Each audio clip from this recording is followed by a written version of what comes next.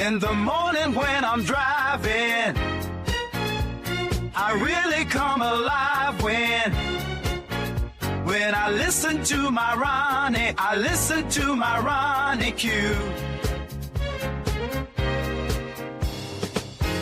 They are rare and they are few who can compare with Ronnie Q. So grab a chair, she's coming through. She's on the air, it's time for Ronnie Q.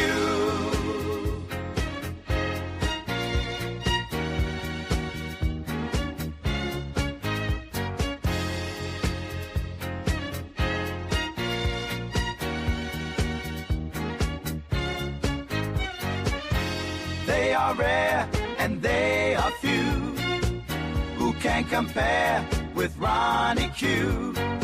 So grab a chair, she's coming through.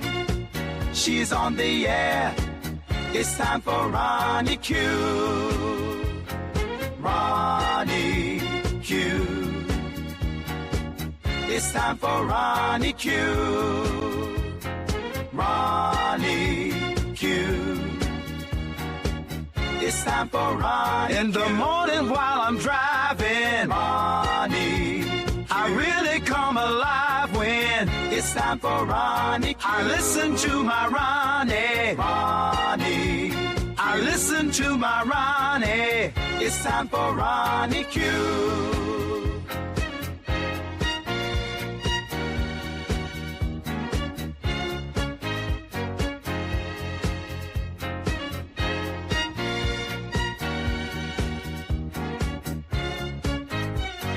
Take a seat and go meet Ronnie. Sweet, sweet, sweet, sweet Ronnie.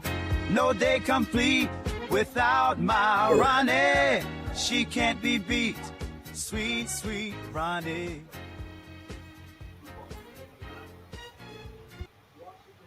Well, Grand Rising, Grand Rising. It is so good to see you guys run through here. Thank you for showing up. Please hit the like button on your way in. It is greatly appreciated.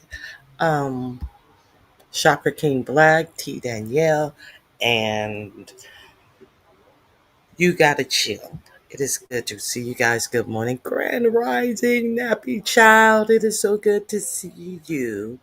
Um, as you guys know, uh, the Supreme Court uh, is. It looks like they're going to strike down Section 2 of the Voting Rights Act. You know what? You know what I find mind blowing. You know what I find mind blowing. I find it mind blowing when a million motherfuckers uh, say that everybody can go live when they want to go live, but everybody decide to go live when Ronnie Q went live. And I find it amazing that no supporters notice that. But what I find more amazing is these uneducated, dumb motherfuckers who are walking around talking about politics, who have no idea anything about politics, are now political shows. I find that amazing. And no one in the chat even utters the word, uh, where are you getting this information? You're wrong about this. Oh, political shows now. Everybody is so political now. And none of them know what the fuck they're talking about. Giving out bad information. The audacity for somebody to sit up and say that they want the National Guards in our community. Talking about they took a survey about having the National Guards in their community. But they can't say that they voted. Ugh. I mean, these people on here. Hey, Leonard, it is so good to see you.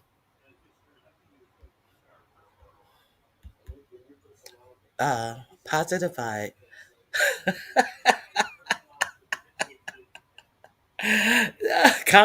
conflict resolution, and spiritual enlightenment. Enlightenment. No, no, but sometimes you just got to call the thing a thing. Sometimes you uh, really have to call a thing a thing. Yeah, I'm a part of the. I started here on the beef sector. So sometimes you have to call people and their bullshit out. These dumb motherfuckers are talking politics. Well, I don't know. I think uh, what's going on is not about what you feel. What's going on right now is about facts. And these are some facts. Some facts are nobody gives a fuck about your mama, your daddy, your grandfather, or anybody else dying. So you can come on here and beg for money. See, the facts of the matter is, while you sit up and talk about why you didn't vote and you don't care, and I don't care, I don't vote, and so you sit up in chats talking about you need $40 to get groceries. What is it? December? October something.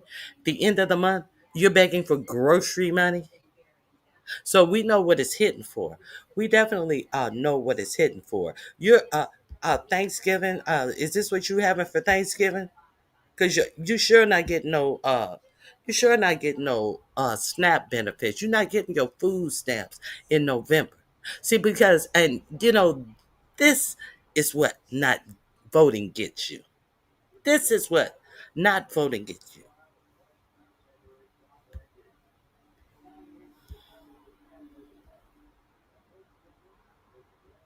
Okay, so we know that the government is still shut down. They have made an announcement that those people, and do you think I care about a non-voter not getting their food stamps? I don't care about a non-voter not getting their food stamps.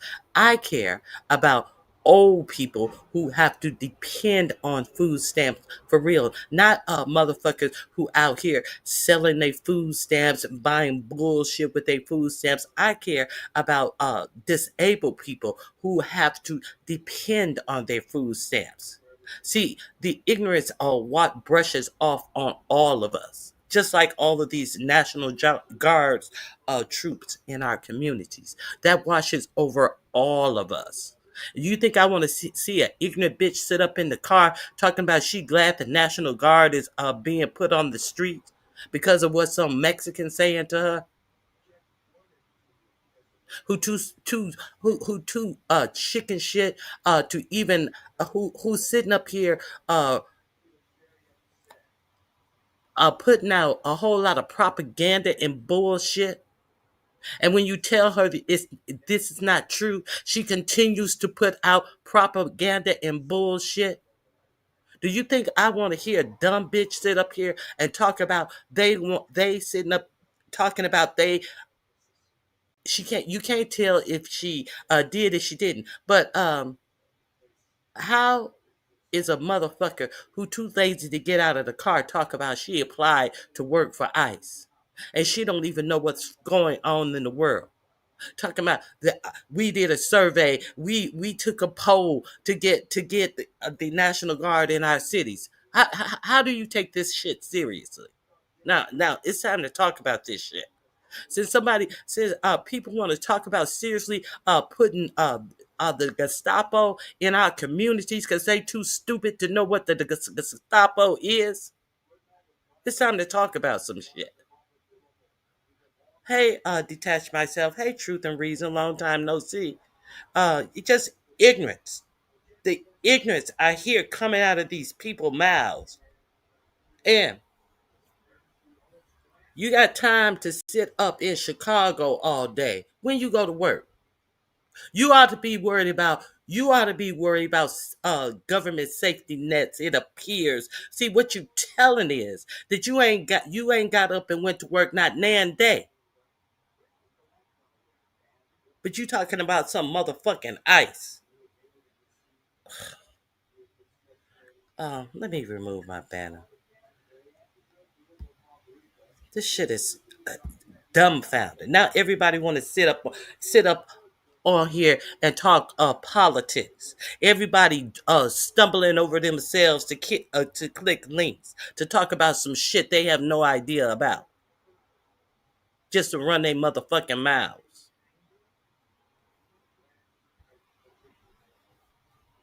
Happy Thanksgiving. Happy Thanksgiving. And shit, with the prices of groceries right now, shit, that's that's pretty much what they little SNAP benefits were gonna get them. While you got this motherfucker talking about building arches between the United States and Russia, having Elon Musk build these arches for him, Russia style arches that goes from the United States to Russia. And none other than Elon Musk, who has supposed to been building a tunnel from San Francisco to LAX, and he built a supposed to be building a tunnel from Las Vegas to somewhere else. This is what our money is going to.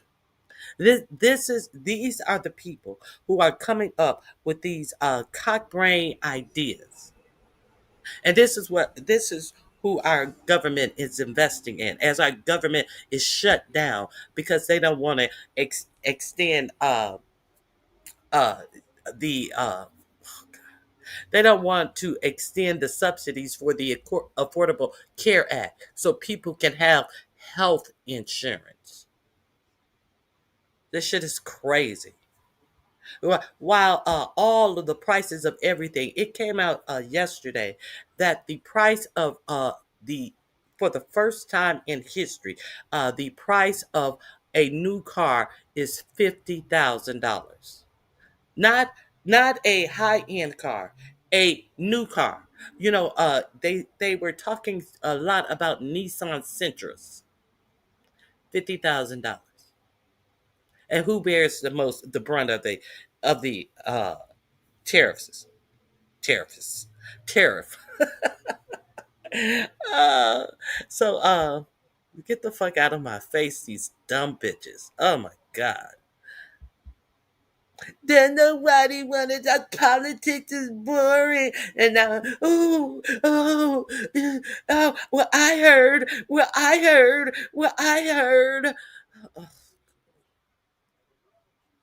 You heard all this. Don't never watch no news. Don't never read no news. Don't never do nothing but talk dumb shit.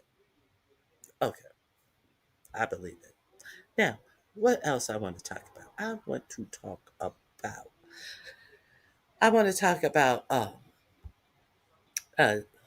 JD Vance again, calling these uh, 35, 28, 29, 31 year old, 24, 27 year old kids. Come to find out in that little text exchange that they discovered and Politico wrote about last week, where they were calling black people watermelon people, a bat load of niggas, saying that slavery should be okay, talking about Jewish people, and talking about putting people in the ovens and all of this type of stuff. Did you know that the White House already knew about this before the story came out? They already knew about this. No, I don't want to talk about kids, and kids shouldn't have their life ruined. This is what your vice president said about people these ages who are working in our government, up in the White House, who are leaders of the young Republican parties. Not just member card holders. These are leaders. They're leaders. They already knew about it. Uh, let's get into get into. They already knew. Yeah. Oh. Let me add my let me add my content to my information wall. I am also. I want to know. Did you guys see how the Department of Homeland Security, who got a fat bitch who did or did not apply to work for them. Did you guys see how they set up a black guy? They took his a TikTok message, and then they wrote something else over it, and now he's getting death threats and all this type of shit. did you guys see the good old ICE that bitches is begging to come to our neighborhoods, fuck over this young black man, and now he has all these death threats. Let's start there. Let's start there. Let's start from the beginning. Since people want to be dumb, let's start right there.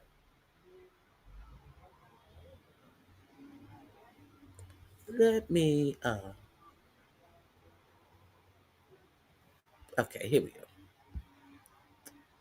Let me share that with you. Hell no, Aldi got the $40 turkey dinner with 10 sides. Hey, Fran, long time no see, Fran. Good to see you. Uh,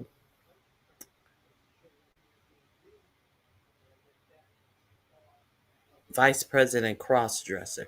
Let me show you this young black man who ICE has lied about, and he's getting a whole lot of death threats. Okay, here we go.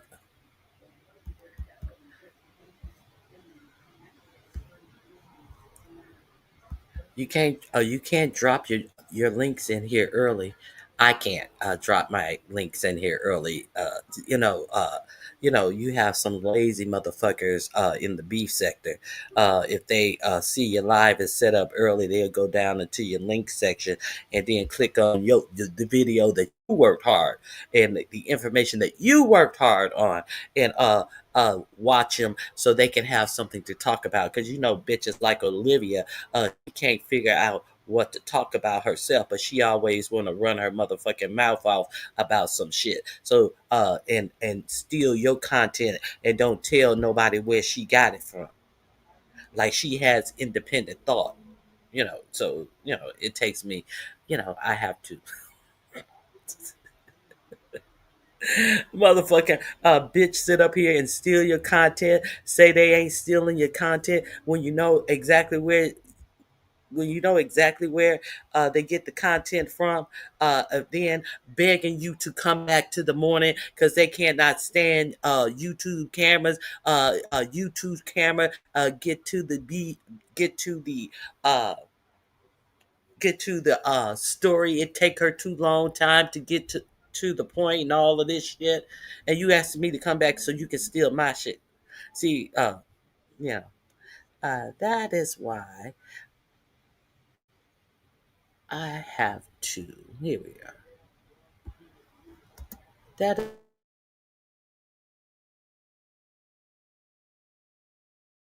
little second. Here we go.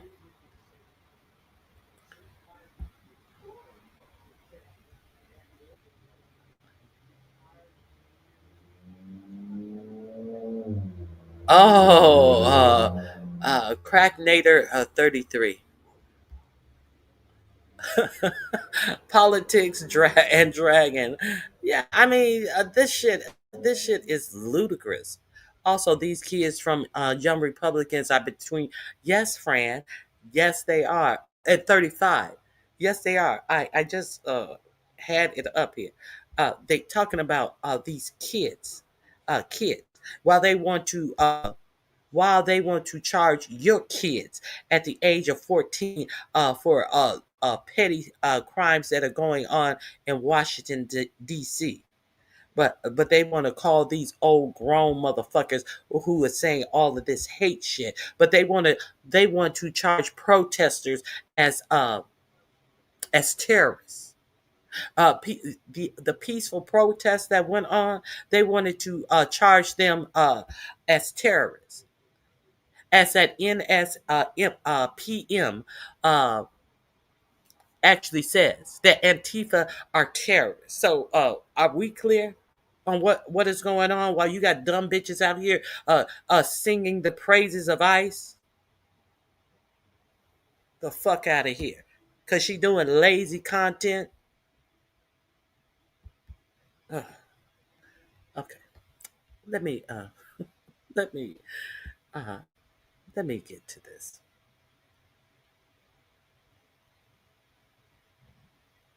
Also,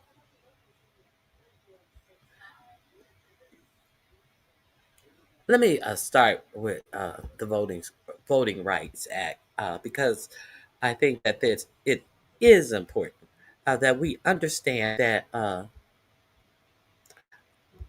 John Roberts has been against the voting rights since he was a young attorney. So, if you're not familiar with John Roberts, the Chief Justice of the Supreme Court, has been trying to take down the Voting Rights Act since he has been an attorney working for Ronald Reagan. So, John Roberts always wanted to make it harder for us to vote. So it appears as if they are about to eliminate two. I heard that they were eliminating Section 2 and Section 5 yesterday. They're being eliminated Section 5 in 2012 and 2013. They're thinking about eliminating Section 2. The thing that has them redistricting maps to disenfranchise your vote, to separate the black vote, so it won't be counted as one district. Now, the reason why it was put into the Voting Rights Act is because that was the thing that they would do.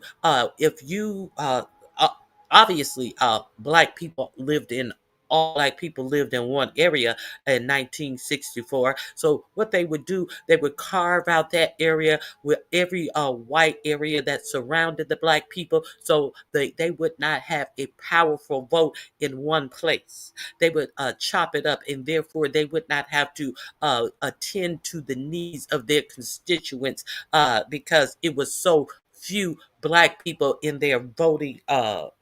uh, in their voting district.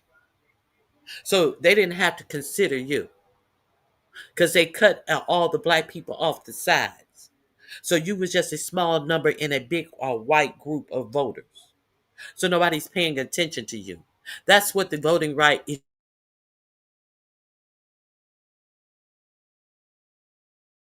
amongst each other in gated cities. You should have representation.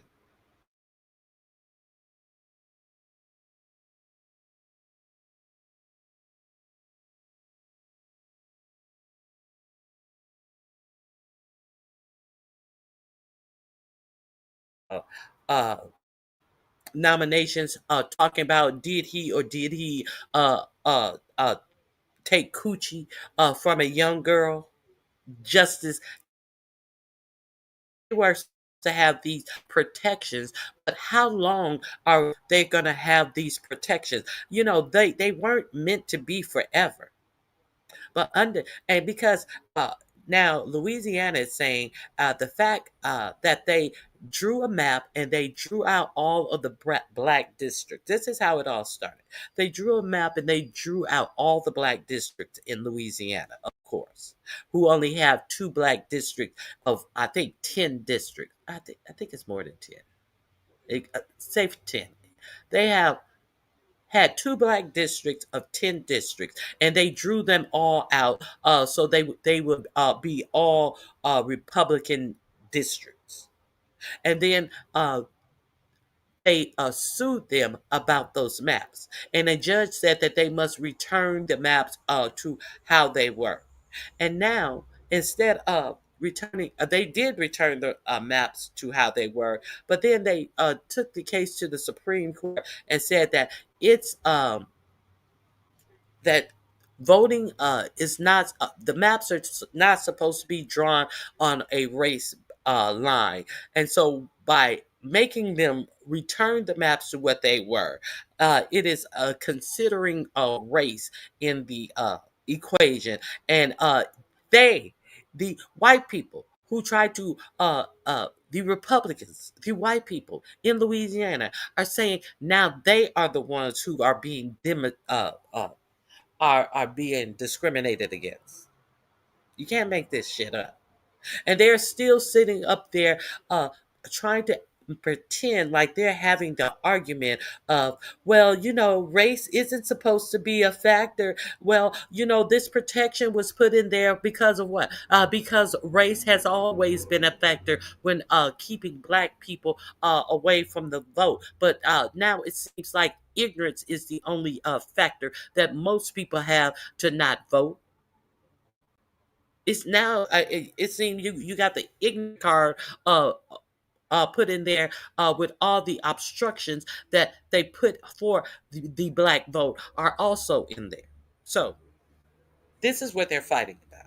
So Kavanaugh has the nerves to say it's not supposed to be there forever, as if racism in this country has not been there forever and has not gotten worse right now at this moment in this country.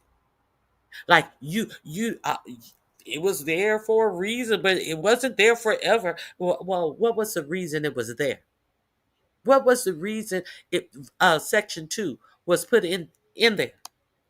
Because of the overt racism of this nation. So, let me share this with you guys. Oh, I am already sharing this with you guys.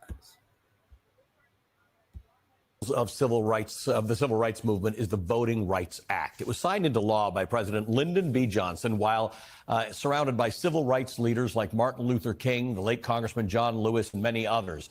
It happened in 1965. It transformed American politics. At the time,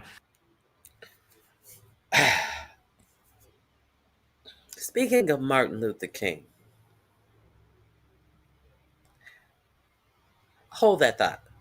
So, is Charlie Kirk going to be sitting up there when they are they going to dedicate this to Charlie Kirk? They are trying to compare Charlie Kirk with Dr. King, but they don't want to quote any shit that Charlie Kirk has been out here saying, and they want to act as if you're saying something against him when you quote his own fucking words. But this is who they want to compare to Dr. King. So this alone lets you know they just gave that motherfucker some type of medal of freedom or some shit. This is why that we need every act that was enacted in the Voting Rights Act to stand, because what they did the other day. But let's continue. Johnson called it a triumph for freedom as huge as any victory won on any battlefield. It was a step toward making good on the promise of the constitutional guarantees that were outlined by the 14th and 15th Amendments about equal protection under the law. It was a key part of ending the Jim Crow era policies of the day, which kept black people out of Southern politics. It aimed to ensure that states could not disenfranchise black voters. For many years, the Voting Rights Act was reshaped and expanded to protect a broader swath of Americans: Spanish speakers, Native Americans, disabled people, minority voters, all across the country. And it was successful. Over the years, it also improved representation in government. The number of non-white representatives in the House increased dramatically. Pew Research reports 28% of House members are black, Hispanic, Asian, or Native American. We've gotten so used to polarity that has become the American politics, but the Voting Rights Act for a long time actually had bipartisan support. Here's the Republican president, George W. Bush, reauthorizing the Voting Rights Act in 2006. It was thriving. It was a win for both parties until it wasn't. In recent years, the Supreme Court has chipped away at crucial sections of that civil rights law. In 2013, in a 5-4 vote, the Supreme Court struck down Section 4B of the Voting Rights Act, ruling it unconstitutional, which then weakened Section 5 as well. These are major blows to the Voting Rights Act. Section 5 established a process known as pre-clearance. Now, pre-clearance is a formula for the Justice Department or the D.C. federal court to pre-approve any changes to voting laws that are proposed by states that have histories of discriminatory policies. So for decades, it blocked racially discriminatory election rules, including gerrymandering and voter ID restrictions. By striking it down, 9 states, mostly in the South, were then free to change their election laws without advance federal approval. In her scathing dissent, Justice Ruth Bader Ginsburg wrote, quote, throwing out preclearance when it has worked and is continuing to work to stop discriminatory changes is like throwing away your umbrella in a rainstorm because you're not getting wet. There's now essentially one remaining pillar of the Voting Rights Act. It is Section 2. It outlaws election practices that deny or limit voting rights based on race. It applies to election practices like racial gerrymandering, ballot access, and voter registration restrictions. On Wednesday, the Supreme Court heard oral arguments in a case called Louisiana versus Calais. Now, decades of legal precedents have in practice directed states and federal courts to ensure that legislative maps contain some districts where minority voters make up at least half of the population. The rationale being to prevent the diluting of minority voting power and to ensure fair representation for communities of Black, Latino, or Asian voters. What's happening in the Louisiana versus Calais case is this. A group of white voters in Louisiana is challenging a congressional map that has created 2 majority Black districts out of 6, 1/3, in Louisiana. The two are, it looks like one big purple line, but it's actually 2 districts. This map was created in line with the Voting Rights Act in order to not disempower Black voters who make up 1/3 of Louisiana's population. But the group of white voters argue that the map is racist against them. 1/3 of the population. And they scrubbed all of their voting districts. They're 1/3 of the population. Motherfuckers on here begging for smoothies, but don't even know what's going on in they fucking own state. One of the poorest states in the United States. A state that has Mark Zuckerberg has gone in northern Louisiana and is building a motherfucking AI, not an AI plant. He's building a data center bigger than New York City in their state. It's going to be sucking up all of their water and all of their energy. Their electric bills are about to hit the sky. And motherfuckers on here pretending they married to a motherfucking firefighter in this bitch. Motherfuckers ain't got shit to do but figure out another fucking scam contest for motherfuckers. And am I correct? Am I correct? A word got it that someone was over at ODS's asking if he was going to do a secret Santa. Not anything for Christmas. A secret Santa specifically asked him about if he's doing a secret Santa. And he had no comment about that. Because the Secret Santa is done by Ronnie Q. And the Secret Santa is when the content creators give back to the subscribers and get nothing in return for it but a thank you from the subscriber. And then they try to make it seem like it was so many problems and I scammed and I took money. How do I take money when I'm giving money? All of this commotion about the subscriber getting something from the content creator. And look at all the content creators that didn't show up to give you shit. Didn't show up to give you a motherfucking thing, but they begging and have problems and they have this and that. Like you don't have all of this shit going on with you.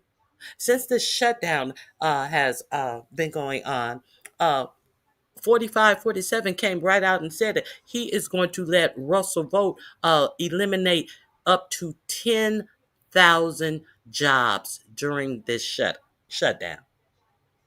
10,000 jobs. 10,000 jobs. Because the Democrats don't want to, trying to blame it on the Democrat who is trying to ensure that you have health care. 10,000 jobs. If you didn't know, now you know. Let's finish this. After oral arguments this week, several of the conservative justices signaled their willingness to strike down Section 2 of the Voting Rights Act, which would essentially legalize gerrymandering by race, allowing Republicans to pick up an estimated 19 congressional seats in the process. Dismantling the Voting Rights Act has been a long game. Its opponents have long found a champion in the Chief Justice of the Supreme Court, John Roberts, dating back to the 1980s. He was a young attorney in Ronald Reagan's Department of Justice. He fought against expanding the VRA.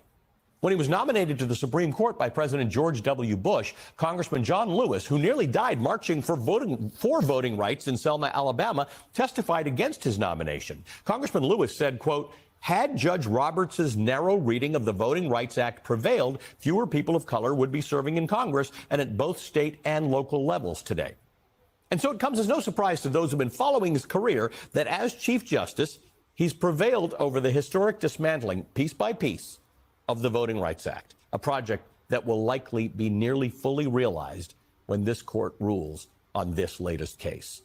Joining me now, Elie Mystal, justice correspondent at The Nation, where he writes about the courts and Okay, so the link is in my description box.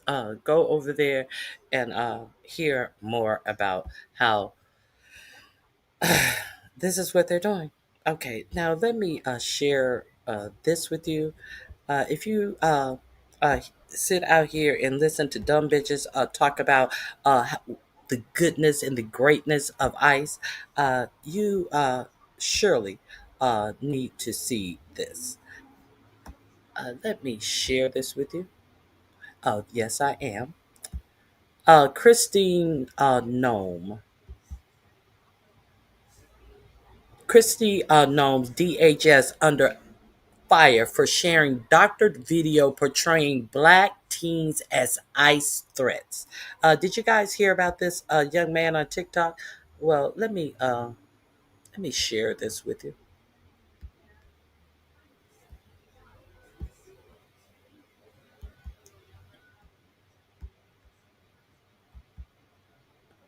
Okay.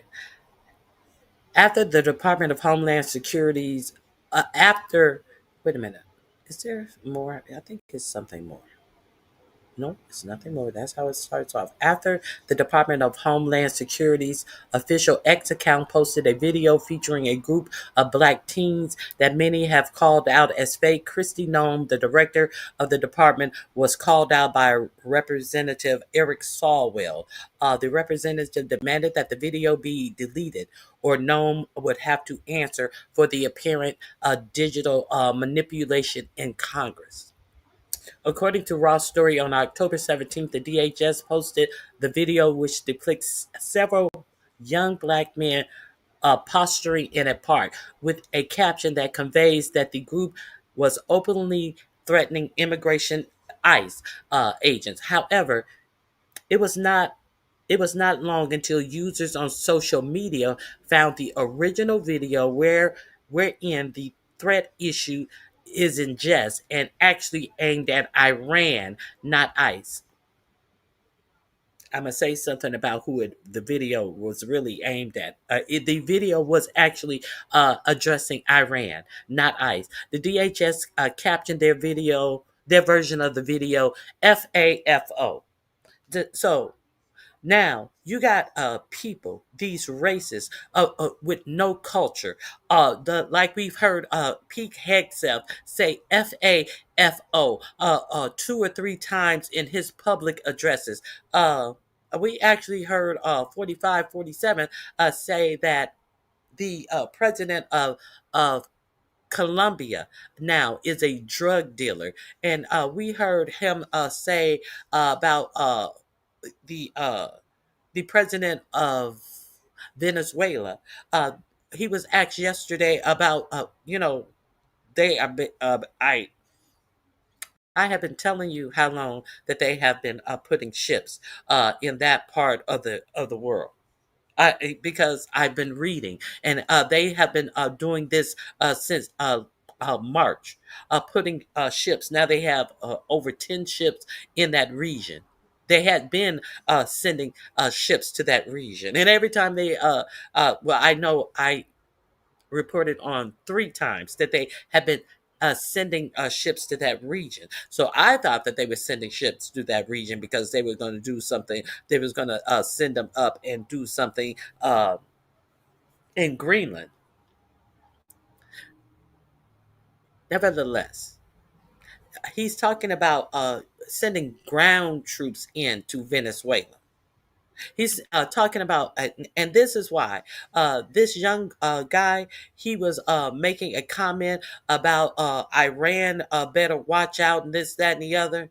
And you have your uh, Homeland Security taking what he said about Iran. This is why you can't support none of this shit that this administration is doing, because he's trying to support their strike on Iran, and then they turn around and have people doxing him and giving him death threats. Let me finish the story. But Venezuela. Now they say that Venezuela is a narco drug terrorist state and all of this. Come to find out, in the White House, if you were paying attention, but I'm pretty sure nobody pay attention. They just want to talk and not understand that this person who says that he should get the uh, get the what is that? That peace medal. He's about to put boots on the ground in Venezuela, and come to find out, um, there was a reporter who asked him a question. He said, Venezuela has offered you everything. They offered you rare earth minerals. They've offered you their oil. And it seems like they offered you everything. What do you want from Venezuela? And he said, yeah. He didn't deny that Venezuela have been trying to come to America and get off of this shit list that they have Venezuela on all of a sudden, because Venezuela has the largest sources of oil. He wants a regime change because he wants.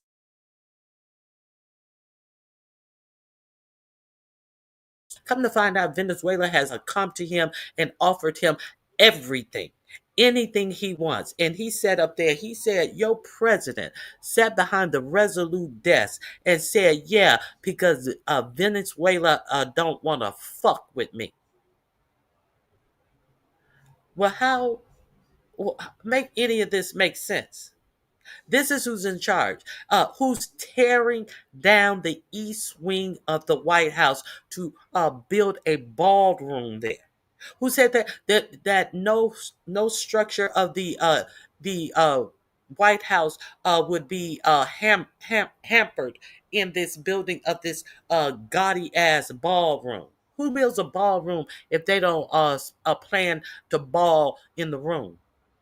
Who builds a ballroom that's not going to be ready until their last year of presidency, if they don't plan to ball in that room?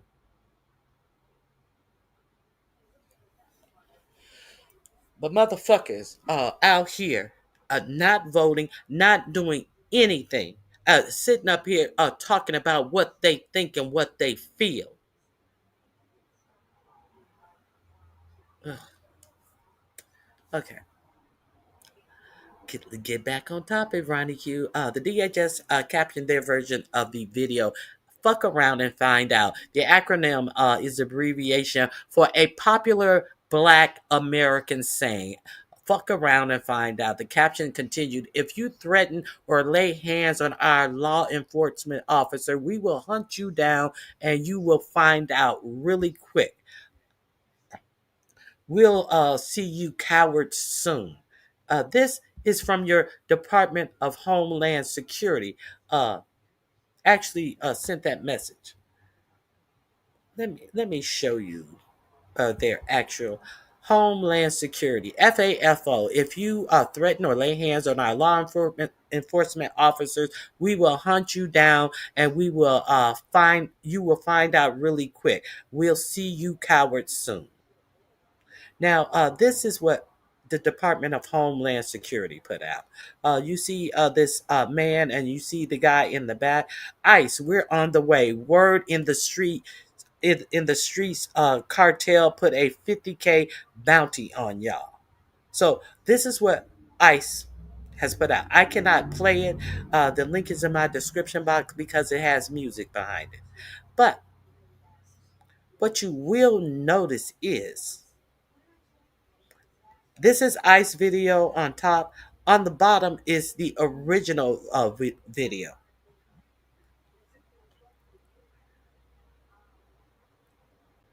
What you will see in the ICE video, why is this guy with the red cap right behind him now? Why is this guy also right behind him now? What happened to this guy? Why is this guy in the black Scully over here now? See, what you don't know is that they're using AI in the Department of Homeland Security. If you did not know, the Peter Thiel Palantir is being used by the Department of Homeland Security. So let's get into some of these comments that were made on X about this whole situation. Here we go. Something lethal just happened. Excuse me. Let me get some water.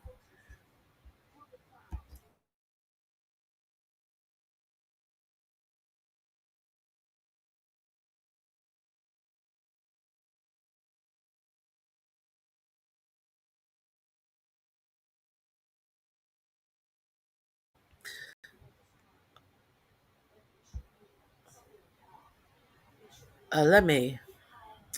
Oh shit. I have to share it. Okay. Oh, I think I have it.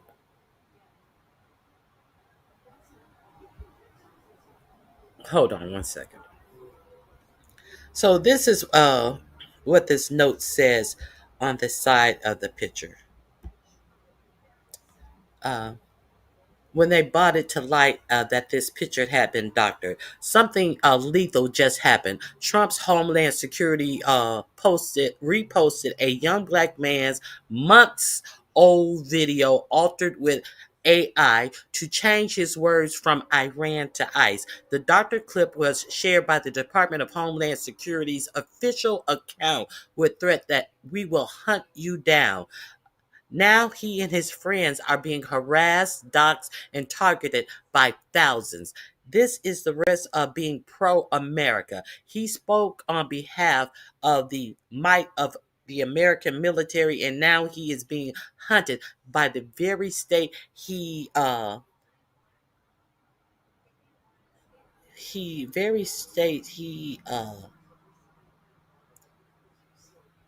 something. Uh, this is state violence.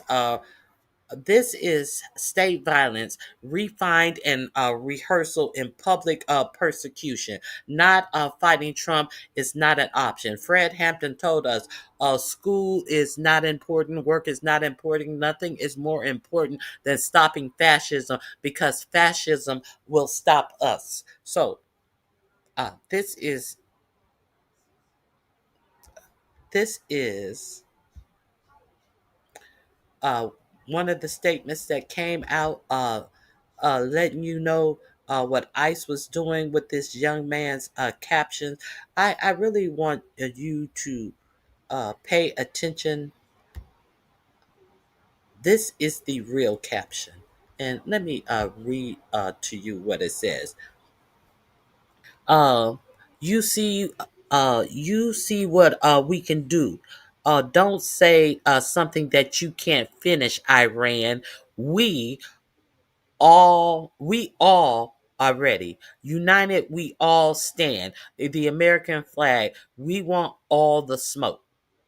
So they changed that into something totally different. You see, uh, you see what we can do. Don't say something that you can't finish, Iran. We all ready. United, we all stand. We want all the smoke. So That's what you get for trying to come out here. And this was, I think they said that this post was posted in June. Now, this is what the Department of Homeland Security would have you to believe that this said. Let me uh ICE, we're on the way. Word in the streets, cartel put a 50K bounty on y'all. This is what the Homeland Security is saying that this said as they move the subjects around in this video via AI. This is what your government is doing. You know, the ICE said a fat bitch is so happy that is in the neighborhoods and she's joining them. See, this is the difference in the pictures. Notice the difference in the picture that your government put out. Okay, okay, so uh, let's get down to this. Okay. Okay, so you see the ICE picture. Sawwell, for his part, immediately contacted Nome to the post, noting in a now deleted post quoting the department's video that the video is fake. Christine, delete this tweet or answer for it in Congress. It's fake, Sawwell wrote. You're the queen of photoshopping. This is the same smear you pulled on Kilmar Garcia. You're destroying these kids' lives over a doctored video. Take it down. And I could not find her response, but it has been reported that her response was, I am not taking it down. The person believed to be the original creator of the video allegedly responded in a post shared by Democratic congressional candidate Danny Glover that he was shocked that something that was created as a joke was actually being used by the federal government as a scare tactic. So, the young man responds, DHS.gov is the real, clear, and present threat to the American people. With all the tech and surveillance tools at their disposal, they couldn't tell this video was edited, incompetent, racist, and dangerous. So let's see if we can watch his response on X. Let me see if it shows. So I'm getting these mad messages from my DMs and social media and on my comments. And I randomly get a text message talking about a recent video that was posted in my account. I was like, what are y'all talking about? By the way, I'm sick, so if I sound weird, yeah. I get threats daily on IG and everywhere all over my social media all of a sudden due to an old video I posted months ago about Iran. That was not to be a threat. It was literally a joke, bro. Like, seriously, it's just content. Anyways, once I seen that video that was posted on my account, then I was like, what the fuck? Well, didn't I post this like months ago? Then I seen the caption, and then I was like, wait, I didn't do that. I still got the video saved on my draft from months ago on TikTok, bro. I'm gonna pull it up right here. Here's the fucked up part. Federal government is involved with something that I didn't do. Like, what? So this is what they reposted off my TikTok. That video got taken down. So here's what they reposted on their page. Now that video is going crazy as hell on Twitter, bro. Now I'm a threat to the government with something that I didn't do, bro. I'm being called a wannabe YN, a wannabe gangster over a video that I didn't caption or I didn't post. So thanks for my followers for letting me know about this, because seriously, this is getting out of hand. Like, literally, this is going crazy, viral all over social media right now. Probably might end up being on the news, bro. So my apologies for that contradiction and rumors from happening. I know my First Amendment, but I did not post that video. So to clear that out, I did not post that video, and I apologize for all the rumors that is going around right now on social media about this conflict. And those other kids that was on the video, bro, they volunteered to want to be on the video, bro. I asked them if they wanted to be on the video, and then they said, yeah, they agreed with it. But it wasn't really aware with the caption for the Iran video. But that Iran video trend that was going on a few months ago, I wanted to hop on that trend, and I peeped. That's what you get for hopping on trends. It's not trendy to strike a nation that didn't do nothing to you. To hop on it just because it's a trend. To hop on anything that this illegal government is doing. A lot of people was doing the same thing too. So I wanted to be creative and change my perspective. So then I seen comments saying, oh, what if somebody made a YN type of video? So then I ended up making that video. And then I started getting threats. Like, what? How is it my fault that's what y'all wanted? Okay, so there you go.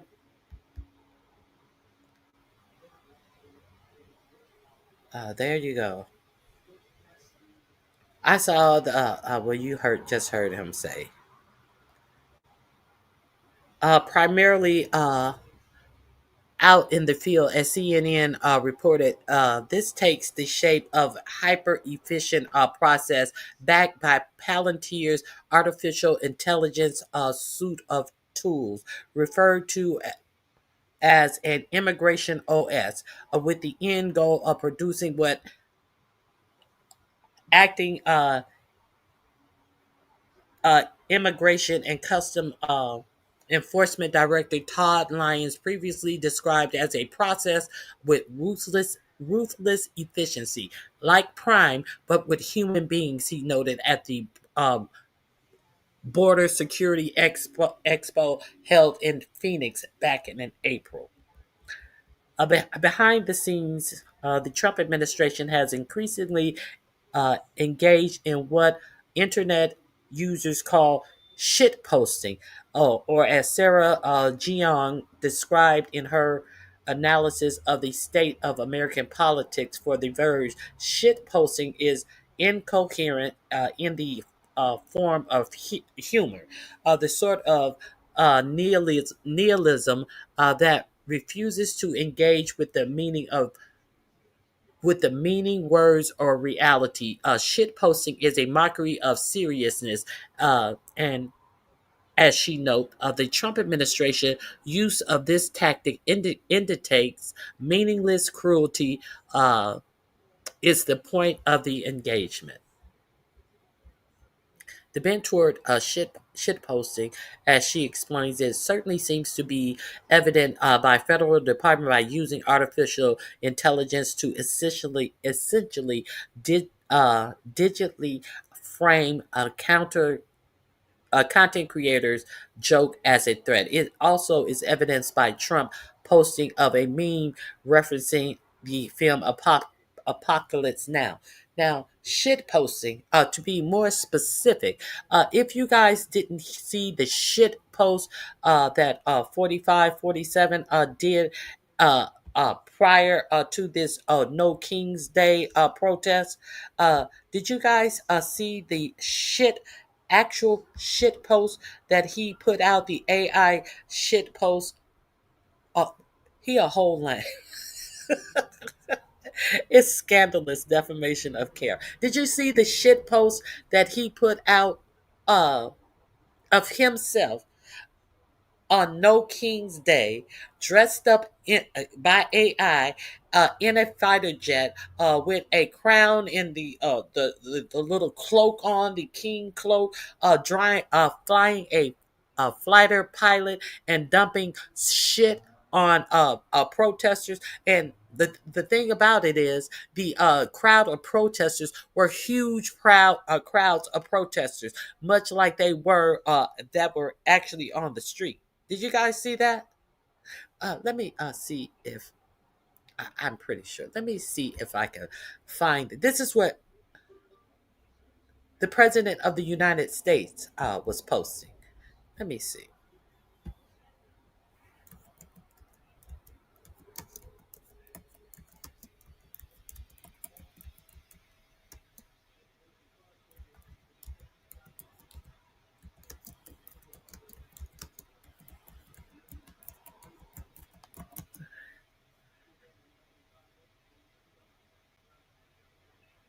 Okay, let me share this with anybody who missed this.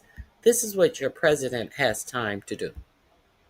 Because you remember they said that these protests were going to be so dangerous and Antifa and these are terrorists. That stupid bitch Caroline Lyon came out and said that anybody who were protesting, they were Antifa.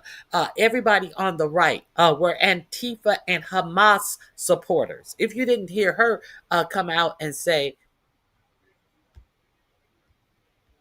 that people were who were protesting supported Hamas. They were terrorists. We were the worst of the worst. Everybody, not just the protesters, Democrats as a whole, and that the Democrats were trying to appease their base of Hamas supporters. All I'll play that as if you King Trump strikes back. Uh, this is what your president posted.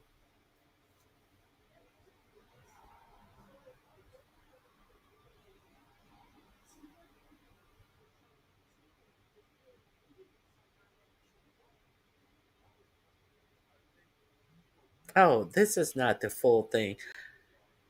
Hold on.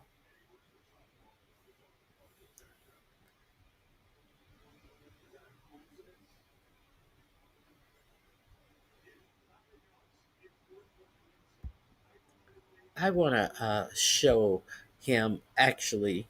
Let me try this. Here we go. Let me share this with you because I do want you to see Raging No Kings dressed up. protest in US. Trump mocks protesters, posts an AI video. And he has posted.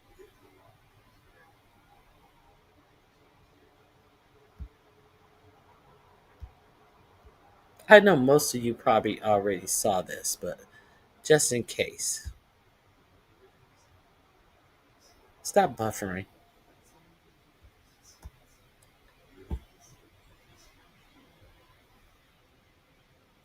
And we're now getting some breaking news from the United States. Amid raging No Kings protest in US, Trump mocks protesters, posts an AI video. And he has posted an AI video of him flying King Trump jet. In the AI video, it can be seen Trump soaring past protesters in the jet. And Trump also bombs brown liquid on the protesters in the AI video that has been posted by Donald Trump. So Donald Trump posts AI video of himself flying King Trump jet and bombing protesters with brown liquid. Now, this comes amid thousands gathered for the No Kings protests that have rocked the United States against Donald Trump's policy. And Donald Trump has now mocked the protesters by posting this AI video. India Today's Geeta Mohan is now joining us with more details on this. Geeta, what message does this send out? Donald Trump mocking the protesters, posting this AI video in which he can be seen bombing brown liquid on the protesters. Well, it does, to put it very deep. Okay, I don't want to show. I don't want that song in there. They'll have me. I thought she would at least show. There it is. This is what your president is putting out.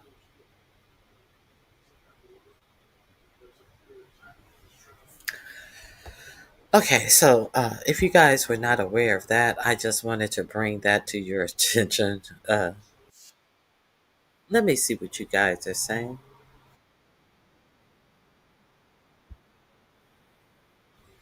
Hey, Jackson Street. Who made this strange AI JD Vance? I don't know who made that. I just wanted to make sure that you saw that, just in case. Hey, Liz. Did I speak, Liz? Man, child in diapers. Okay, so this is what ICE is doing out here, being very dangerous for black children. Now, um, let's get into this.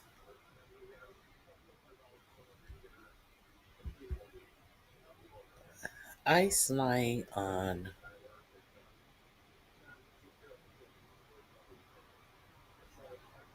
Now, I guess that ICE was trying to shore up this story that they put out a while ago, uh, trying to say that cartels were offering up bounties on people in ICE. Uh, this was a report that they put out about the bounties. So all of a sudden, they are stealing the videos from black young people to shore up this that they kind of like them striking these alleged narco terrorists and killing them. They struck another boat and they unfortunately for them this time, uh, there were four people on the boat. Two survived. One is from Colombia, and the other one I forget where he's from. But they both, two people survived. So they gathered them out of the water and they took them upon a Navy ship. And then they have allegedly deported them to another nation.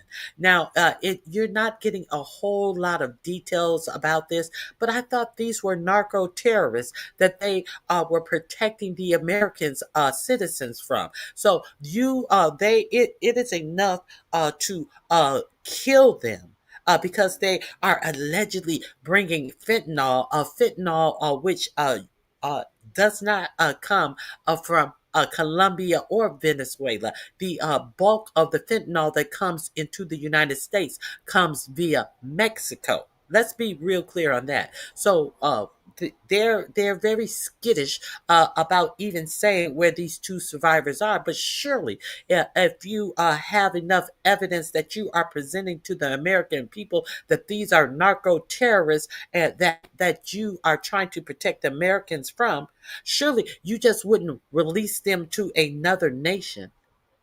So now they're in big shit behind that. And then to find out one of the survivors was from Colombia. Now all of a sudden 45, 47 is saying that the president of Colombia is some type of a drug dealer. And the president of Colombia sent for his diplomat to the United States to come back to Colombia. The president of Colombia is quite pissed and insulted. So this shit is about to get deep.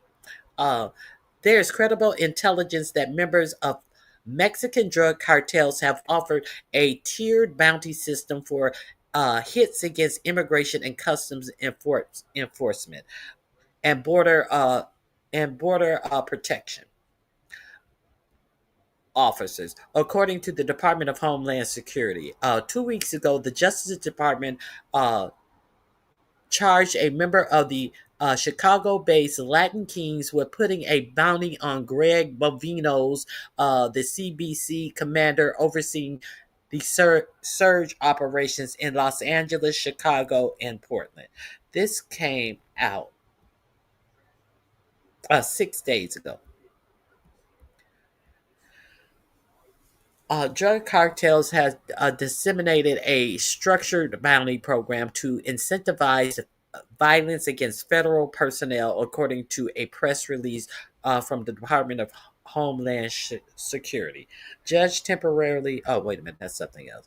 The federal agency alleges that cartels are offering $2,000 in intelligence gathering and doxing of agents, $5,000 to $10,000 for kidnapping or non-lethal assaults on standard ICE or CBP officers, and up to $50,000 for the assassination of high-ranking officials.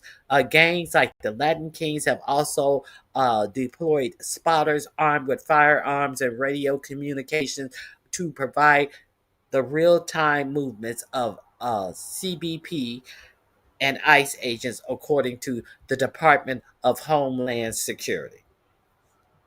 So let me drop this link in the chat if you guys want to check that out.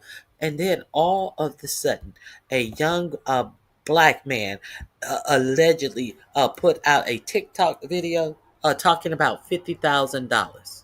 What do you think? Hmm. Ain't that strange? Isn't that strange? How that happened? No, it ain't strange how it happened. This is your government out here trying to support the lies that they are putting out at the expense of young black men. That's what it is. More propaganda, more bullshit. Okay, so now you see. I just wanted you to see the roots of this story. Okay. Now they are speaking of more propaganda. Now, a judge ruled that there was no reason to have the National Guard in Portland. It was appealed, and it was also still ruled that no, the National Guard cannot. No, it was appealed, and the judge's ruling was upheld, and then it was appealed to the state Supreme Court in Portland. A three-panel uh, in the state Supreme Court, three-judge panel ruled on it. Two Trump judges said that yes, the National Guard can be deployed in Portland, and you see that there is absolutely nothing going on in Portland. But the National Guard will be deployed in Portland. And there was one judge who dissented and said that this is bullshit.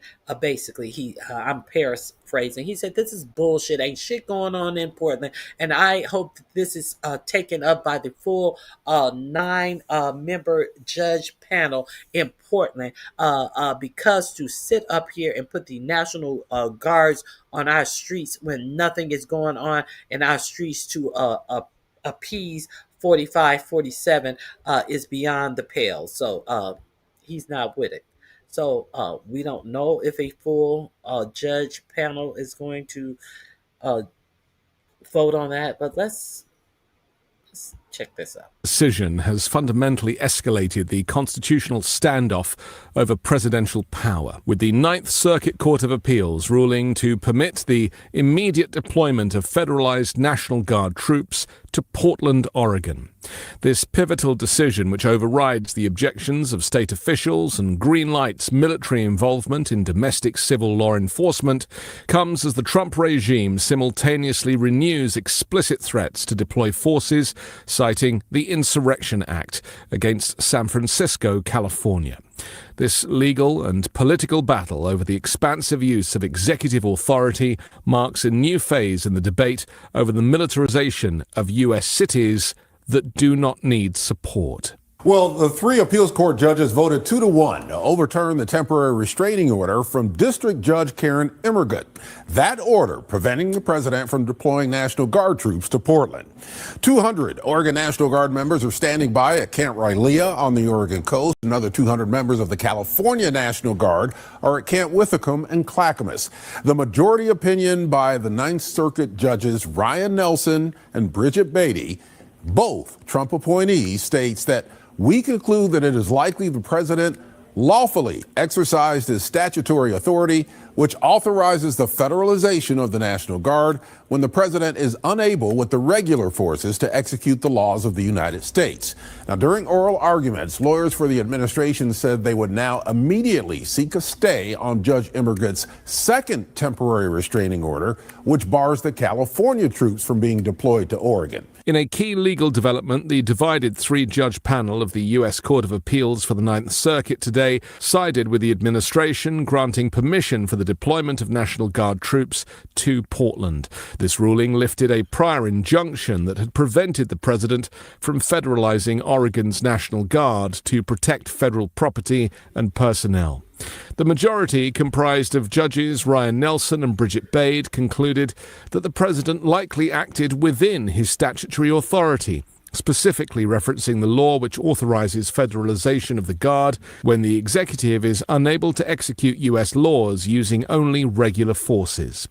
This decision allows the Trump regime to retain control over the state's reservists as the high-stakes litigation proceeds. The ruling was met with immediate backlash from Oregon officials who had initiated the lawsuit to block the deployment. Governor Tina Kotek stated clearly that there was no insurrection or threat to public safety that Tina who?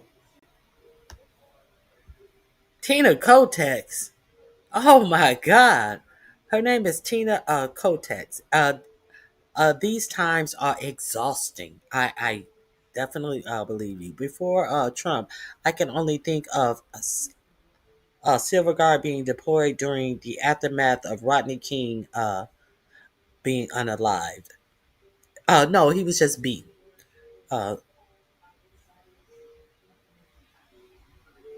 You're so right, Truth and Reason. Every day they find a new way to create fuckery. Yeah, Tina Kotex. Didn't you guys? I was like, Tina who? Tina Kotex. block the deployment. Governor Tina Kotek stated clearly that there was no insurrection or threat to public safety that necessitates military intervention in Portland. I still urge the Trump administration to send all the National Guard members home, both the Oregon National Guard and the California National Guard. I continue to believe, and we have both a local federal judge as well as a dissenting member of the Ninth Circuit saying that the situation does not warrant those deployments. Similarly, Attorney General Dan Rayfield condemned the deployment as unlawful, arguing that the city was not experiencing a foreign invasion or anarchy, but localized demonstrations near a federal facility. Their arguments were initially validated by a district court judge who had blocked the initial order, asserting that the administration's characterization of Portland's unrest was simply untethered to the facts. The Ninth Circuit's decision faced a powerful dissent from Judge Susan Graber. She argued the order lacked no legal or factual justification, describing the government's portrayal of Portland as a war zone as absurd, even noting the presence of protesters wearing inflatable frog costumes. Graber warned that the majority's decision severely erodes core constitutional principles, including the state's control over their own militias and the public's First Amendment rights to assembly. Rayfield echoed this concern, stating that if the decision is allowed to stand, the president would acquire unilateral power to put Oregon soldiers on our streets with almost no justification, setting the nation on a dangerous path. And while the legal battle over Portland continues, the regime has pivoted its focus now to San Francisco, with Trump explicitly renewing his vow to send troops there as well. During a television interview, he claimed to have unquestioned power to order such a deployment, specifically invoking the Insurrection Act. This rarely used federal law grants the president authority to deploy military forces domestically to suppress rebellion or quash domestic uprisings, enabling troops to participate in law enforcement activities such as searches and arrests, things they are simply not trained for. Trump's threat against San Francisco was immediately preceded by public commentary from prominent tech billionaires, including Elon Musk and David Sachs, who vocalized support for a deployment. Mark Benioff, the Salesforce CEO, initially suggested troops could assist with policing duties before quickly retracting his statement and apologizing after facing significant public criticism. And the public criticism has extended to the largest public gathering of peaceful protest in American political history. We saw over 8 million people right across the country protesting exactly this: political overreach, judicial overreach, and the corruption of the Trump regime. And here we are. It's Monday. The protest is a couple of days behind us, and now we see this. San Francisco's local leadership has remained unified in their opposition to any federal military intervention, citing consistent improvements in public safety there. The mayor and other city officials have pointed to falling crime rates, with the city's homicide rate expected to hit its lowest level since 1954. And it was the same in Washington, D.C., when Trump federalized. Okay, so this link is in the description box because it seems like when Ronnie first read it through my weed, I thought my weed was too strong. I was like, what? No, it wasn't me. Oh, God. Oh, how you have a clear a government name, Tina Kotex. The Matrix is cooked. When I saw her, I was like, oh my God. Oh my God. I know she had a rough life. Oh my God. You are a mess. I must have some contact for your now. Why is the National Guard? Why? What fucking judge was sending national? I'm so weak right now. I'm telling you. When he said Tina Kotex, I said Tina who? You didn't catch that the first time, Leonard. I had to play that one back. Let y'all know it wasn't me. It was not me. How are they gonna send the National Guard to Portland? This is some bullshit. See, this is what's going on in the government. I showed you many times when those people were not over the line. That musician, that comedian that they arrested in the giraffe suit because he was out there singing. He had a little microphone with a speaker connected, and he was singing that Rod Stewart song. If you want my body and you think me I'm sexy, but he was fucking up. He was fucking them up. He was singing some. He had some good ass lyrics. Let me. And they came out. We saw them grab several people across that blue line. None of these people are encroaching on this blue line that they have, that they say that they must not pass. And every so often, ICE comes out there and pummels people to the ground and grab them up and take them into their ICE facility in Portland. So, who is the National Guard going to protect against? You know that no soldier have to take an unlawful order.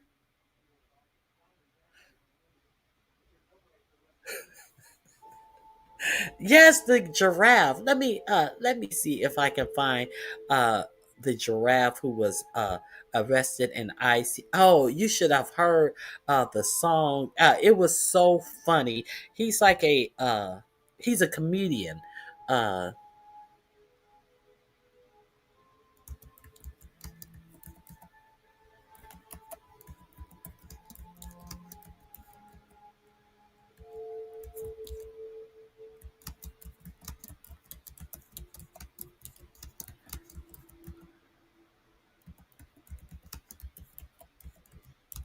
Let me see if I can find him. Oh, I got it uncut. I have it uncut.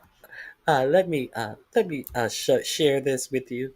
If you guys haven't seen this, it's the actual audacity for them to allow the National Guard to be deployed in Portland is laughable. These people are laughable, but unfortunately, the power that they're putting on the American streets is not laughable. Here's the video. Giraffe arrested by ICE for singing Rod Stewart.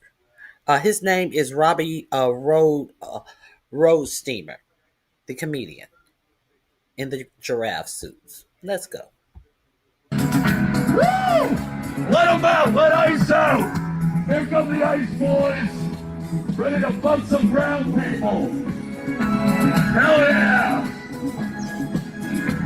gotta get your quota.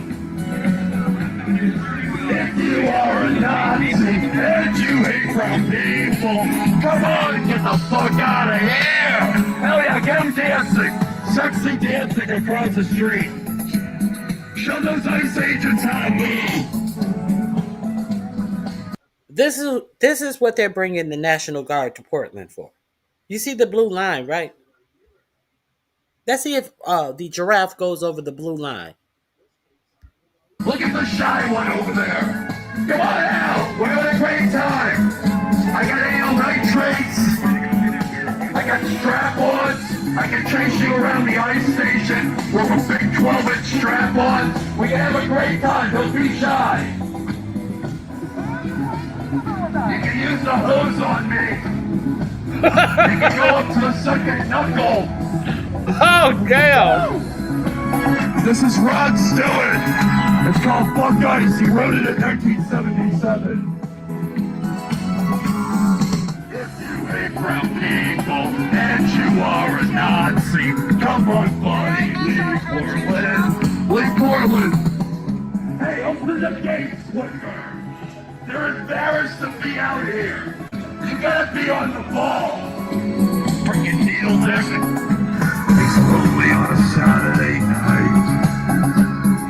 Mall cop making 15 an hour. Must in brown people, even without a warrant. Sax solo. Hell yeah, making sex. This is what your National Guard is being called out for. How much is this costing? How much is all of this ICE, the largest budget of any police apparatus in the United States? How much is this costing?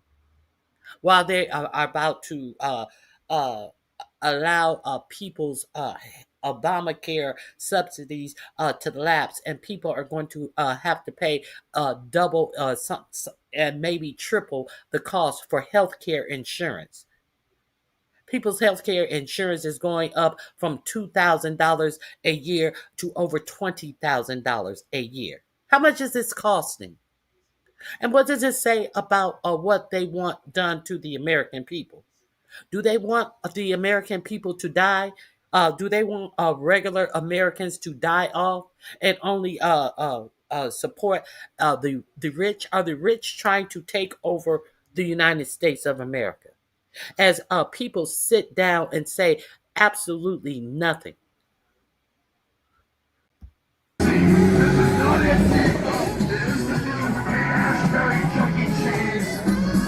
we're just trying to have some fun.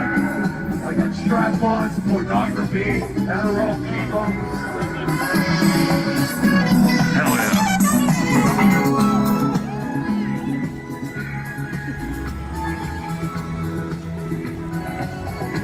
He sits at home, hating on brown people. He gets a job, better than most security. He can go around in a black van with no warrant. Don't you just know exactly what he's thinking? If you hate brown people, and you are a Nazi. Oh, we're buffering. Now let's get to Oh, cars are coming. Let them out. You got 20 National Guard back there. So guys, yeah, why don't you come out with your super soaker? Huh? Oh, here they come. They're not ready for primetime players. Woo! Demolition. Leave him alone. What are you doing? He's talking? What? He's just talking. Boo! Did I lie? Am I lying? I'm backing up what I'm telling you with the actual facts. Some shit that you don't see going on in this sector while people's just sitting up talking stupid shit. Okay. Oh shit. Oh, I forgot to get the link. I apologize. I forgot to grab that link. You can Google that. I'm just saying. I am just saying, absolutely hilarious. Say bye bye.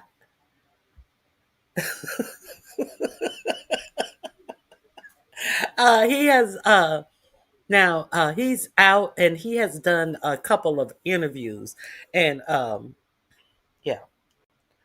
So how much are all the lawsuits going to cost as well? How much are all the lawsuits from all of these illegal actions going to cost? But they don't want to give you health care. So let me uh, talk about these strikes that 45, 47, the whole a whole warmonger. Let's talk about these illegal airstrikes.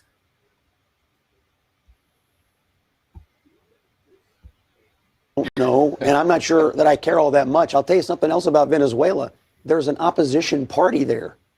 There are people that could probably take over Venezuela and not be a major narco-terrorist state. So they probably would have to take to the streets and protest. They're in our own. They're in our own. I wouldn't if I were them with Maduro in charge. That's what they're in our own hemisphere. Yeah, they're sending drugs. Now he's saying there's an opposition party. Yeah, you know what you're saying is you should take out Maduro. We should go in and military take out someone in a nation that has nothing to do with what's going on in the United States. This is what we should be. The military is being paid. This is what we should be paying to do to secure all of their oil. You're not saying the whole part. What does that have to do with us? Since 45, 47 is pretending that the boatload of fentanyl that don't come to the United States comes from Venezuela, they have an opposition party and that could take over and they would not be narco terrorists, is what he's saying. So get him out of office and let's install the the other party. So that's pretty much the same thing as saying the Republicans have an opposition party. So let's get rid of them and install the Democrats. And let you think that that's okay if it happened in the United States. Some fucking nation that ain't got shit to do with the United States. This is such bullshit that they're arguing.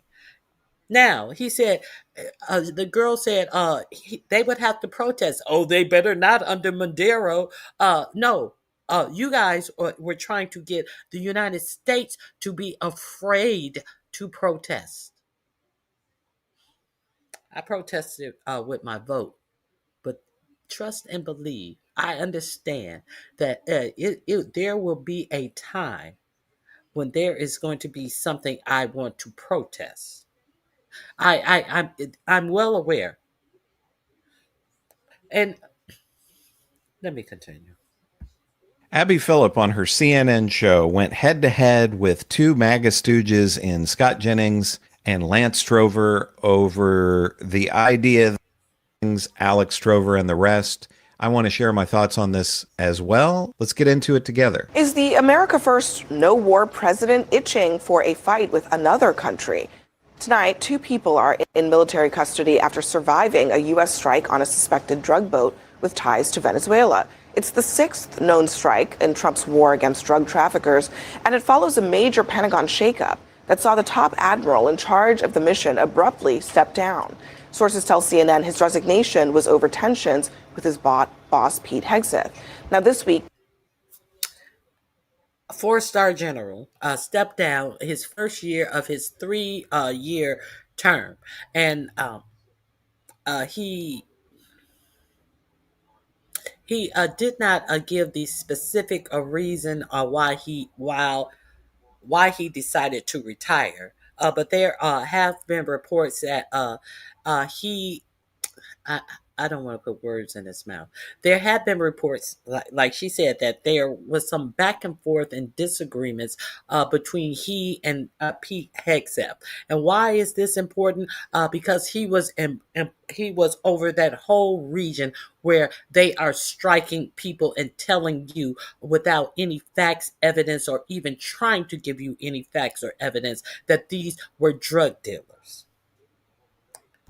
Trump publicly declared he authorized a covert CIA operation inside of Venezuela. All of this culminating into this message that he delivered today to Venezuela's strongman leader, a warning to any kids watching. He's offered everything. You're right. You know why? Because he doesn't want to fuck around with the United States. So there's your president. The question was, I hate that she didn't have the question. Didn't Mondero, what is his name, offer you everything? He offered you rare earth minerals. He offered you oil. Yeah, and your answer is only because he don't want to fuck around. He don't want to fuck around. He couldn't complete the sentence that they have stolen from the black lexicon. He didn't want to fuck around and find out. Is that what you were trying to say? Is this how your dignitaries are speaking in the United States about absolutely nothing? About just wanting to overthrow a government and want to say that they have solved all of these wars and this peace agreement with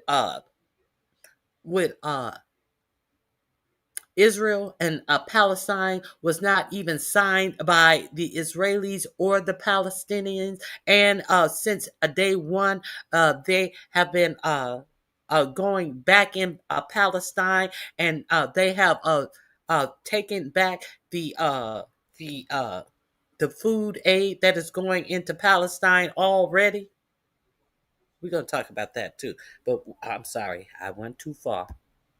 Well, there's that. But look, I mean, I think a lot of people are asking today, what happened to being anti-globalist? Eric Erickson writes, a lot of people who bemoan globalists are pretty quiet today about the president shifting into regime change posture over Venezuela. Well, I don't think that it's impossible or against the ethos of the MAGA movement. If you've been handed some of these issues, like from Joe Biden that Donald Trump has, that doesn't put you in violation of the Make America First movement. And certainly, if you're dealing with that stuff coming in, like you can't. I mean, it's not. I guess my point is that you can't. It's not. You don't have a point, motherfucker. You can't. You're trying to make a point that you don't even have. And, Joe Biden, whatever. Joe Biden. I guess what have absolutely no point. And look at how this sister is looking at him. No, go ahead. Sorry. Sorry. I don't know. Did I miss the point? No, go ahead. Sorry. Sorry. Sorry. I don't know if this is like because it's hard to defend it or what, but I do think that there are some questions. It's indefensible. It is indefensible. He had nothing. Scott, I mean, Trump and a lot of his base, Trump ran in 2016. I was there against being involved in foreign wars. He just went to the Middle East this spring and said regime change has been a policy that failed in that region. So why is he seemingly engaging in that same kind of policy now and then not going to Congress and asking for authorization? Legitimate question. I think Venezuela is a different kind of country. It's not really a real. Yeah, it's a brown country. It's not a lot of Muslims that have a lot of wealth and princes and all of these things. So it's a poor country. Even though they have a lot of oil, it's not like Saudi Arabia or Dubai. So he's not going to mess with those brown people. There's a lot of regular people. And so if this is what he thinks of people who are not mega rich, what the fuck do you think he think about the American citizens as they extrapolate all of the wealth to the 0.1%? country. It's a narco-terrorist state. In his first term, he unleashed economic sanctions on them. We put a bounty on Maduro. I mean, we did all the things short of going to war with Venezuela to stop them from importing drugs into the United States. It did not work. They have continued to be a narco-terrorist state. They continue to flood drugs into the United States and dangerous people. And so it's about the drugs. They want you to think that it's about the drugs. The people are so dangerous. Isn't that what they said about the American citizens who were going to be protesting on the No King's Day protests? Isn't this the same rhetoric that they said about their own people? Let's talk about the drugs, shall we, Scott? one of the things about the America First movement and the MAGA movement is in middle America, they believe our government has not taken a hard enough line against people who have put deadly drugs into this country. They promised this. And honestly, I think he's going to have a lot of political support for stopping these narco-terrorists. Okay. Let's talk about putting drugs into this country. Let's talk about what this country does not do to ensure people only have drugs to go to run to alter their reality, the reality that they live in some busted up states that don't want to do anything to lift their people up. What grew the middle class was the government investing in its people. What has ripped the United States of its middle class is the exact opposite. The United States government investing into millionaires and billionaires, but we don't want to talk about the report that comes out about the richest man in the world being a drug user. We don't want to talk about that. We don't want to talk about Don Jr. Looking hyped up every time he does his little podcast show. But we want to talk about drugs being brought to this country. Look, I do think that it's politically convenient to lay at the feet of Venezuela the drug problem that we have in this country, but it also is not aligned with the facts. According to the United States' own, assessments, Mexico-based transnational criminal organizations are primarily responsible for the supply of illicit drugs, including fentanyl, to the U.S. market. Venezuela is not really a player in fentanyl, which is the predominant killer of Americans in terms of drugs. But what? Okay, that was a fact. That was a fact.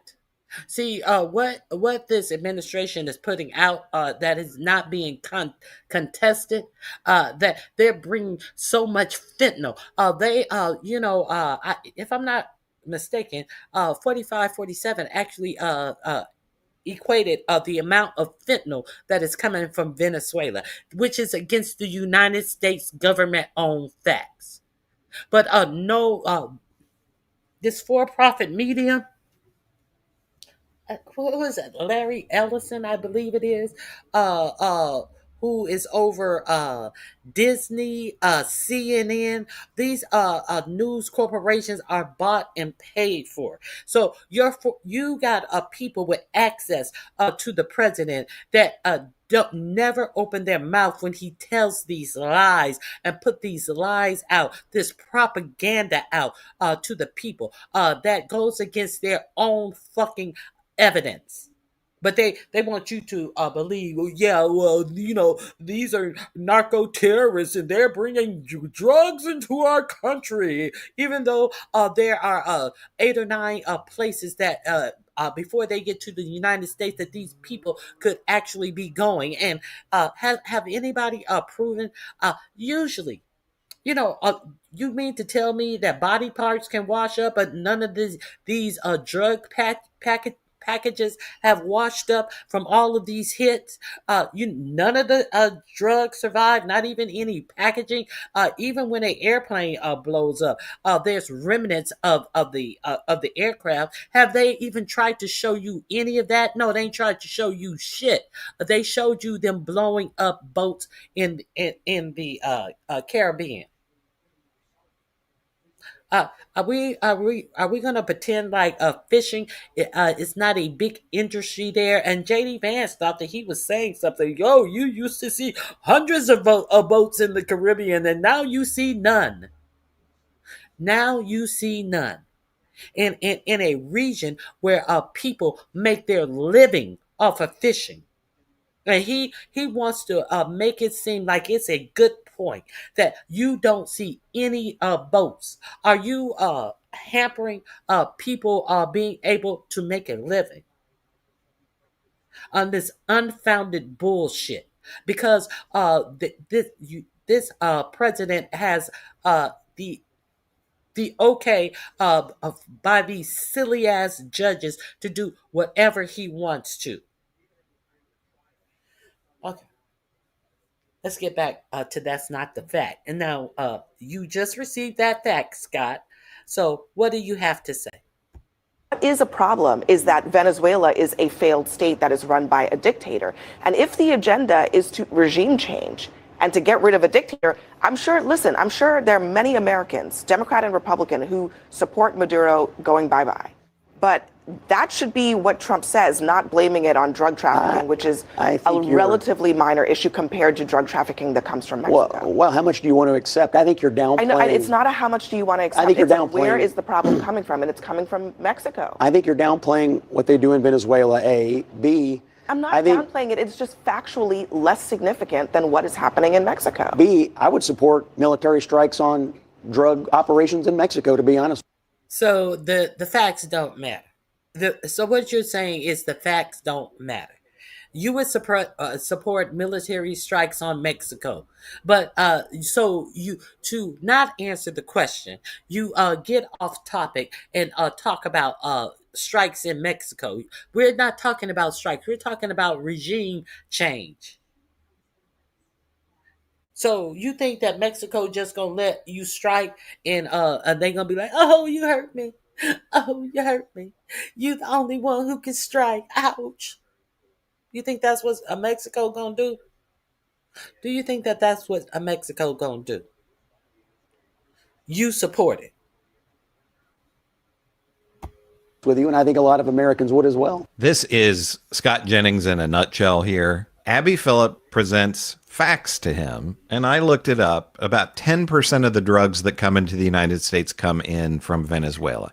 And wouldn't just logic tell you that the country that borders us, there would be more drugs coming from there than a country that's much further away from the United States?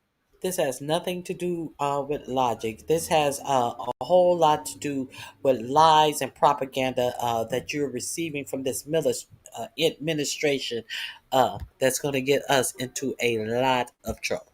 And if it's about Maduro, don't you think Americans ought to they're know one that? and the same. He is a drug lord. I mean, don't you think Americans ought to know that if that's the agenda, regime change, that that's what they're doing? The U.S. Senate does, and it's so much so that they had a vote today that was voted down with Democrats and Republicans trying to say you should not send ground forces into Venezuela. Like they think the U.S. Senate, not Chuck Roach and not Middle America, but the U.S. Senate had that vote. Yeah, because they're trying to stop it. A bipartisan one, including Rand Paul, that signed on. They are a major proponent of moving cocaine into this country and fentanyl. I mean, they are a major driver. So they're not a major driver of fentanyl, and fentanyl is what is killing Americans. They are a major driver of drugs into this country. That's not cocaine. Either they are or they're not. And there are drugs in this and fentanyl. No, they're not. They are a major driver of drugs in this country. Liars, liars. Googled it. Quick Google search. Estimate is about 10 to 13% of cocaine in the United States comes from Venezuela. So is that major? Again, these MAGA guys, they don't present any actual statistics or facts. It's debatable that they're pushing. I'm just saying fentanyl is what is killing Americans in droves. I'm talking about the seriousness of the problem. Fentanyl is killing Americans at extraordinary numbers, and they're not a major player in the fentanyl trafficking. I think there's a couple issues happening right here. I think we can all agree we have a drug problem in America and that we wanted to stop. I think the question is military strikes, is that the best way to do it? And if it is, does it need some authorization by Congress? And to bring it back to the first session, I think that could be potentially an issue why some of these people are going out tomorrow, because it feels like the president is doing an overreach. It's not that trying to stop fentanyl, trying to stop cocaine from coming into this country isn't something that probably we all can unify around. It's about the overreach of this administration. And I think why you are doing something matters, and it feels like there's a little throw the rock, hide your hand behind your back here. We have spent zillions of dollars trying to stop the drug trade in this country. And the war on drugs has been going on for decades in this country. And what has happened? We have it pouring in over time. But we can't go to war with everybody. A family who's lost someone to drug overdose, are they really that upset that a drug narco guy's blown up in the water? Let me just play. I just want to play. No, they're upset with that you have not proven that these are drug narco guys blown up in the water. That's what they're upset about, if they're paying attention. This because I think it's interesting to kind of hear Trump in his own words talking about globalists that he's argued that he hated so much.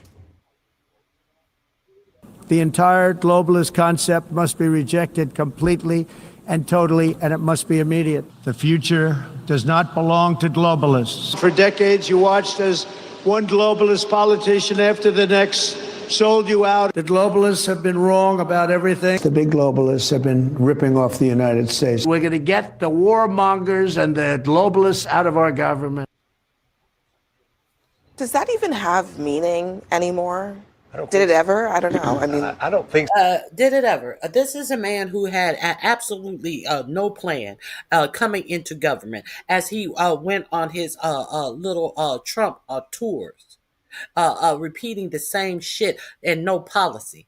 Because Project 2025 is the policy, and you have all these shields sitting up on these news programs, and I'm sick of these fucking news programs allowing them to lie like they do. I was so glad. Now, George Stephanopoulos, curiously, was not the host of his own show this past Sunday.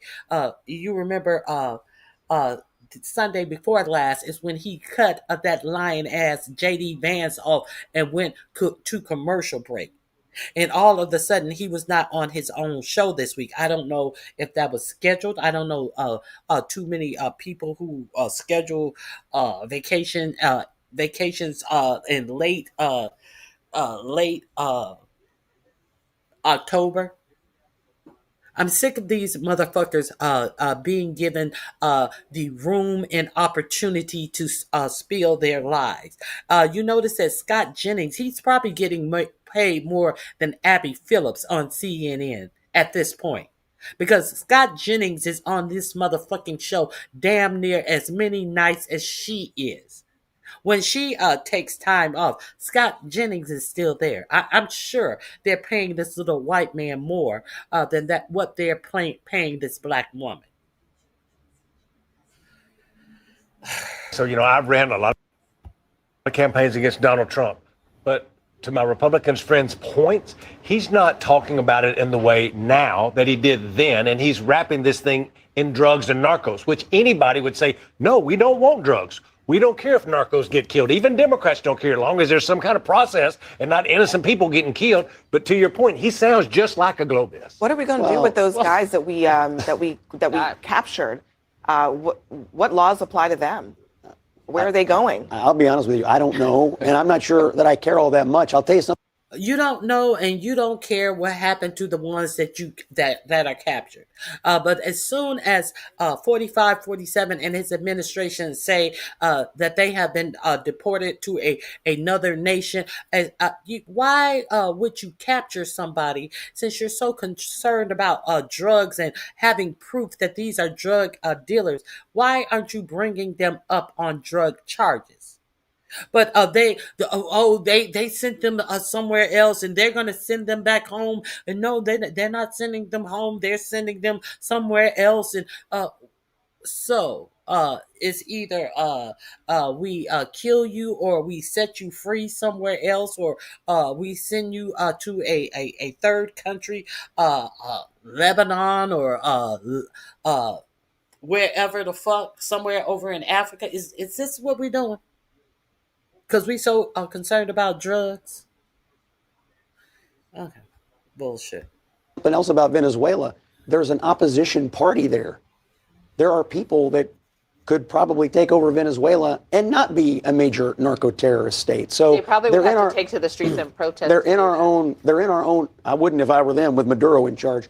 That's what they're in our own hemisphere. Yeah, they're sending drugs. Sounds like you're making a globalist argument, Scott. Well, I mean, we know that there are. I have no opposition to using the U.S. military to stopping terrorists from putting substances in our country that kill our citizens. If it was Al Qaeda, I'd say the same thing. We know that there's opposition in Venezuela, and she just won the Nobel Peace Prize this year. And look, that's a. I have no opposition to using the U.S. military to stopping terrorists from putting substances in our country that kill our citizens. If it was Al Qaeda, I'd say the same thing. That there are. So a couple more points here. So Lance Trover accidentally made a good point that was probably the opposite of what he was trying to make, where he said we've spent zillions of dollars on the war on drugs, and where are we? It hasn't worked. And in terms of Donald Trump, with what he said about the globalists and the warmongers and all of that, they're missing the obvious here. The obvious is that this president himself is a warmonger.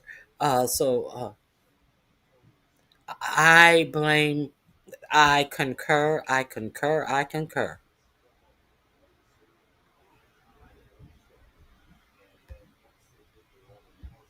Yeah, I'm tired of them not being checked. Smoke and mirrors. It's all a play to appease the masses. Now, it is being reported that he is going to put the what is his name? The Blackwater chair over Venezuela. What is it? The guy, Betsy DeVos' brother, who was over at Blackwater, and they changed their name to try to sanitize their name after they have been in Iraq. Oh, what is his name? It's on the tip of my tongue. This is allegedly who they are going to. They're going to put in a sham government in Venezuela, but it will be run by the Blackwater owner. So now let's get to the Colombia portion of this.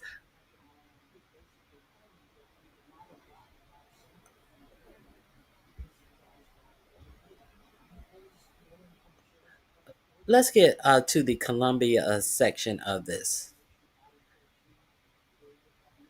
President 4547 calls Colombia president an illegal drug leader, and he orders the end of U.S. aid to Colombia, if you did not know.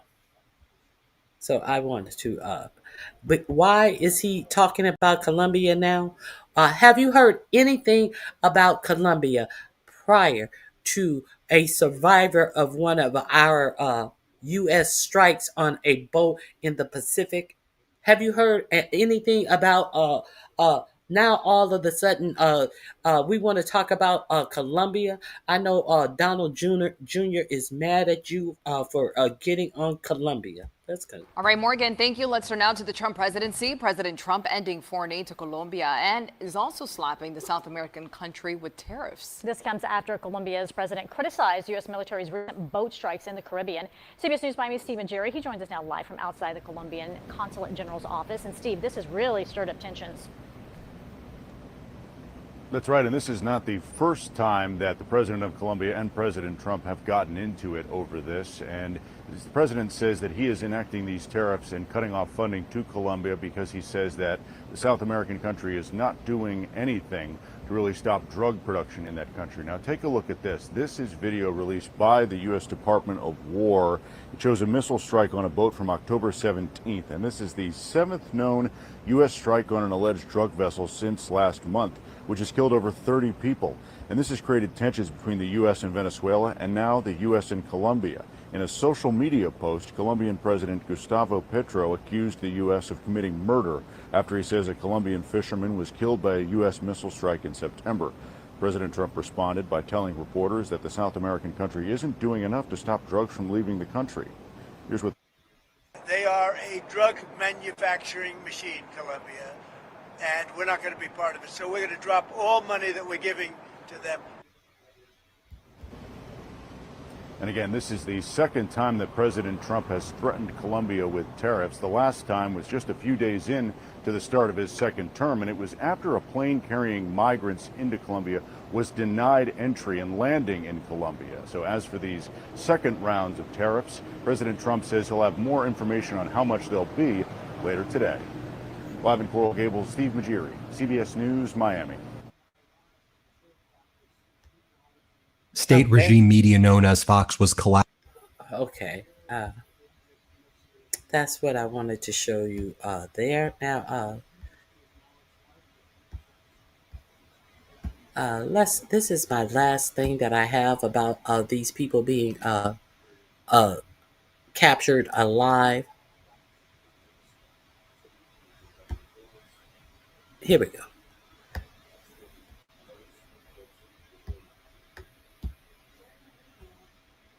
Correctly talked about all of the warmongering actions of the Trump regime. So, for example, they're bombing Venezuelan fishing boats. They've bombed Yemen, Somalia, Iran. They've threatened Greenland, Panama, Canada, Mexico. And this is all in the second term. And Nobel Peace Prize, I've reported on all of these strikes. He's been striking since he first got in office.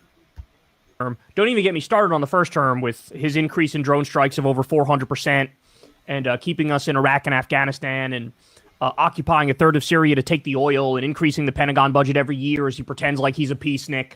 Like, it was all bullshit. All that stuff is bullshit. Well, guess what? We now added a new country to the list that Trump is threatening. Ready? So Gustavo Petro, who's the left-wing president of Colombia, he says, U.S. government officials have committed a murder and violated our sovereignty in territorial waters. Fisherman Alejandro Carranza had no ties to the drug trade, and his daily activity was fishing. The Colombian boat was adrift and had its distress signal up due to an engine failure. We await explanations from the U.S. government. So Midas Touchpoint is out. News: Colombian President Gustavo Petro accused U.S. government officials of murder and violating Colombia's sovereignty, and says the Trump ordered strike of a boat in the Caribbean killed a fisherman named Alejandro Carranza. So Trump responds, President Gustavo Petro of Colombia is an illegal drug leader strongly encouraging the massive production of drugs in big and small fields all over Colombia. So his reaction is to say, this president is an illegal drug leader. It has become the biggest business in Colombia by far, and Petro does nothing to stop it, despite large-scale payments and subsidies from the USA that are nothing more than a long-term ripoff of America. As of today, these payments, or any other form of payment or subsidies, will no longer be made. The purpose of this drug production is the sale of massive amounts of product into the United States, causing death, destruction, and havoc.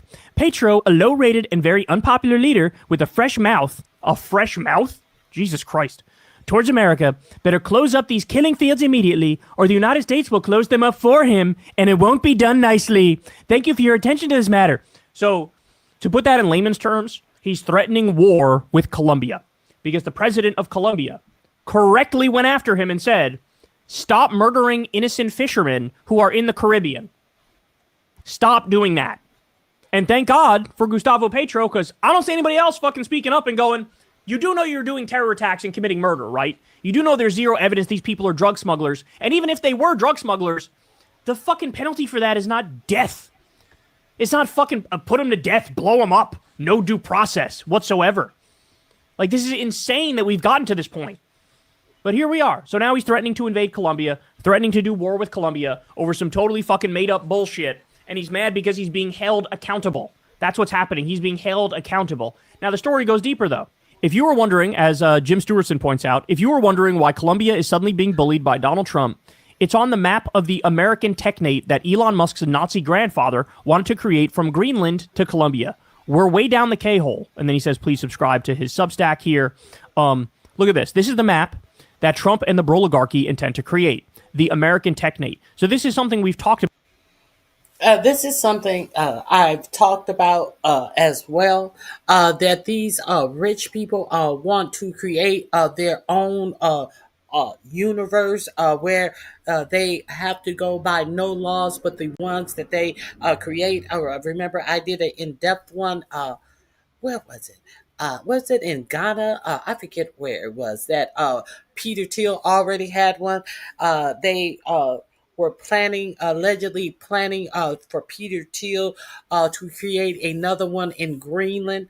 This is what I'm talking about. If you don't think that our money and treasure is not going to appease these one percenters who are not really sure that humankind is worth having on this planet unless it is unless some of their tech shit is implanted in human beings. You're crazy. This is you heard it come out of Peter Thiel's mouth that he didn't know if humankind was worth going forward. He interjected that people should be implanted with tech shit, allegedly to make them a better people. So what these people are saying is they want to be the new gods. They want to be the new gods. Do you think that they have any use for a nigga like talent to code anything for them? To prompt a code for anything for them? You think that they are looking for a nigga like talent who slums around with the worst of the worst while he tried to act like he's such an elite piece of shit? You think that they would even look back at a nigga like that? This motherfucker trying to sit on YouTube and act like he has all the answer and he don't even know the fucking question. Giving some antiquated advice about some shit coding that was if you were going to get into it, you should have got into it 10 or 15 years ago. If not 20. No, I say 20 or 25 years ago. Who comes up on YouTube talking about coding. And he don't even understand the fucking world he's living in. Because he's a basic motherfucker used to basic ass bitches. Let's continue. About before that there was this old movement called the technocracy movement, and it was basically a way for elites to say, hey, we should run the country and we should do it our own way through what we view as like science and technology. And so there shouldn't be any more democracy. This was like a version of fascism. This was like an ally of the fascist movement. And part of the technocracy movement effectively wanted to expand the borders of the United States and create what's called the technate of America. And the technate of America, as you can see based on this map here, includes a lot of the places Trump has been fucking warmongering with. Have you ever stopped and thought, hey, what's the real reason he's warmongering with Greenland and Panama and Mexico and Venezuela and now Colombia? Maybe there's a hidden reason I don't know. Well, it turns out Elon Musk, who of course was one of the president's top advisors, and now we've heard they've made up too. Elon Musk's Nazi grandfather, he wanted to create this technate of America. He was part of the technocracy movement. And this is also a Peter Thiel project. In fact, it was a Peter Thiel ally who was picked to be ambassador to Greenland. And somebody tweeted like, oh, the plans are all going swimmingly at the moment or something like that, when they picked somebody who's a representative of Thiel to be the ambassador to Greenland. Do you see what's happening here? That there are broader plans that you and I don't know all the specifics of. Do you understand that? That he's basically a conqueror and he's an imperialist and he's a colonialist and he's trying to expand the borders and he's trying to exploit natural resources and he's trying to steal and pillage. Do you see that now? Because this is what's happening. And so all the talk of, oh, we're anti-war, we're going to stop the stupid wars, then why are you fucking starting so many? Why are you starting? Because you've always been a bullshitter. You've always been a liar. You were never the peace president. There you have it. Let me remind you of what I have told you, shown you, proven to you what Peter Thiel says out of his own mouth about democracy.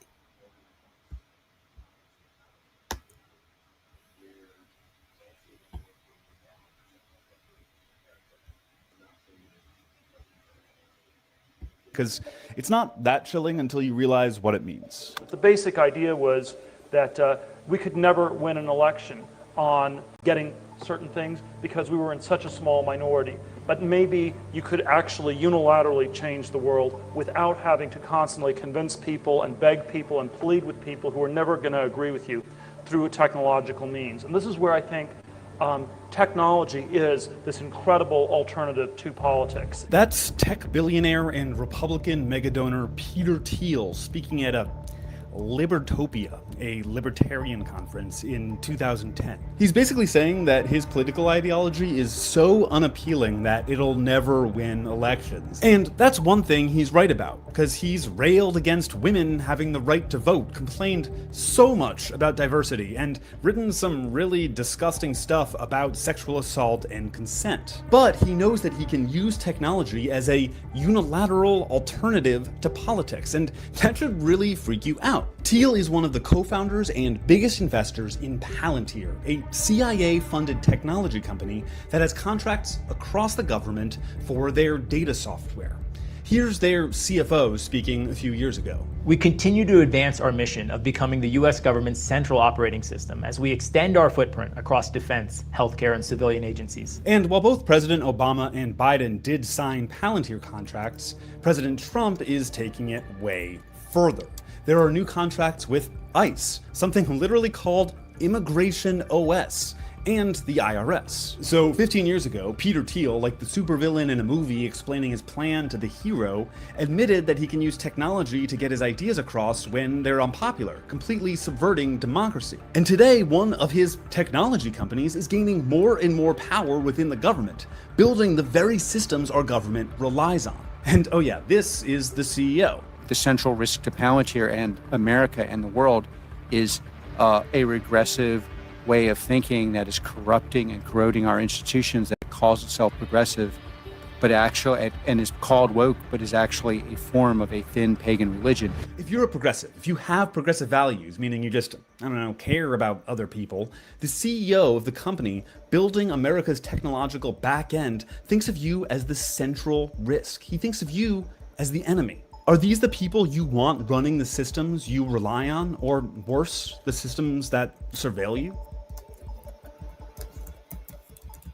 I want to play for you one of the most chilling clips I've ever heard. And just hold on and trust me, because it's not that chilling until you realize what it means.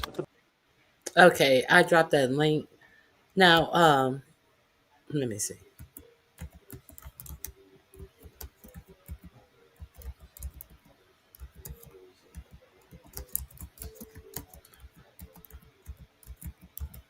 Let me play to you another clip. Peter Thiel, I think I did play that last week. They are trying to say that if you are against technology, you are the Antichrist. Let me see. You are the Antichrist if you are against technology.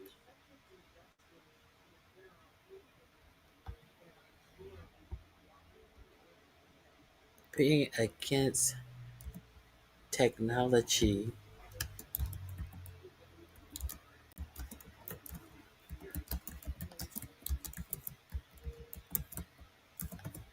this is what these people are actually saying.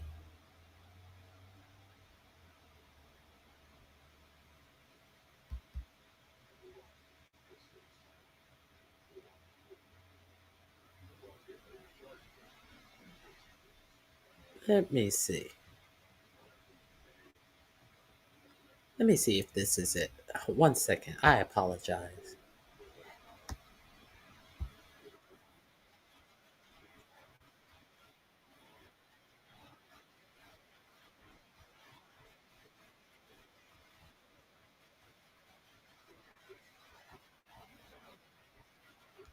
Now, he did a 4-part series of lectures recently that was supposed to be off the record, and this is where he said some of these things.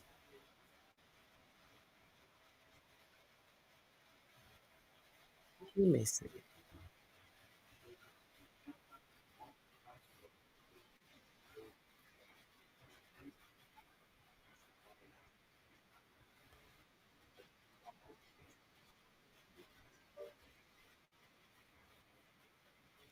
Let me see.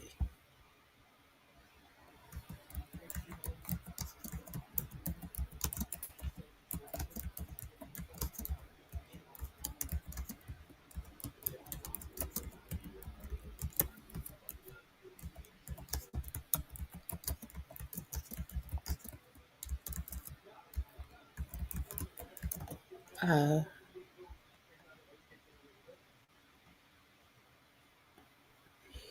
hmm, I think I found it. I think I find it.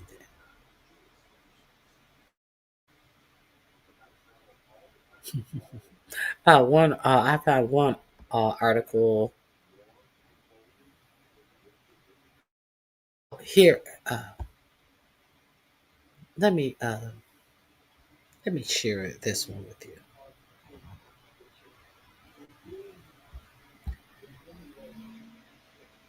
This one is I listened to over 7 hours of Peter Thiel's leak Antichrist lecture.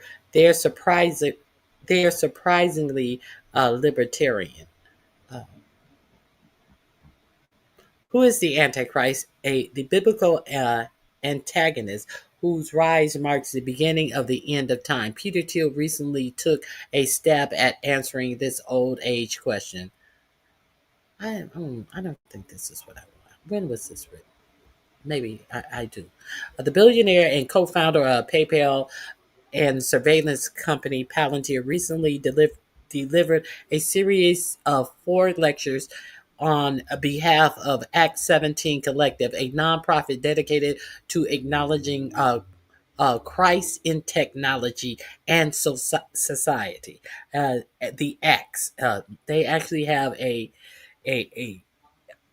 what is it called? Uh, what ACTS, the acknowledging Christ in technology and society, about the Antichrist. Reason acquired recordings of the lecture, which ran the gamut of technology and history to science and economics. While Thiel does not explicitly identify who the Antichrist is, he outlines an Antichrist-like system he fears will arise this century. Thiel kicks off the lecture series by identifying himself as 2 things in his private life: a small O Orthodox Christian and a humble classical liberal. Thiel claims his fears about the Antichrist are only deviation from classic liberal orthodoxy, and his analogy between the Antichrist and the one worldism of the central motif of his lectures is unmistakably libertarian. While the rapid rise in AI and other advanced technologies has led many to believe that the Antichrist will use technology to accomplish his goals, the New York Times opinion columnist Rouse uh, Doutred has even suggested to Thiel that the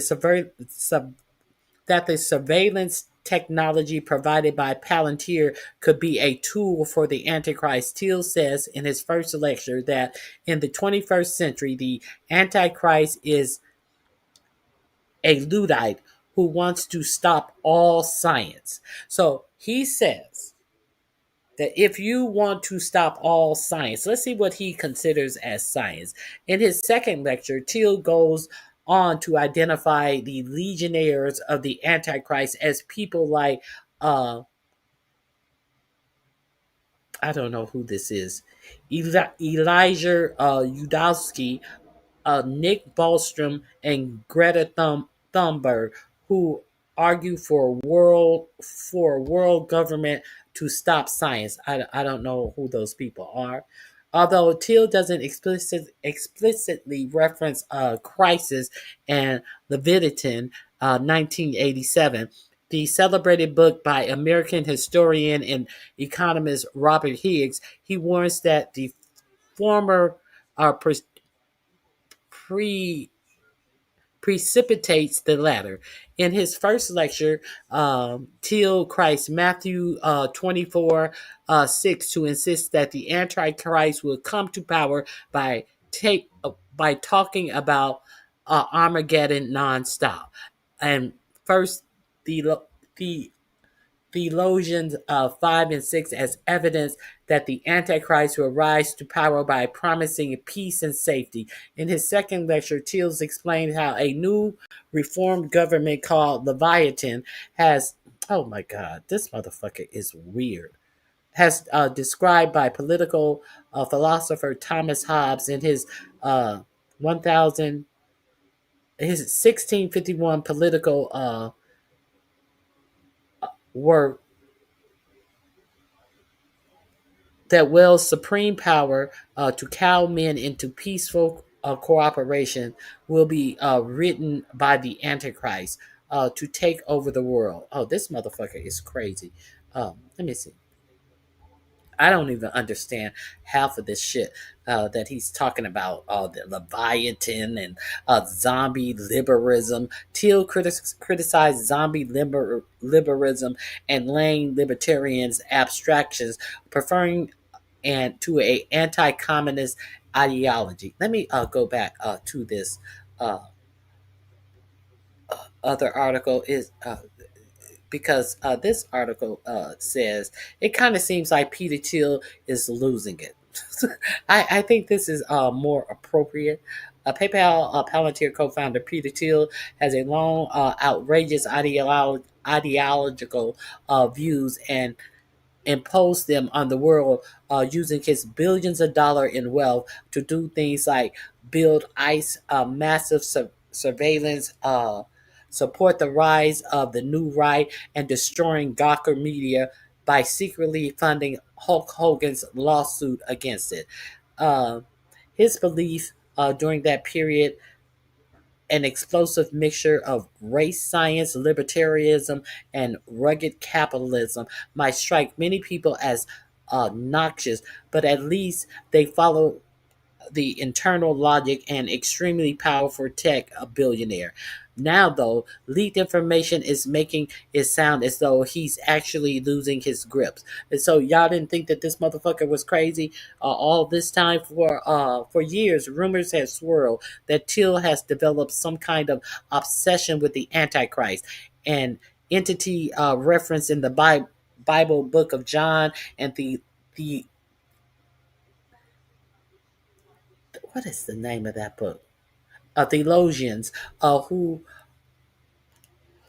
will supposedly arise during the end of times and claim to be God before ultimately being defeated by Jesus. If you're wondering whether Till is looking at the uh, legend of Antichrist as some kind of high-minded metaphor for his political convictions, The Guardian obtained audio this month of Till talking about the topic during a recent private appearance, and unfortunately, it's immediately clear that he believes that this mythical figure from the pages of an ancient holy book is literally entirely who will walk the earth during some kind of hellish apocalypse. And this who has all of your data. This who has all of your data and face recognition, pupil identification, all of this, all of your information. Some people think of the Antichrist as a type of very bad person, Teal clarified during his remarks. Sometimes it's used more generally as a spiritual dissector of the forces of evil. What I will focus on in the most common and most dramatic interpretation of the Antichrist, an evil king or tyrant or an anti-Messiah who appears in the end times. In fact, Till said during the leaked lecture that he is suspicious the Antichrist is already among us. Oh my God. He even mentioned some possible suspects as it could be some like climate activist Greta Thunberg, he suggested, or AI critic.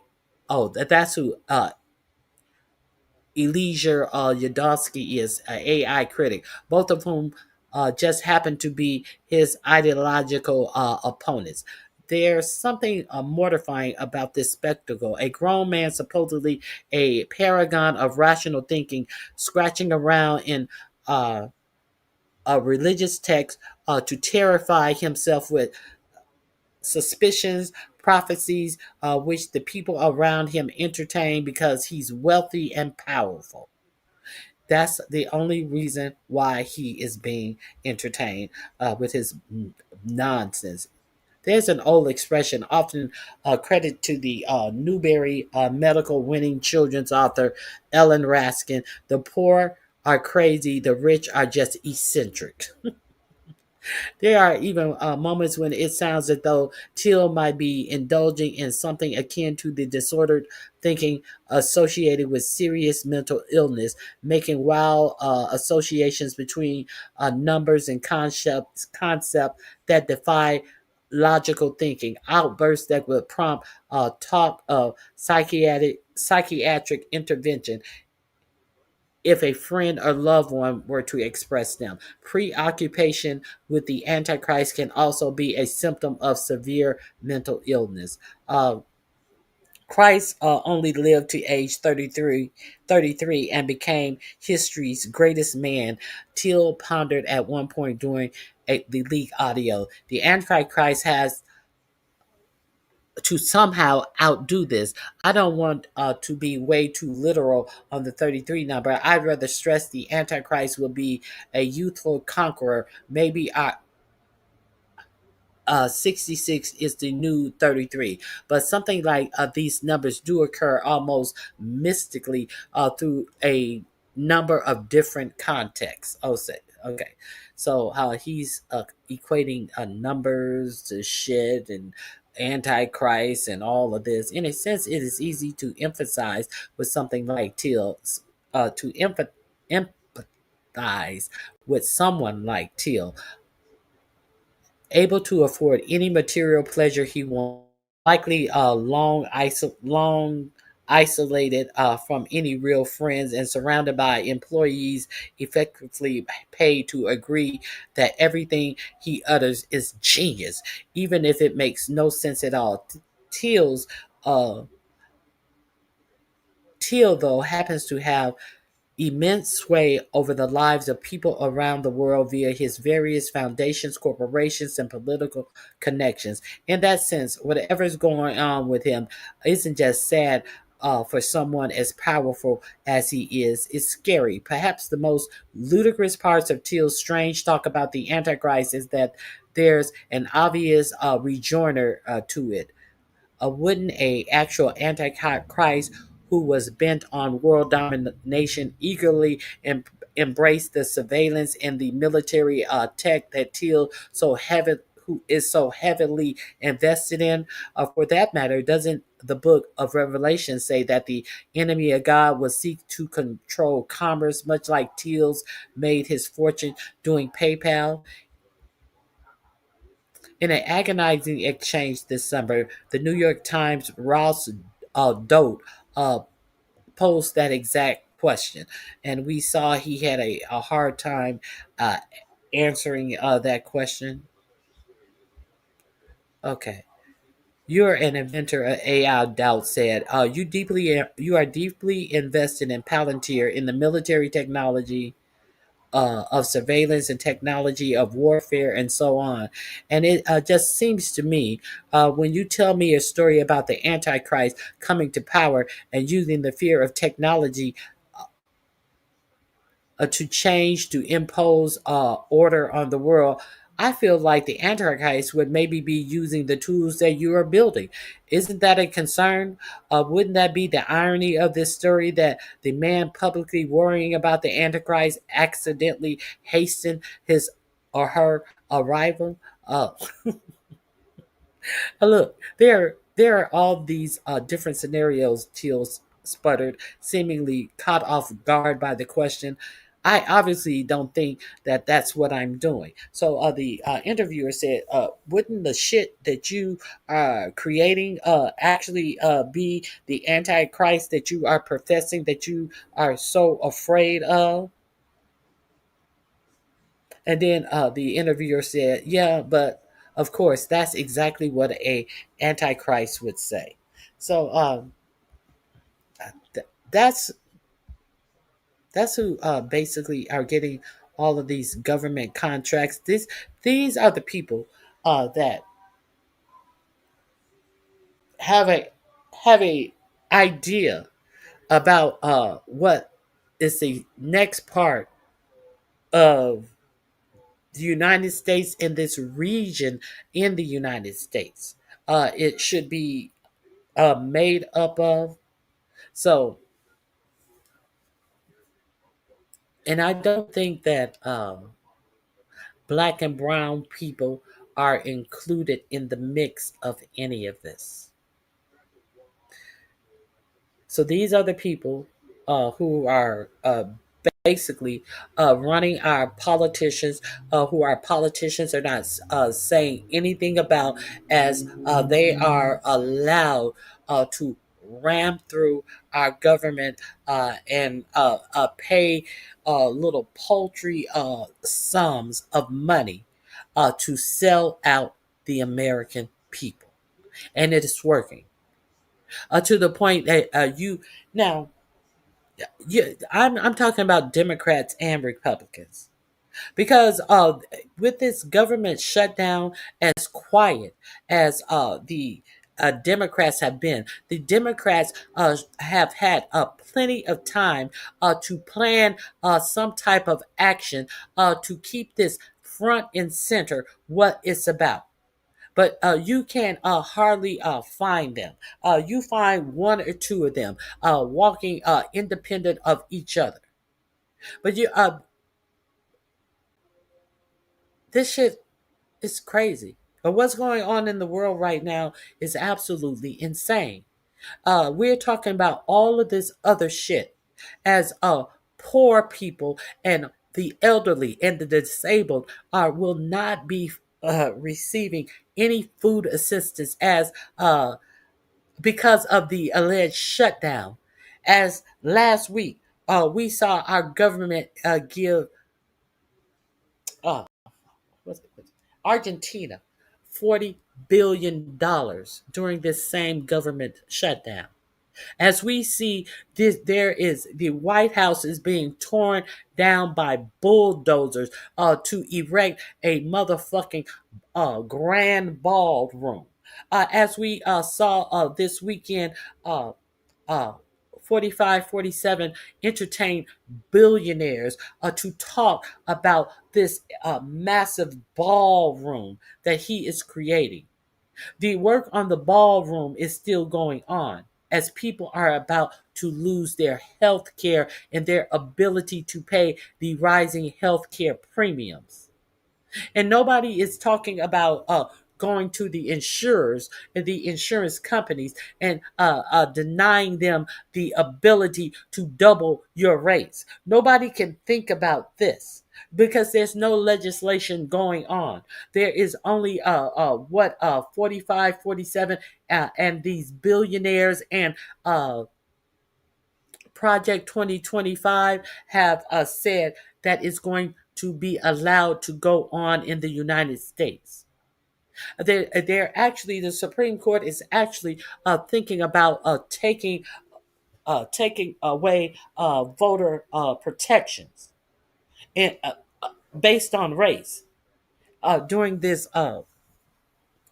during a time in America when race is being put forth as reasons to hate people. And if you don't believe that race is being put forth, let's go to uh, the newest thing that has come out in this administration about them hating. A new thing has come. You're un- if you're unaware, let's go to the newest thing that has come out about race in this administration. Let me see. Let me see.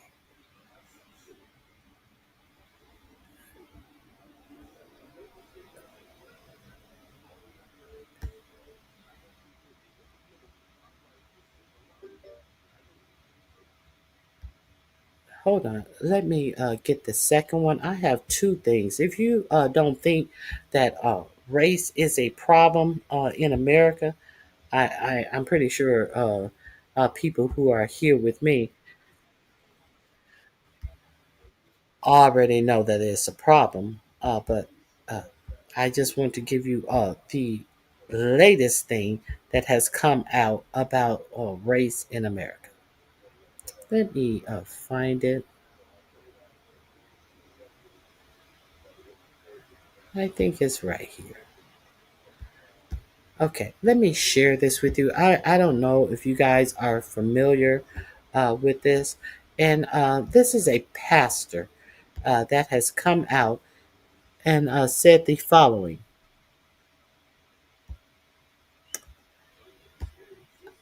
I'm not gonna I'm not gonna give you a hint because you will be appalled.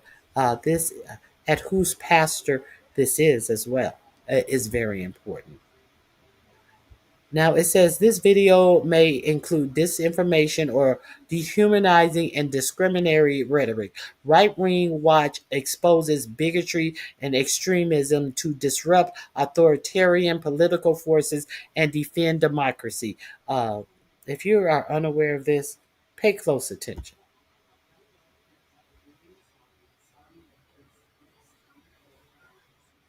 The institution of slavery is not inherently evil. I know.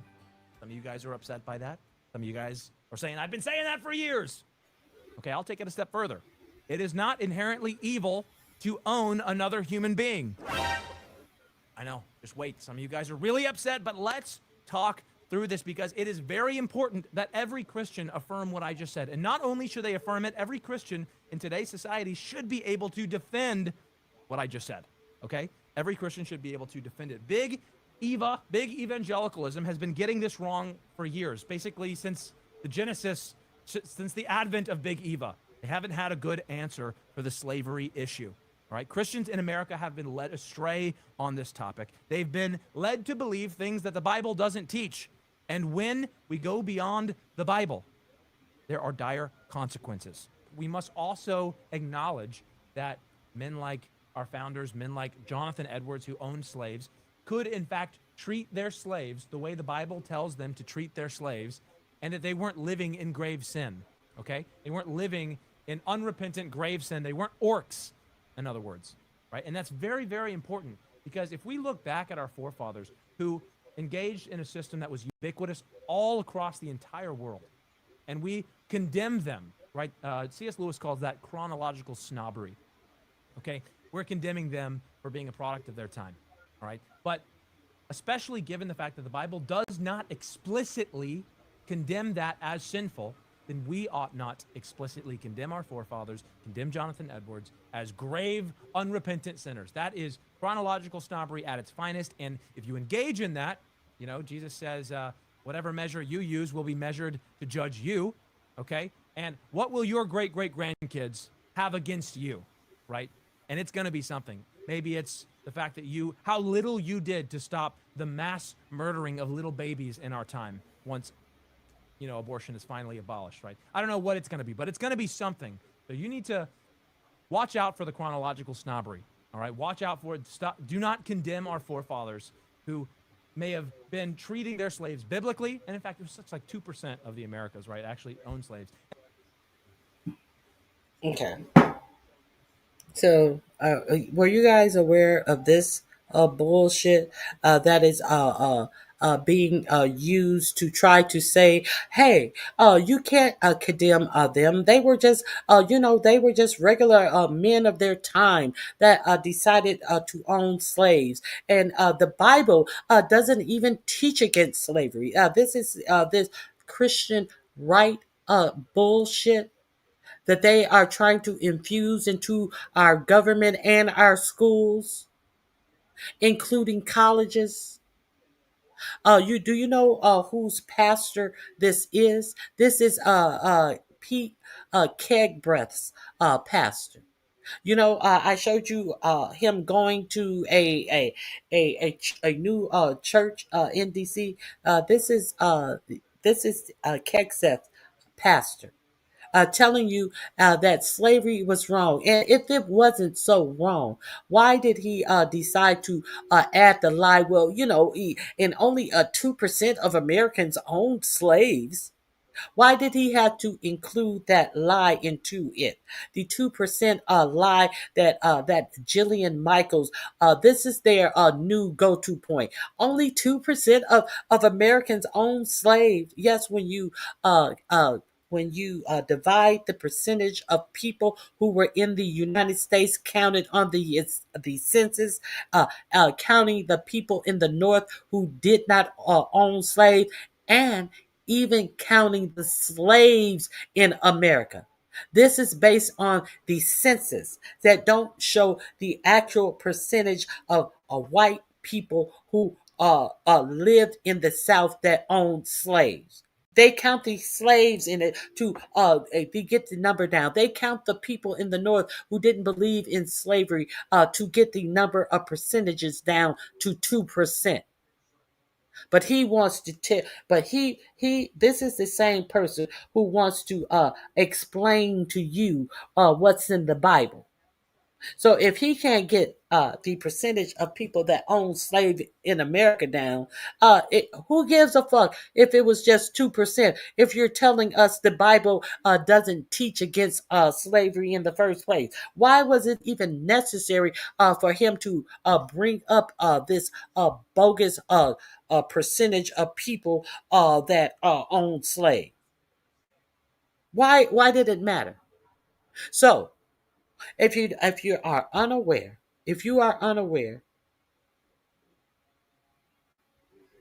this is what they want to be taught in schools. Anyone who is against traditional Christianity, isn't that in that NS NS PM 7 a piece of legislation.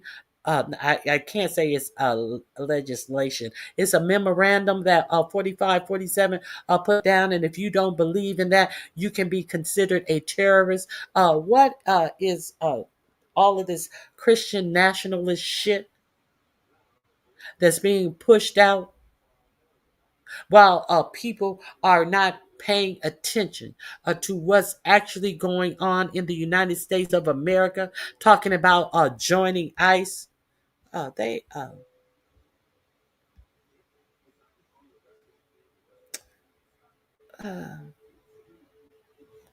there is something. There is an article about ICE is getting so many people trying to join them who are overweight, who can't even chase their foods down their gut well enough, much less chase after another human being. So I guess it's not surprising who said that they signed up to work for ICE, but can't even get out of their car to understand what people are actually protesting, unless they walk past their car. Who loves Fox News? Who love to scapegoat, lie, and accuse black people of being the worst persons on the in the United States, who loves Fox News, who Fox News that loves to give false information and propaganda. You know, the same Fox News that said 45-47 won the 2020 election and the election was stolen, only to have to pay back the largest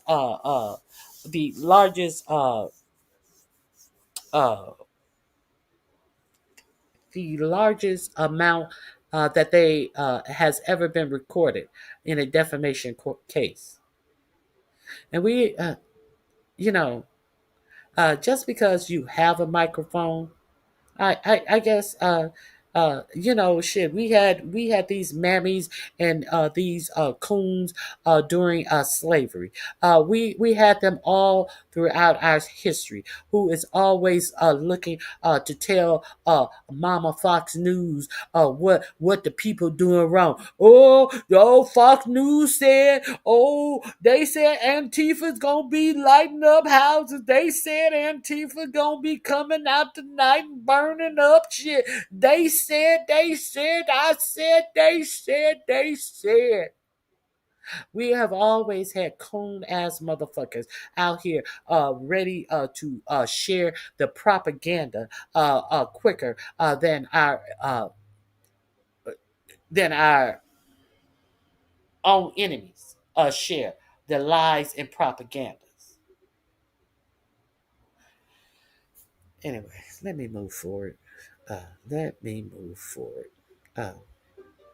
Now, here's something else you may be unaware of about racist shit coming out of this administration. If you've heard it, you've heard it. If you haven't, I want to be sure I share it with you.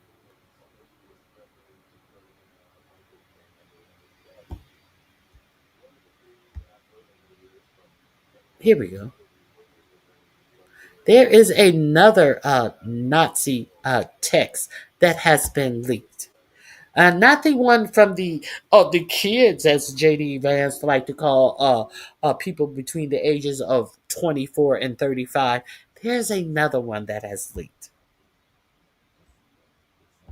Of explicitly Nazi and racist leaked text messages from a major Republican who also happens to be a Trump nominee to a critical government office. And we have to talk about this.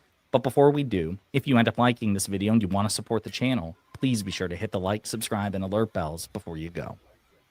All right, friends, we're going to dive into this. So just to give you a little teaser of what's going on, Kyvan Schroff on Twitter says, breaking, new racist Republican group chat has been leaked to Politico featuring text from Paul Ingrassia, Trump's nominee to lead the Office of Special Counsel. That is a critical role when you think about special prosecutors and special counsels. Ingrassia's texts include vile pro-Nazi and racist messages targeting black people, Chinese people, and Indian people. And again, I want to be very clear, very explicit.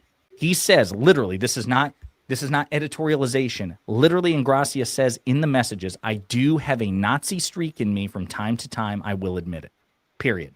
End of discussion. No interpretation. No, you guys are twisting. You're calling everybody who disagrees with you a Nazi. No, he called himself a Nazi. He admitted to being a Nazi. And this is the man, the Trump nominee for this critical office. Let's take a look at the reporting. Trump nominee says MLK Jr. holiday belongs in hell and that he has a Nazi streak, according to texts.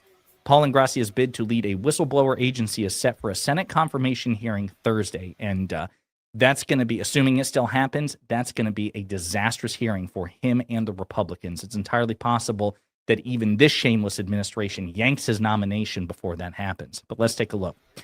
These are text messages that Ingrassia sent. MLK Jr. was the 1960s George Floyd, and his holiday should be ended and tossed in the seventh circle of hell where it belongs. Jesus Christ was the response. Paul Ingrassia, Donald Trump's embattled nominee to lead the Office of Special Counsel, told a group of fellow Republicans in a text chain that the Martin Luther King Jr. holiday should be tossed into the seventh circle of hell and said he has a Nazi streak, according to a text chat viewed by Politico. Ingrassia, who has a Senate confirmation hearing scheduled Thursday, made the remarks in a change with a half-dozen Republican operative and influencers, according to the chat. Quote, MLK Jr. was the 1960s George Floyd, and his holiday should be ended and tossed into the seventh circle of hell where it belongs. Ingracia wrote in January 2024, according to the chat, quote, Jesus Christ, one participant responded. There you go. Using an Italian slur for black people, Ingracia noted a month earlier in the group chat seen by Politico, and I'm not even sure how to even pronounce that. No holidays from Kwanzaa to MLK Jr. Day to Black History Month to Juneteenth. Then added, quote, every single one needs to be eviscerated. Politico interviewed 2 people in the chat and granted them anonymity after they expressed concerns about personal and professional repercussions. One retained the messages and showed the text chain in its entirety to Politico, which independently verified that the number listed on the chain belongs to Ingracia. The person said he came forward because he wants, quote, the government to be staffed with experienced people who are taken seriously, end quote. The second person has since deleted the chain and didn't recall specifics about it, but did confirm the I don't remember. I don't remember. I deleted it. I can't remember what was on the chain thread that I participated on. Now, this is to be over a whistleblower section, and this is who's being put up and pushed through by this feckless Republican Congress. So if you don't know, now you know. Let's continue. discussions took place. A lawyer for Ingracia, Edward Andrew Palstick, initially suggested that some of the texts were intended to be poking fun at liberals, though he didn't confirm they were authentic. Quote, looks Oh, they're just poking fun at liberals. What does racism have to do with poking fun at liberals? Houseway. Now, we're going to get to the part where they're not going to deny him, but they're going to imply that these texts have been tampered with, while not denying this is exactly what this person put in the text. They're just going to put it out there that, hey, yeah, I think that they have been tampered with. The same shit that they said about the racist text that came out about the young Republicans. like these texts could be manipulated or being provided with material context omitted. However, arguendo. You're taking it out of context.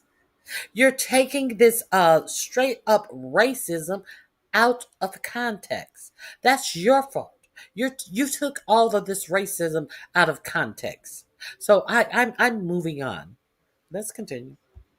Even if the texts are authentic, they clearly read as self-deprecating and satirical humor, making fun of the fact that liberals outlandishly and routinely call MAGA supporters Nazis, he wrote in a statement. Quote, in reality, Mr. Ingracia has incredible support from the Jewish community because Jews know that Mr. Ingracia is the furthest thing from a Nazi. So, I didn't hear anything about Jewish being vilified. So why did he bring up the race of people who were not vilified, and to say that the Jewish people know that he's not anti-Semitic?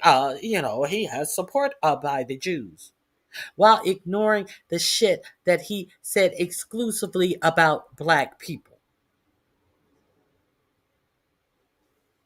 Exclusively about black people.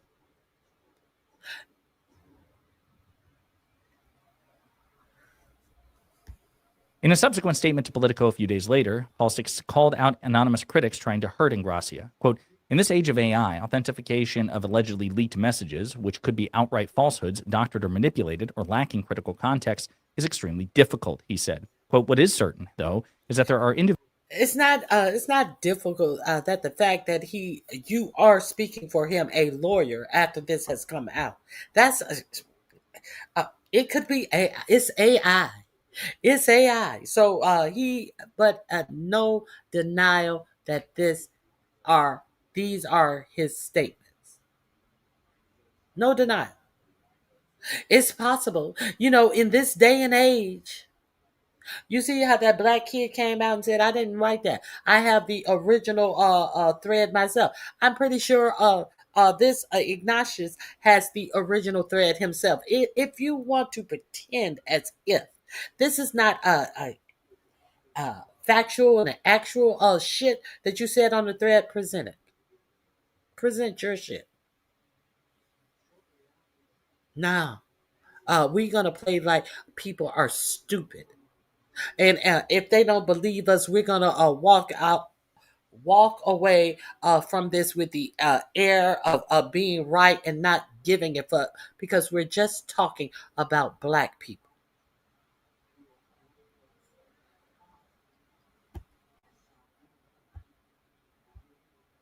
Individuals who cloak themselves in anonymity while executing their underhanded personal agendas to harm Mr. Ingracia at all costs. Their underhanded personal agenda. The people who whistleblowed on someone who is getting a position over a whistleblowing division of our government. When he gets the whistle blown on him, they're disgruntled. What they disgruntled about?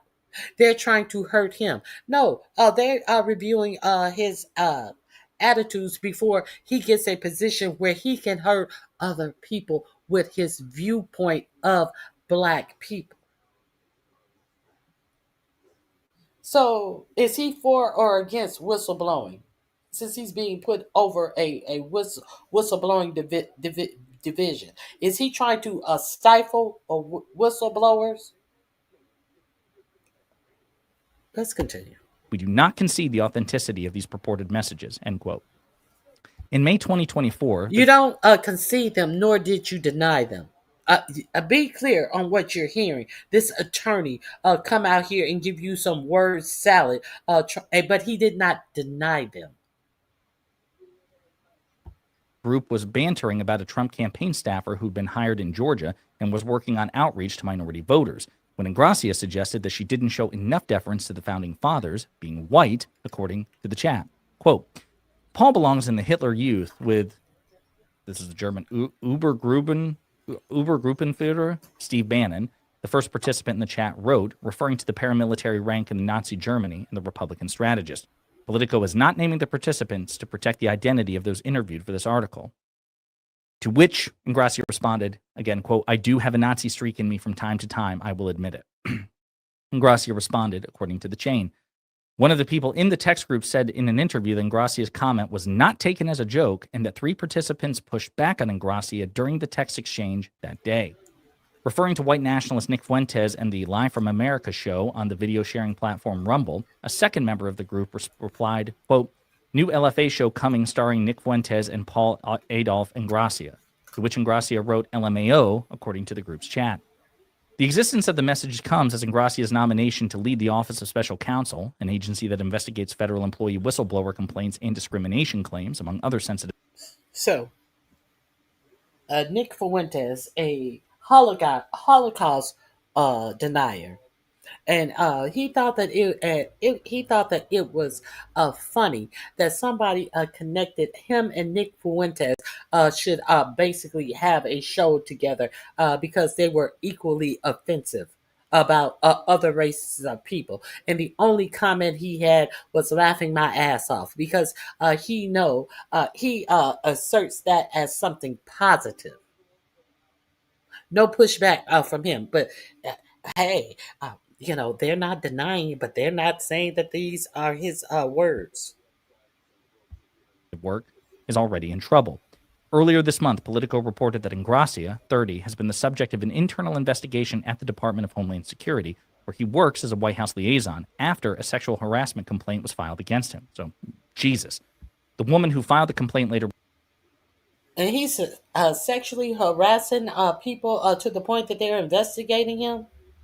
There are sexual harassment allegations against him already. And where does he work already? A liaison in the White House. A liaison in the White House. Let that sink in.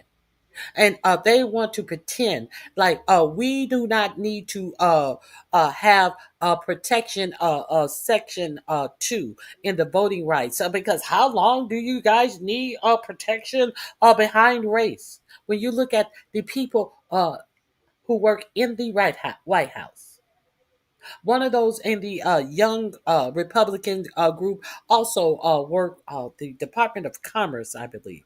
I keep on getting that wrong. It's not the Department of Commerce. One of the first thread actually works in the White House as well, and is still working in the White House. And the only thing that you have heard from the White House is from J.D. Vance, who says that these were kids and their lives should not be ruined.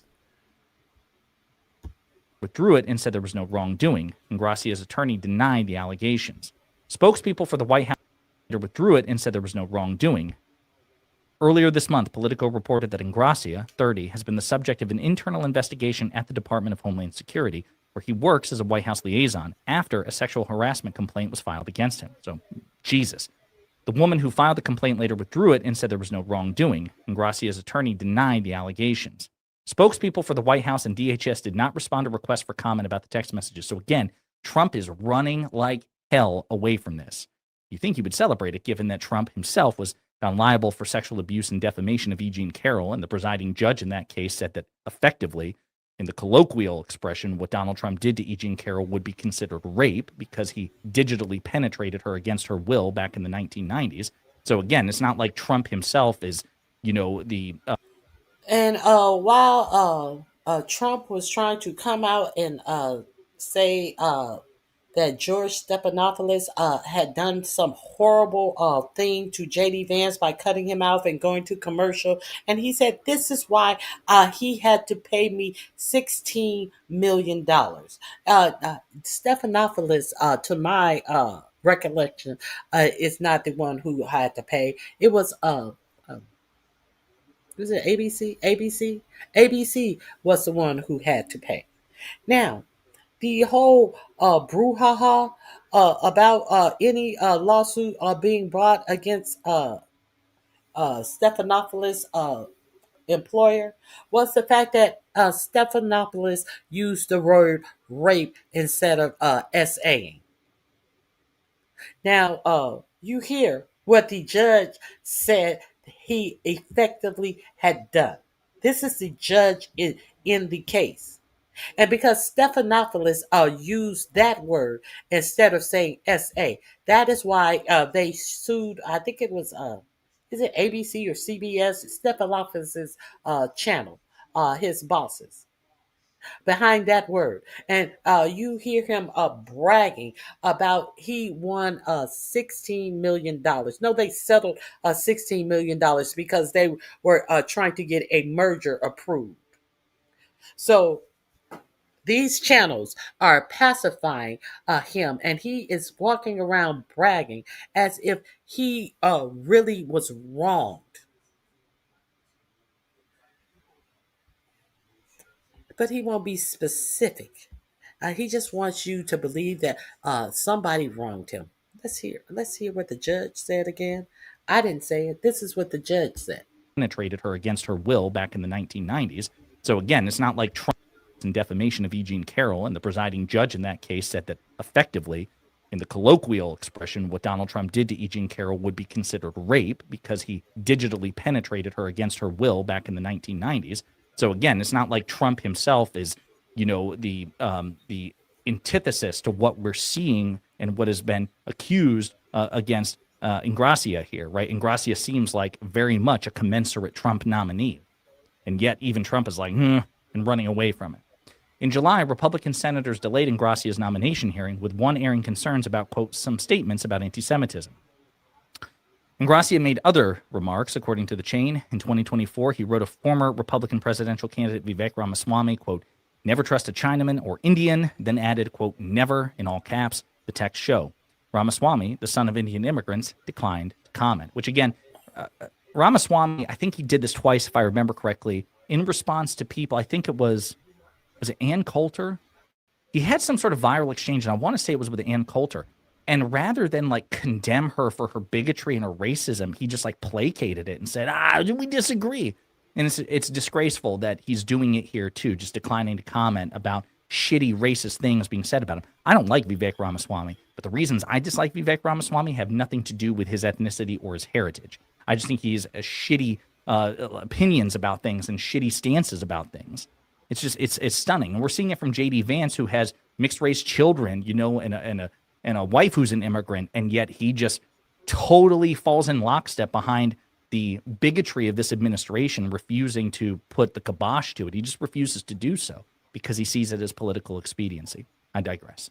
A month later, discussing why some Republicans feel that Democrats make black people into victims, the text show Ingracia remarked, quote, blacks behave that way because that's their natural state. You can't change them. He then added, according to his chat, quote, proof, all of Africa is a shithole and will always be that way. Discussing. In his first term, Trump used the term shithole countries to describe some African nations and Haiti.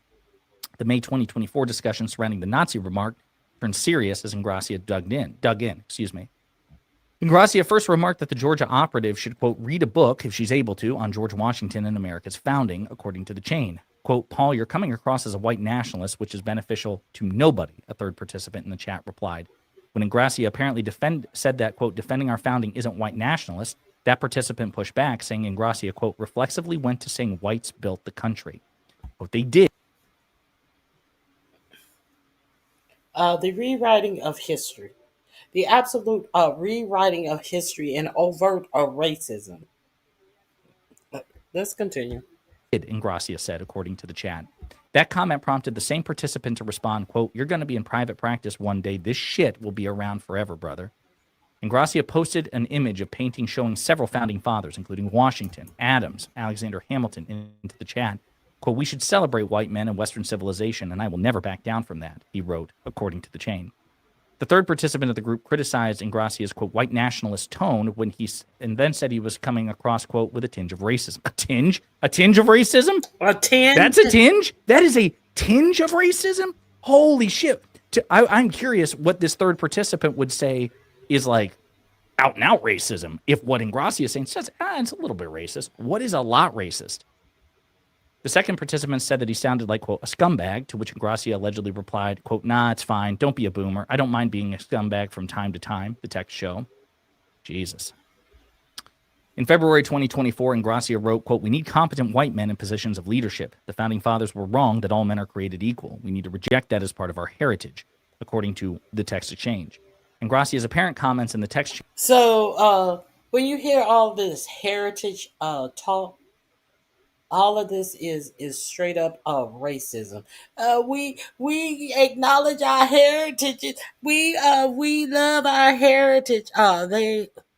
This is who is sitting in the White House, and they are aware of this, just like they were already aware about those young people.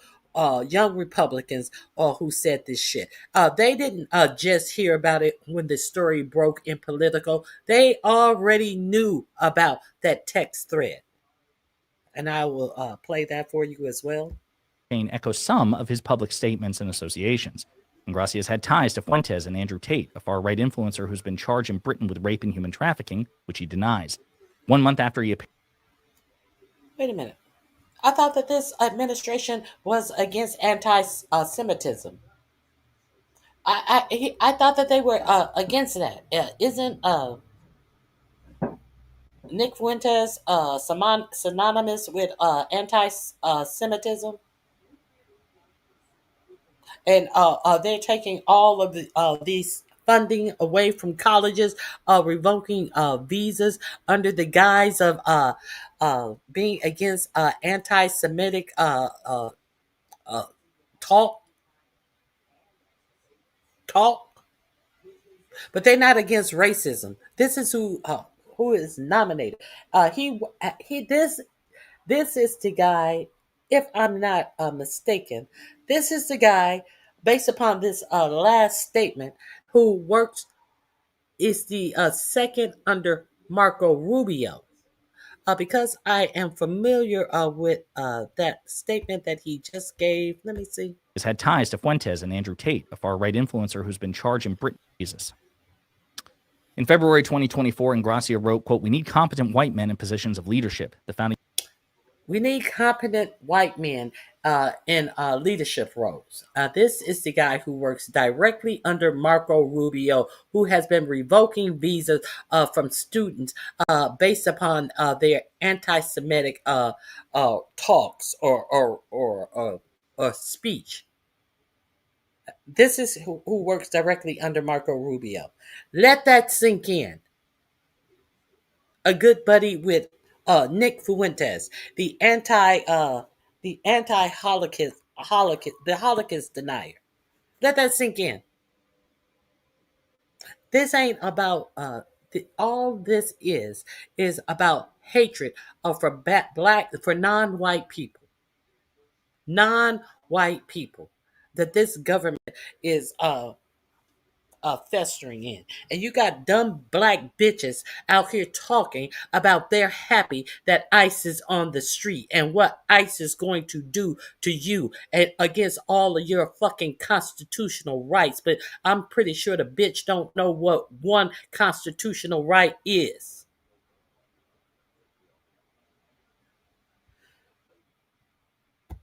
Fathers were wrong that all men are created equal. We need to. How can somebody say I'm not for Trump, but I'm for him on this? I'm not for Trump, but I'm with him on this. How could you be with him on anything? Oh, the ignorance out here. It is just really, really disgusting and sad that these motherfuckers are out here flipping their fucking lips and don't know a goddamn thing. Ugh.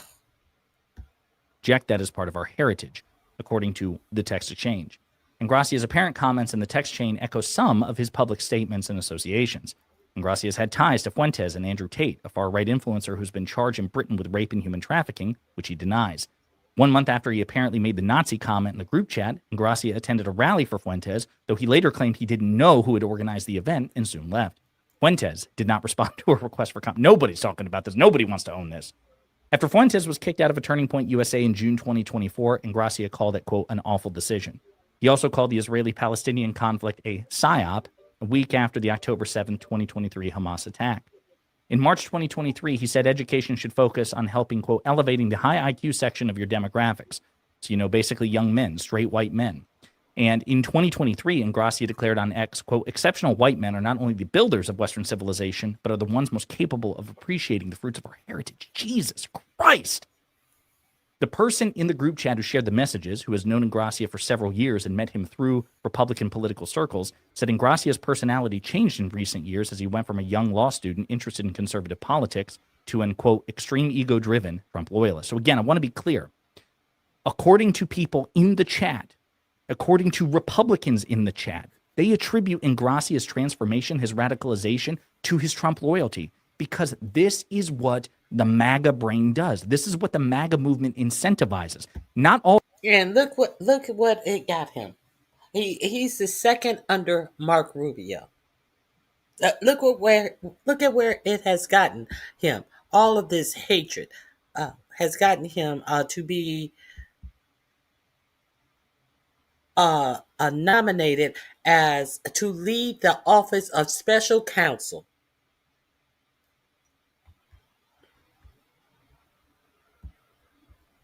Some people are willing to do anything.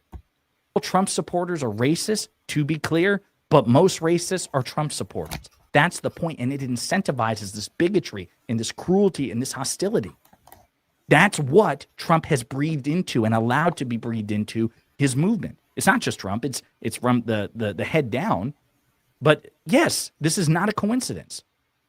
The person said the shift began after Gracia, a Cornell law student graduate, started working as a law clerk for the firm representing Tate and appeared several times on the War Room podcast with Bannon, who did not respond to a request for comment. Are you noticing a trend? This shit is so bad and so egregious that some of the most terrible people in Republican politics, from Trump to Steve Bannon to Vivek Ramaswamy to Nick Fuentes, want nothing to do with it. Quote, he was too young and too inexperienced to deal with the fame, the person said. Quote, it was like giving an 18-year-old $10 million and saying, have at it, kid. Periodically during the text chain, the group nudged Gracia to tone down his rhetoric, especially if he wanted to work in a future Trump administration, according to the person. Quote, very influential people were trying to give him advice on how to be, and he threw that advice right back at them and basically said, fuck you, look at me. I can write a Substack and get it posted by the president, the person said. But who are you to talk to me? So again, I want to be clear. Even Gracia is saying, hey, listen, you telling me that I need to tone it down if I want to get closer to Trump? No, Me posting this stuff, he says, me believing this stuff, me regurgitating this stuff, me articulating this stuff is what gets me noticed by Trump in the first place. So I want to be very clear. This is not an outlier. This is the incentive structure of the MAGA movement. And what's ironic is Ingracia's. And so it's put out there in broad daylight. And now all of a sudden, no one wants to talk about it. As if we were all fooled, like, oh no, Trump doesn't support this. Oh no, Trump doesn't feel this way. Oh no, none of this stuff is based on racism, as they are about to actually gut the Voting Rights Act even more. And this is what gets 4547's attention to the point that you are working in high places of government in this administration. But dumb bitches want to see ICE on the streets running into black and brown people's homes without warrants, which is against the Constitution. Ugh. People in the chat, his co-chatters, they didn't understand. How does a bitch gonna go apply for ICE? I thought this bitch was a active working truck driver. How this bitch who was used to sitting on her ass doing work, and now she's sitting on her ass filming from 100 feet from where anything that is going on, call herself doing commentary on some protesters talking dumb shit about she she can't wait until the action start. How is this bitch talking about she's going to work for ICE? She may or may not have applied to ICE. It's just dumb bitch shit. Ugh. Seem to think, oh no, this isn't what Trump stands for. No, this is the movement that Trump built, and he weaponizes on the daily. Fascinating and disgusting. Soon after the May 2024 text exchange, the group chat disbanded. People were tired of Ingracia's rhetoric, according to the group participant who provided the messages to Politico. Quote, I will not be posting on this thread going forward, the first participant said that day. Referring to Ingracia, the person responded, or the person added, quote, there are enemies in this group. Please take my name out of this thread, end quote. So it'll be interesting to see. We could look real quick and just see what some of the initial reactions are. This is Trump standing beside him right there. His nominee to head the office of special counsel. Matt Iglesias, centrist political commentator. Nazi streak sounds bad. I'm against Nazis. Paul Lippman commenting on this as well. Representative Yvette Clark. Paul Ingracia isn't a so-called young Republican. He isn't a bigot on the fringes. Paul is Donald Trump's nominee for one of the most powerful jobs in the country. He is the Republican Party, and these texts aren't just jokes. They're a vile worldview that Republicans across generations are working to make into the party platform. Yes, this is the way to look at it. This guy is not an outlier. And by the way, this is the latest text thread leak from powerful, influential Republicans that are either they have jobs in the Republican Party, they have jobs in the state, local, and federal government, or they're on their way to those things. Wow. Seeing some of the responses here. You mean this guy had a Nazi streak? I would have never guessed. Rachel Bidikofer. Again, so a lot of people are just drawing attention to it. I'm curious if we're going to see any Republicans attempt to refute it. I mean, remember, J.D. Vance, when the last text thread broke, he refused to condemn it. He's like, no, I refuse to condemn this. This is pearl clutching. Pearl clutching. Let's see.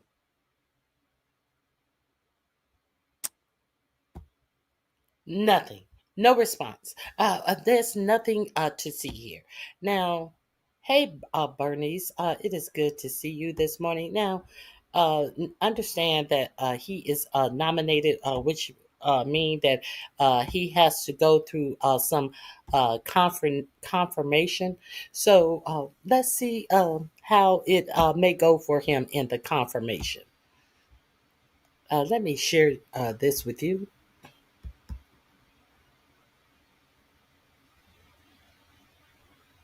John Thune cast doubt on hearing for Trump's nominee who sent racist texts.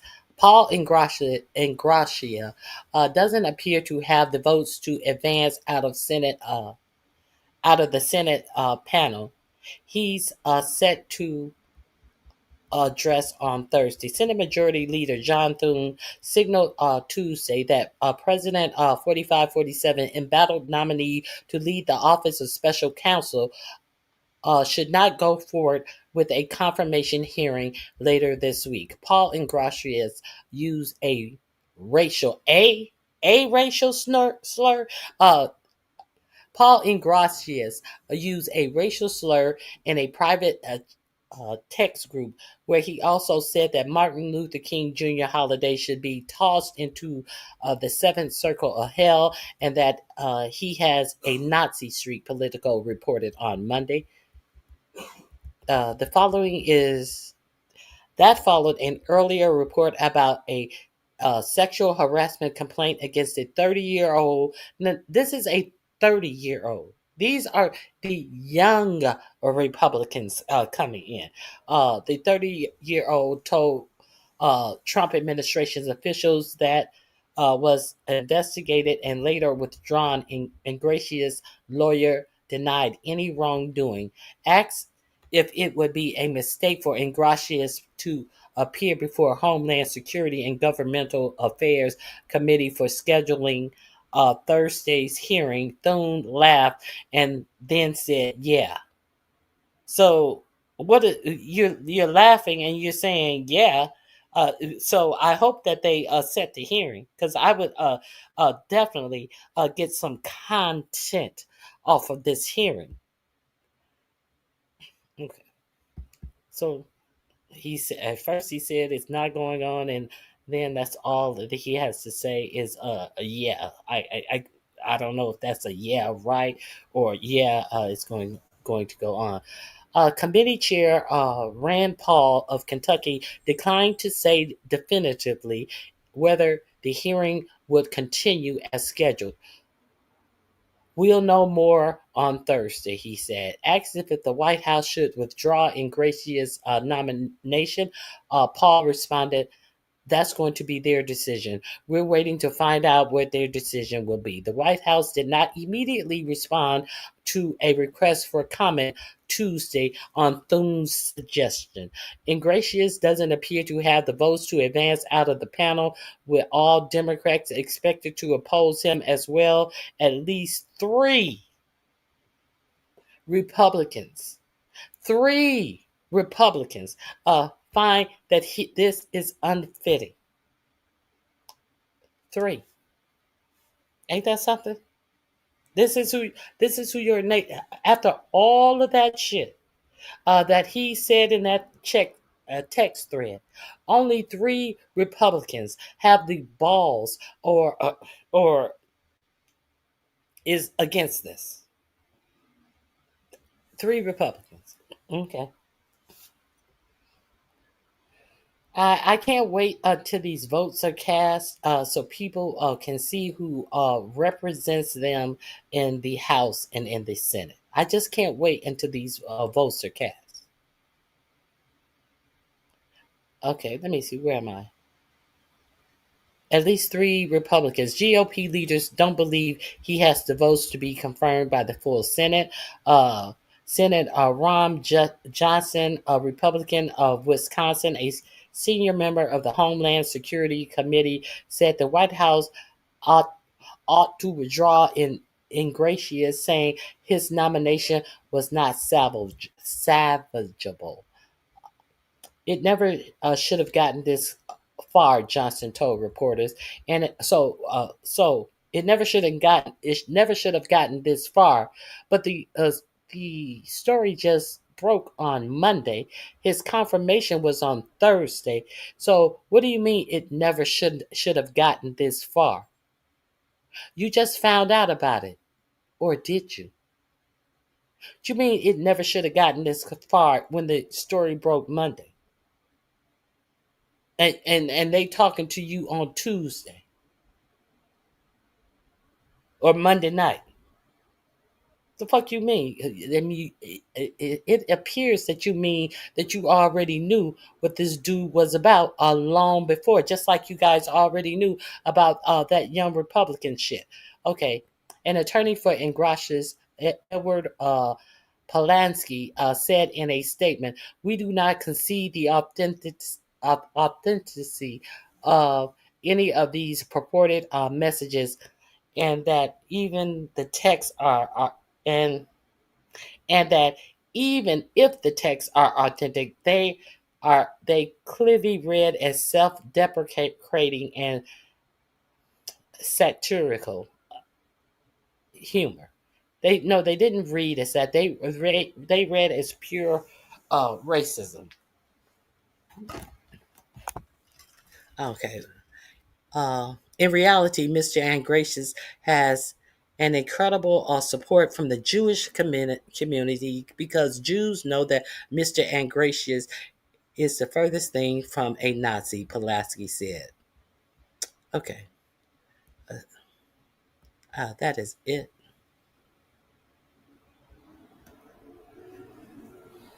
Now it seems like vulnerable House Republicans press Johnson on Obamacare subsidy. So if you want more of these stories, go over and check out Politico that broke that story. Now, I want to show you one more thing that I have regarding the fact that they already knew about these racist texts prior to them coming out. So let me share with you.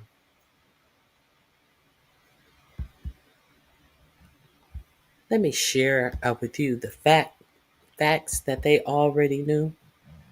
Let me see, where is it?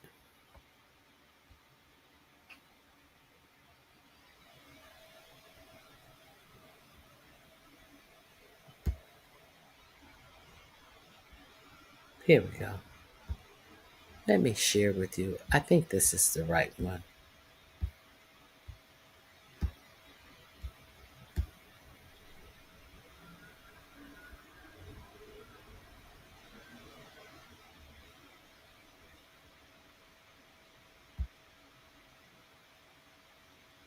I hope this is the right one.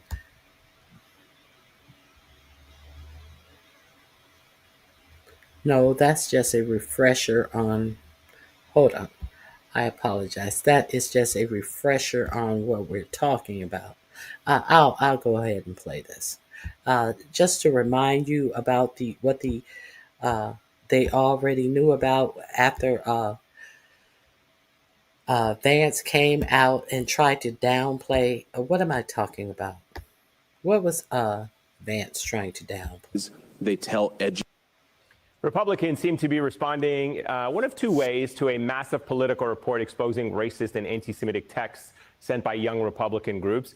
On one hand, you have the New York Republican Party voting yesterday to disband their state's young Republican group. On the other hand, you've got the vice president, J.D. Vance. Watch this. Grow up. I'm sorry. Focus on the real issues. Don't focus on what kids say in group chats. Kids do stupid things, especially young boys. They tell edgy, offensive jokes. Like, that's what kids do. And I really don't want us to grow up in a country where a kid telling a stupid joke, telling a very offensive, stupid joke, is cause to ruin their lives. Joining us now, one of the reporters behind that Politico report. Okay. So let me show you the newest thing that has come out, that they, while J.D. Vance is acting as if they just found out about it when the story broke, they were already knowledgeable about this. And even being knowledgeable about this, J.D. Vance still came out here and made it seem like this was no big thing. So Adam Mockler, the links are in my description box under They Already Knew. Adam Mockler has a White House text cover up gets blown up. Now they're covering up for all of this racism, and you saw what J.D. Vance said on the record about this racism that they already knew about in this young Republican group.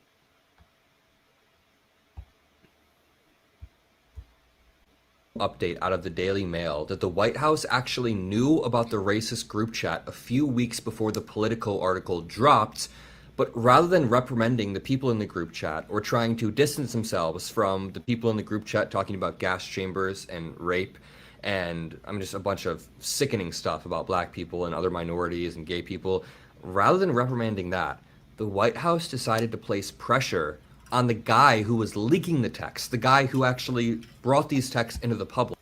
The whistleblower, they are critiquing the person that bought this forward. Really? I'm shocked. No, I'm not. The Daily Mail reports racist text scandal explodes in the White House as, quote, mob boss staffer goes scorched earth with twisted revenge plot. So they're trying to say that this is some sort of revenge plot. Let me run you through the story. Then I'm going to bring in Micah because we need to talk about this rise of far right, ideology in the United States. And I know that you guys have seen it for the past decade, but over the past year or two, there is something darker, something new that is really sprouting up. It is this Nick Fuentes faction of the GOP that is now very much so becoming normalized. We'll talk about that later, but let's start here. The White House has descended into chaos after a top admin official was accused of leaking racist text messages. The damaging leak exploded onto the national stage on Tuesday after the Politico article dropped, and it was the young Republican club calling black people, quote-unquote, monkeys. It's despicable. And praising Adolf Hitler. Gavin Wax, a State Department staffer, allegedly orchestrated the takedown of his former colleagues at the conservative club, insiders told the Daily Mail. Now, the framing here is weird. This guy orchestrated it, or he just released text messages and let it happen. So, senior White House figures urged Wax to retract his leak last week as word of Politico's scoop spread, according to 4 Republican officials familiar with the situation.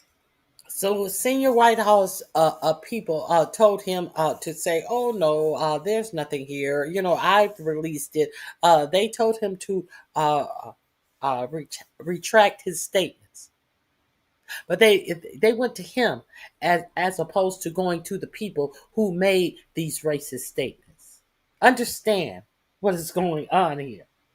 They want to keep them in their positions that they have, and by allow them to go unpunished because they applaud these type of people being in our government and being placed in places that can harm the very people that they have this hatred and this discrimination for. Here lies the problem. This is insane in and of itself. Rather than reprimanding the people or even condemning the people who were doing this, they try to go for the guy who leaked this. And this is a problem with the Republican Party. Not only do they create the permission structure for people to say stuff like this, but they even elevate these people to the highest levels of the party. Donald Trump is currently surrounded by Stephen Miller. It's rewarded. It is rewarded and expected of the people who are working for this government. So why dumb bitches are sitting out here talking about they are glad that the National Guards are being deployed on our streets when this is who is in the uppermost part of decision makings in our government? A crazy ideologue who's saying insane stuff. He's surrounded by Caroline Leavitt, who just said this yesterday about the Democratic Party. Just listen to this part. Proved that the Democrat Party's main constituency are made up of Hamas terrorists, illegal aliens, and violent criminals. That is who the Democrat Party is catering to, not the Trump administration and not the White House and not the Republican Party, who is standing up for law-abiding Americans, not just across the country, but around the world. And that The gaslighting is insane. So they're going to ignore the extremists in the Republican Party, the people who raided the Capitol at the behest of Donald Trump, who is #1 extremist. He is the #1 extremist. Literally, he's sitting there telling people the election was stolen, they have to take their country back on January 6th while Mike Pence is certifying this. And while Mike Pence is certifying it, they go in, they beat cops. The point is, How are you going to try to paint the Democratic voter base as extreme when that's your voter base? How are you going to paint the Democratic voter base as Hamas supporters, terrorists, and criminals? I'm only two of those things. I'm joking. No, I'm joking. That's a bad joke. I'm none of those things. No Democrats are any of those things. This type of broad, sweeping generalization of an entire political party is the exact problem with our politics. Caroline Leavitt, Stephen Miller, Donald Trump, they operate as if they don't want the Democratic Party to exist. They don't want the Democratic Party to exist. That's why they sue law firms that are Democratic. They're suing Act Blue. That's why they're trying to take down universities. They don't want the Democratic Party to exist, and that is fascism. Now, I'm going to bring in lead policy advisor Micah Irfan. You're going to want to stick around until the end and drop a like on this video. So, Micah, let me get this straight. They decided to reprimand the guy who was leaking the group chat more so than the people who were actually in the group chat. So I'm gonna leave that there. Go over in my links. This is in my link, and check out the rest of this story. I have to move on. George Santos. Who knows who George Santos was? Anybody familiar with George Santos? Remember, he was elected into Congress. I believe it was in New Jersey, and he got thrown out of Congress. The Republican Congress threw him out because of all of the theft that he was taking credit card information from his donors, his family members, and buying a whole lot of high-end items, Burberry shit and Louis Vuitton, this and that, a whole queen in the Republican Party stealing from his donors.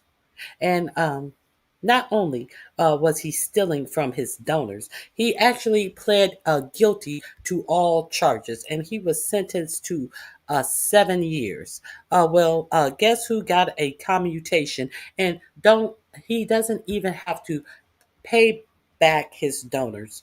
He was sentenced to 7 years, which he served a total of 3 months. Hey, Heffa Lee, served 3 months. And there were 2 more people who were got either pardons or their sentences were commuted, and they're back in jail. 2 more. Let's go through the great decision making of 45-47 and his pardons and commutations. For George Santos, ordering that George Santos be released from prison immediately. Donald Trump just posted the following. George Santos was somewhat of a rogue, but there are many rogues throughout our country that aren't forced to serve 7 years in prison.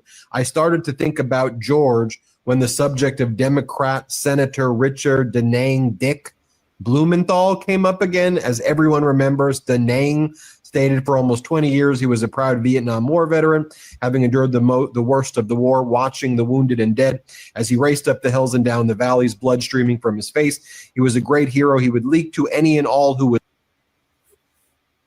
Do you really want to bring up Vietnam? Did he do more than you did by not going, saying you had bone spur 4 or 5 times? You want to talk about Vietnam? Oh, speaking of Vietnam, on Netflix, they have a great documentary about Vietnam. What is it called? Oh, I'll think of the name of it. I watched it. It's a 5-part series, and it goes into all of the lying that your government did from Eisenhower through Kennedy, through Johnson, through Nixon, all of the lying that they did to keep that war going, and seeing all of the death and that happened during that war, and they were lying for political expediency. You have got what is the name of that? I'll think of it. Let me finish this. listen, and then it happened. He was a complete and total fraud. He never went to Vietnam. He never saw Vietnam. He never experienced the battles there or anywhere else. His war hero status and even minimal service in our military was totally and completely made up. This is far worse than what George Santos did, and at least Santos had the courage, conviction, and intelligence to always vote Republican. And that's all in caps. George has been in solitary confinement for long stretches of time and by all accounts has been horribly mistreated. Therefore, I just signed a commutation releasing George Santos from prison immediately. At least he always had the good sense to vote Republican. That is the sole reason. So let's see how George Santos was whipping his hair back and forth through the halls of Congress the short period of time he was there. Do we have some clips? I think are there some clips of him switching through the halls? Yeah, and acting like a fucking fool. This is George Santos, if you don't remember. Let's play it. You are humans. I do not care. You are human. You are human. That's what you are. You are human scum. This is through the halls of Congress. His first time being elected. This is the behavior that he was exhibiting in Congress after getting there by stealing and making false charges on people who donated to him. He was buying shit off of their credit card information. Do you understand? A common thief. Let's continue. You have no business in this building defending terrorists. You have no business in this building. You might be a terrorist. Guess that's what Donald Trump means about being MAGA.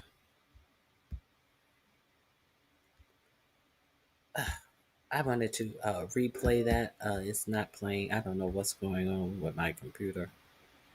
Let me see. I do not care. You are human. You are human. That's what you are. Human stuff. You have no business in this building defending terrorists.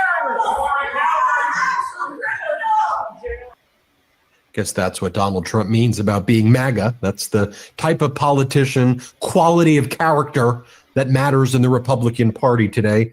George Santos, when he attended his first criminal court appearance back in Central Islip in New York back on April 10th, 2023, he spent his time attacking former President Biden, then President Biden. Let's play this.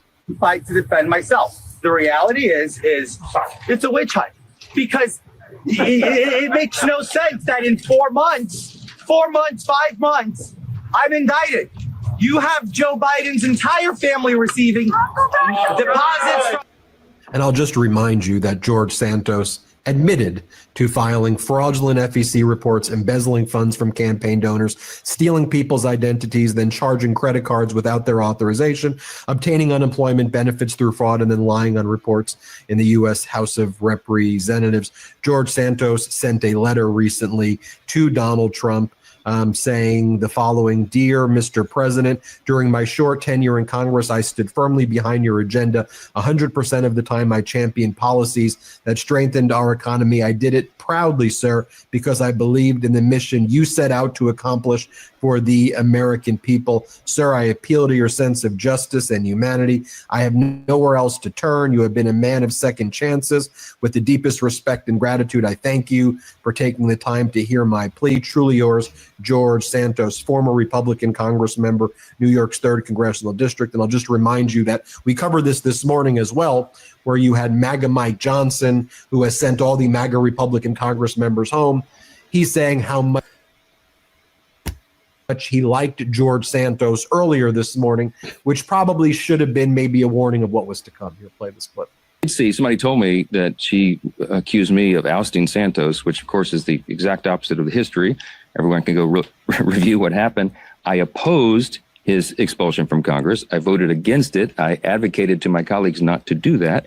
And you can take George Santos's word for it himself. I think right before he submitted to prison, he did a... Take George Santos's word for himself. I want to bring... This is who is holding up our government because they don't want the Epstein's files released because they don't want to renew the tax subsidies for Obamacare. That is your Speaker of the House of the one of the poorest states in the nation, Mike Johnson. Now, let's move on. Now, George Santos, what is his name? Santos stayed out of the media for a little while. And then guess where he showed up? Fox News did an interview as if he was somebody who was released from jail because they found out he didn't do the crime. So let's see how Fox News tried to softball this interview with George Santos. This is what your government is up to. This is what your president has time to be doing. You were convicted of identity theft and wire fraud, basically misusing. No, he wasn't convicted of it. He pled guilty to it. See, we're starting off wrong. You were convicted of, but you're free sitting on the couch. No, he pled guilty to that, bitch. The funds that donors have given to you for personal reasons. Why shouldn't you have served out your full term? Look, Charlie, I understand people want to make this into a he's getting away with it. I'm not getting away with it. Well, we could use other words if you'd like, George Santos, but you did the crime. You're not doing the time. That's kind of like how the rhyme goes. I don't know. Do you have context? And you do not have to pay back the money. That's important to understand here because you are actually getting away with it. You're all the way getting away with it, as we will delve into. But so George Santos his sentence has been commuted. I personally think it's an offer from Donald Trump to Marjorie Greene to get her off of his back. She's wanted that for a long time. But regardless of why you think he did it, and we will discuss that, look at the normalizing of George Santos is already happening. So he's brought on to Fox and Friends, and the way they pitch it is that you were convicted of what, wire fraud, identity theft, misusing funds for personal reasons. You used a whole lot of words to say robbing people. That's what it was. He stole their money that was theirs and he spent it on himself. We call that robbing. Sorry, you guys call that robbing when it's certain types of people that are doing it. But when it's a guest of yours who's probably going to end up as a Republican congressman again, suddenly it's misusing funds. He robbed those people. He did it over and over after lying to them for literally years. But anyway, he implies that it's not just him getting away with it. Let's give him a little bit of time to try to explain. I'm not getting away with it. I was the first person to ever go to federal prison for this type of civil FEC violation. These are usually solved in penalties, and I don't. FCC violations, it does not include stealing. I forgot about the disability payments he lied and received money for during COVID. You know, those disability payments that they were increasing for people who were unemployed due to COVID. He also did that.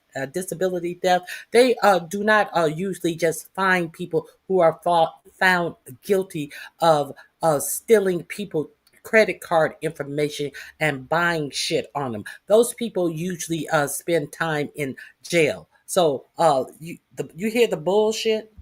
I want to focus on trying to rehash the past. I want to take this experience and do good. And of course you don't want to rehash the past because you want to lie about the past.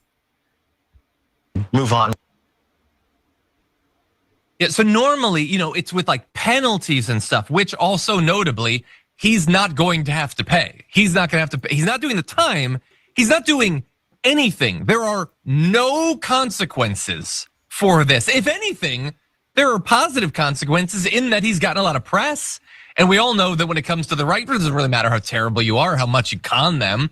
This will just result in more people signing up for his podcast or his Substack or whatever when he comes out with a book or NFTs or some digital trading cards.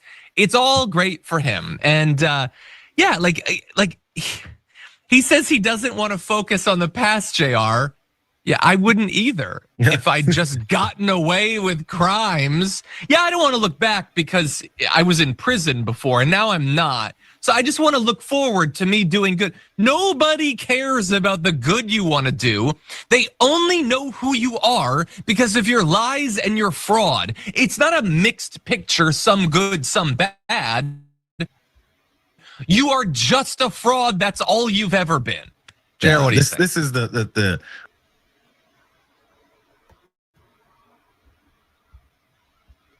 Okay, so this link has stalled. It's in my description box. Let's see who else. Since we're talking about people who 45, 47 have commuted or pardoned. I wonder if you guys have heard this story. Let's check it out. Why don't we? Bye, Mickey. Bye, Minnie. Okay. Convicted drug dealer freed by 4547. God damn it. Headed back to jail after a string of alleged violent episodes. The prosecutors have said a convicted drug dealer freed by 4547 was sent back to jail Friday after being charged with injuring a 3-year-old child, groping his live-in nanny, and other violent episodes. Oh, these pop-ups, I tell you. Oh, my goodness. Okay. Jonathan Braun, 41, squandered his chance at freedom after breaking the terms of his supervised release with a slew of Nassau County arrests in recent weeks. Brooklyn federal prosecutors said 4547 commuted Braun's decades-long sentence for orchestrating a marijuana distribution ring on the last day of his first term in 2021. Oh, this is in his first term. But Braun, who took a picture with 4547 at one of his Florida's golf courses in 2022, which lets you know that he had some money. Has been nabbed several times since. Several times? Oh, he's been nabbed several times since, including for allegedly punching a man during a Shabbat dinner Saturday night at his Nassau County home, court paper says. He then shoved the man's 3-year-old to the ground, causing a red mark on his back and substantial pain, according to a criminal complaint. There is the person in question right there. Okay. With 4547 on a golf course. Okay. The convicted marijuana distributor, whose family has ties to Trump ally Charles Kushner.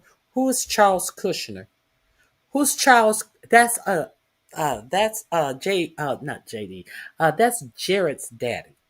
Also menaced a man praying at a synagogue, groped his nanny's breast while he masturbated, and assaulted a hospital nurse in a separate incidents in recent months, prosecutors say.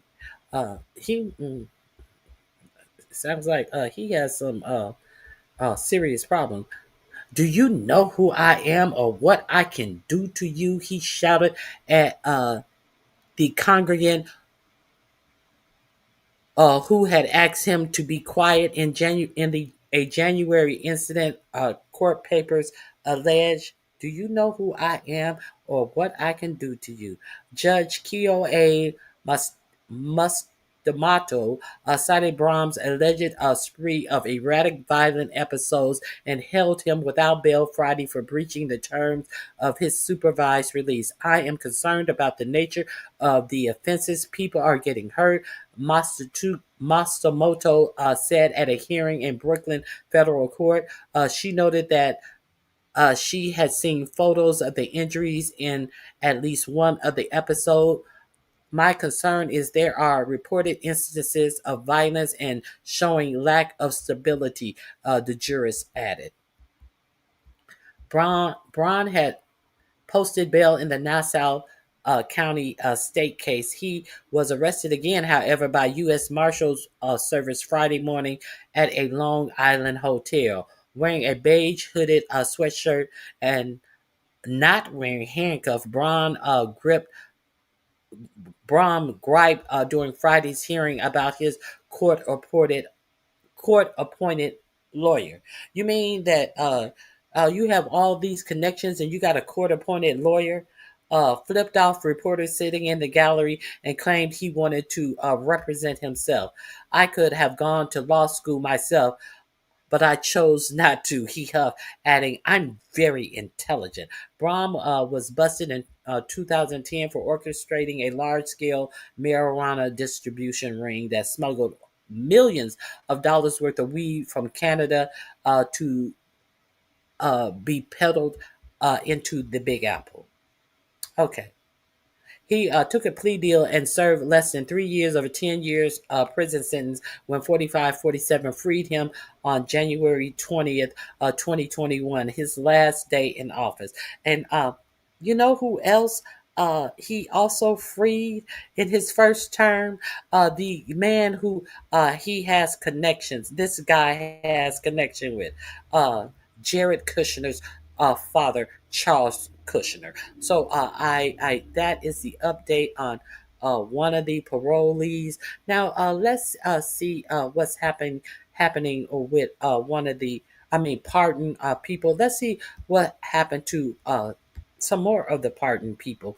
They are making the news.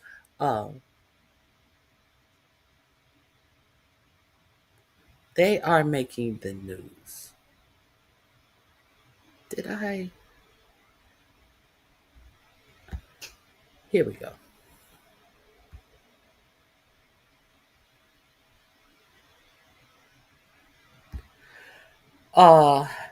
Trump's pardoned felon arrested again. No, not Hakeem Jeffries. Not Hakeem Jeffries. Let's get into this. For his involvement in the January 6th Capitol. Welcome back. A man who was pardoned for his involvement in the January 6th Capitol riots has been arrested again, this time for allegedly threatening to kill House Minority Leader Hakeem Jeffries. Christopher Moynihan was arrested on Sunday after text messages were discovered. He said he planned to, quote, eliminate Jeffries at an event yesterday in New York City.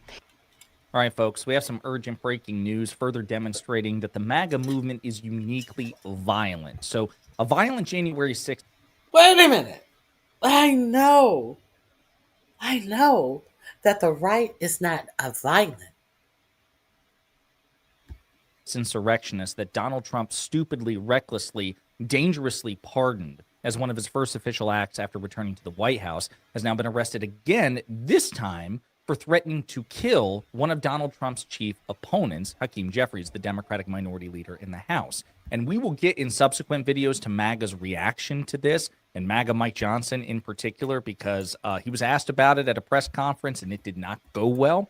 But I really want to focus on the fact of the matter first and why this is so incredibly dangerous. Then we'll get to MAGA's response in a separate video. Pardoned January 6th rioter accused of threatening U.S. Democratic leader Hakeem Jeffries.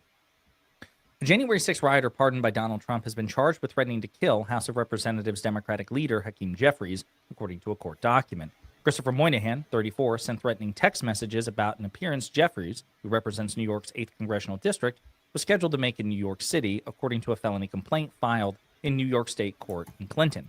The recipient of the text was not identified. Quote, these are some of the key quotes here. Quote, Hakeem Jeffries makes a speech in a few days in NYC. I cannot allow this terrorist to live. Even if I am hated, he must be eliminated. I will kill him for the future, the text messages read, according to the complaint, dated Saturday. The messages were sent on Friday, it said. Quote, these messages placed the recipient in reasonable fear of the imminent murder and assassination of Hakeem Jeffries by the defendant, the complaint said. In February 2023, Moynihan was sentenced to 21 months in prison on charges including the obstruction of an official proceeding, a felony.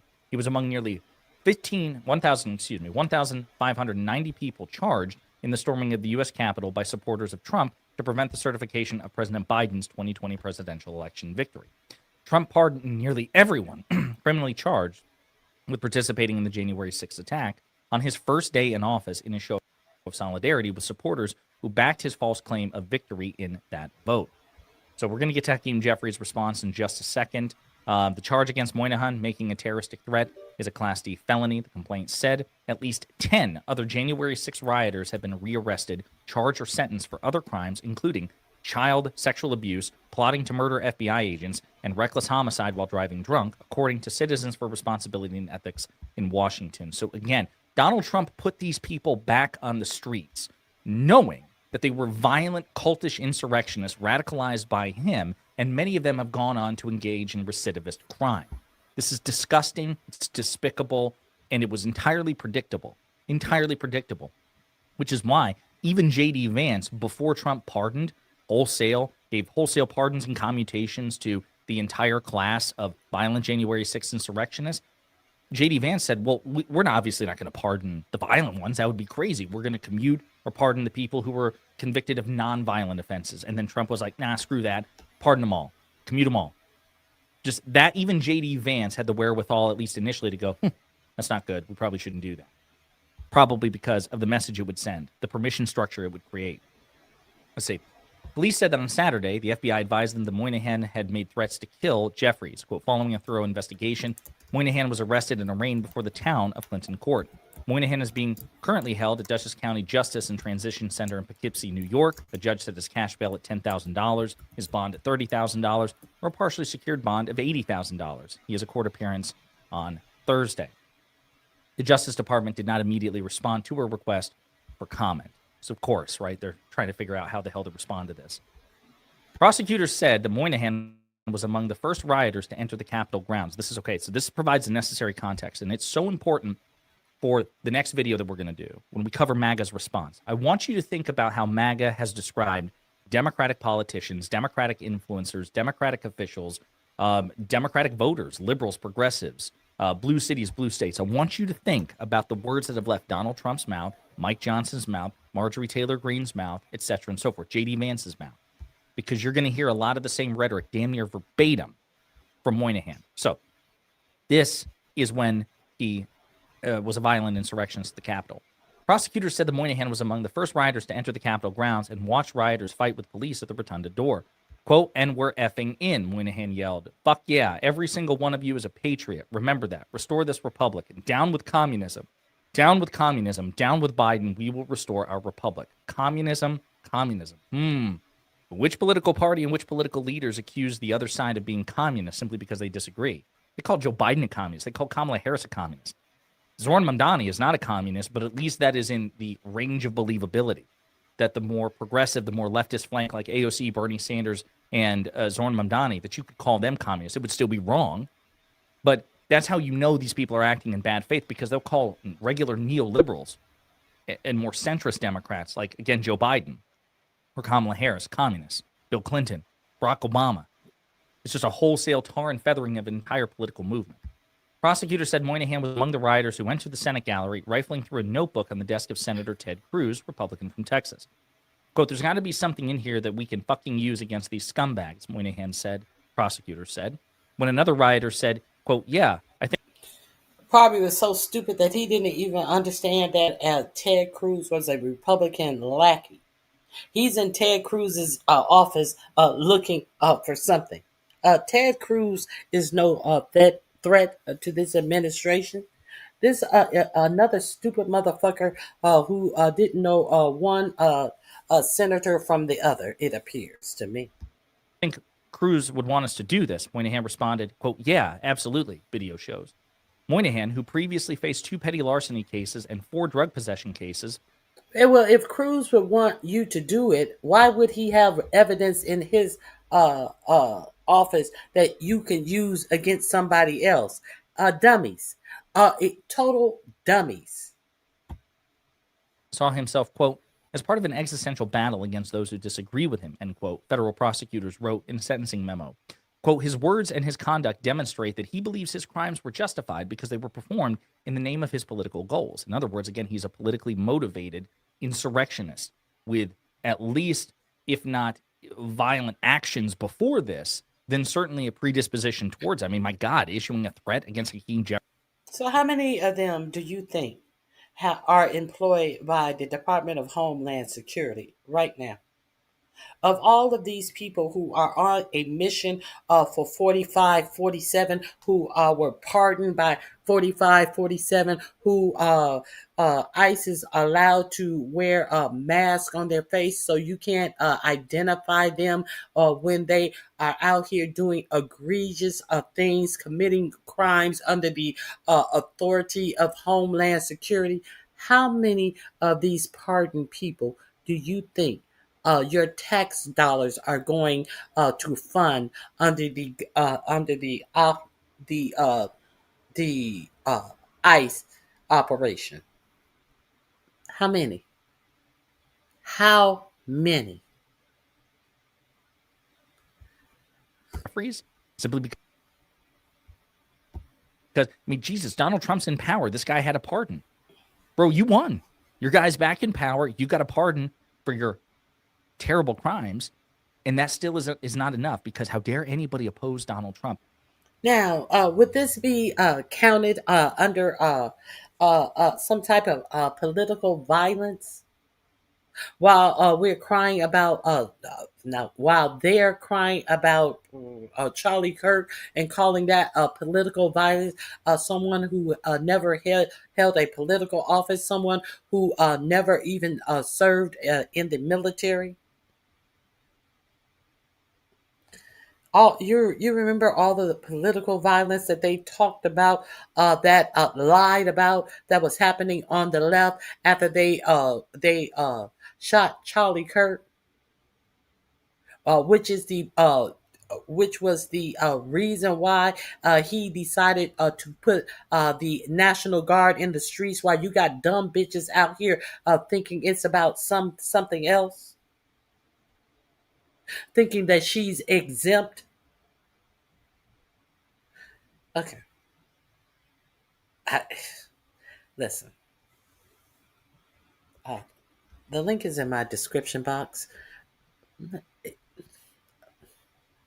I'm just disgusted. I am thoroughly and truly disgusted. I'm trying to get stuff done around here with no help. Oh my God, I just can't. Take your time, Liz. You do it the best way you can do it, Liz. I understand. Sometimes it's just like, oh my God, I gotta do this, I gotta do that. It's clearly political cult violence. I just wanted to let you guys know about this. Now, what about Atlanta? Did you guys see this in Atlanta yesterday? You had a potential mass shooter come in. Luckily, they got the heads up from his family. Now, this guy was actually streaming live. He came up to the Atlanta departure area, and you know how in the airport where they have the curb down for the pedestrians to cross the streets. He actually damn near parallel parked his little concrete truck there, and he came in and he was checking out the what is it? The TSA lines, and the airport was crowded, and a police officer. They were already alerted that he was coming there to shoot up the airport.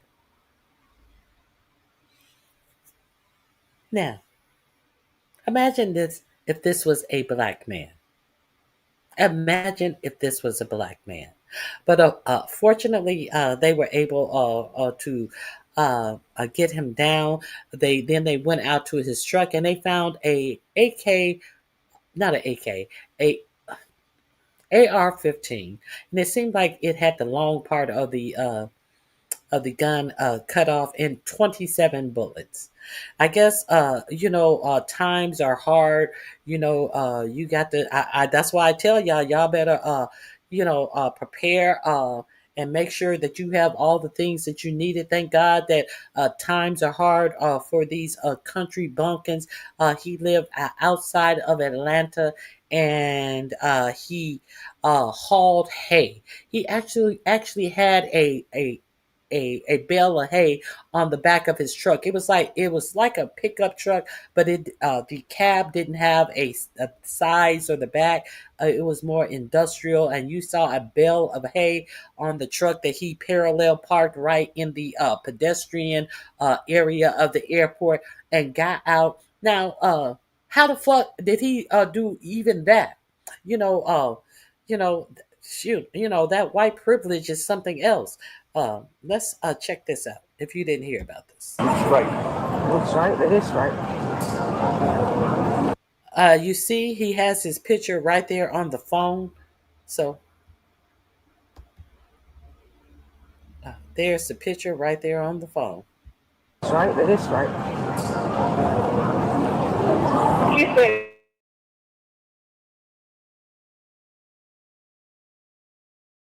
Trump is a. He was also streaming. He was live streaming. Huh? Oh, I'm just here. What hurt? What kind of car you drive? Huh? What kind of car do you drive? I got dropped off. You got dropped off. Okay, we're just looking. We just have a situation going on. Oh, okay. Mm-hmm. You're welcome. Yeah, he does have a dog. Officer, yeah, pleasure. Billy? Yes, ma'am. 16 radio. Is the guy named Billy? Billy. We have hands. Put your hands behind your back, sir. Put your hands behind your back.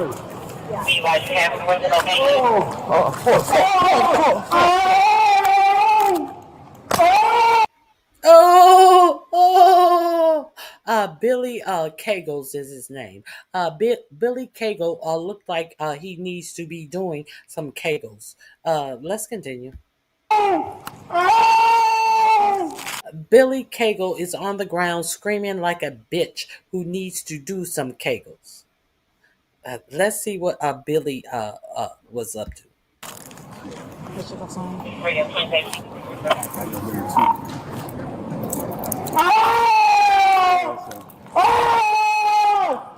Give me my phone. No. It's filming. It's filming. Give me my phone. What did I hurt? What did I hurt? It's my phone. Oh, what's up? Just show us one note that's fit in the description. We're gonna head back to the precinct to confirm.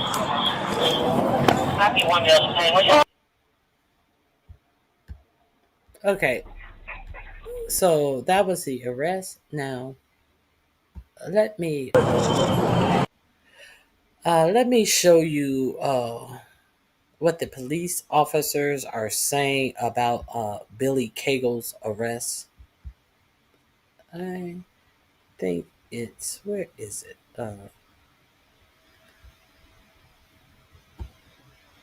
Plus, we are staying on top of breaking news. Atlanta police and city leaders making an arrest.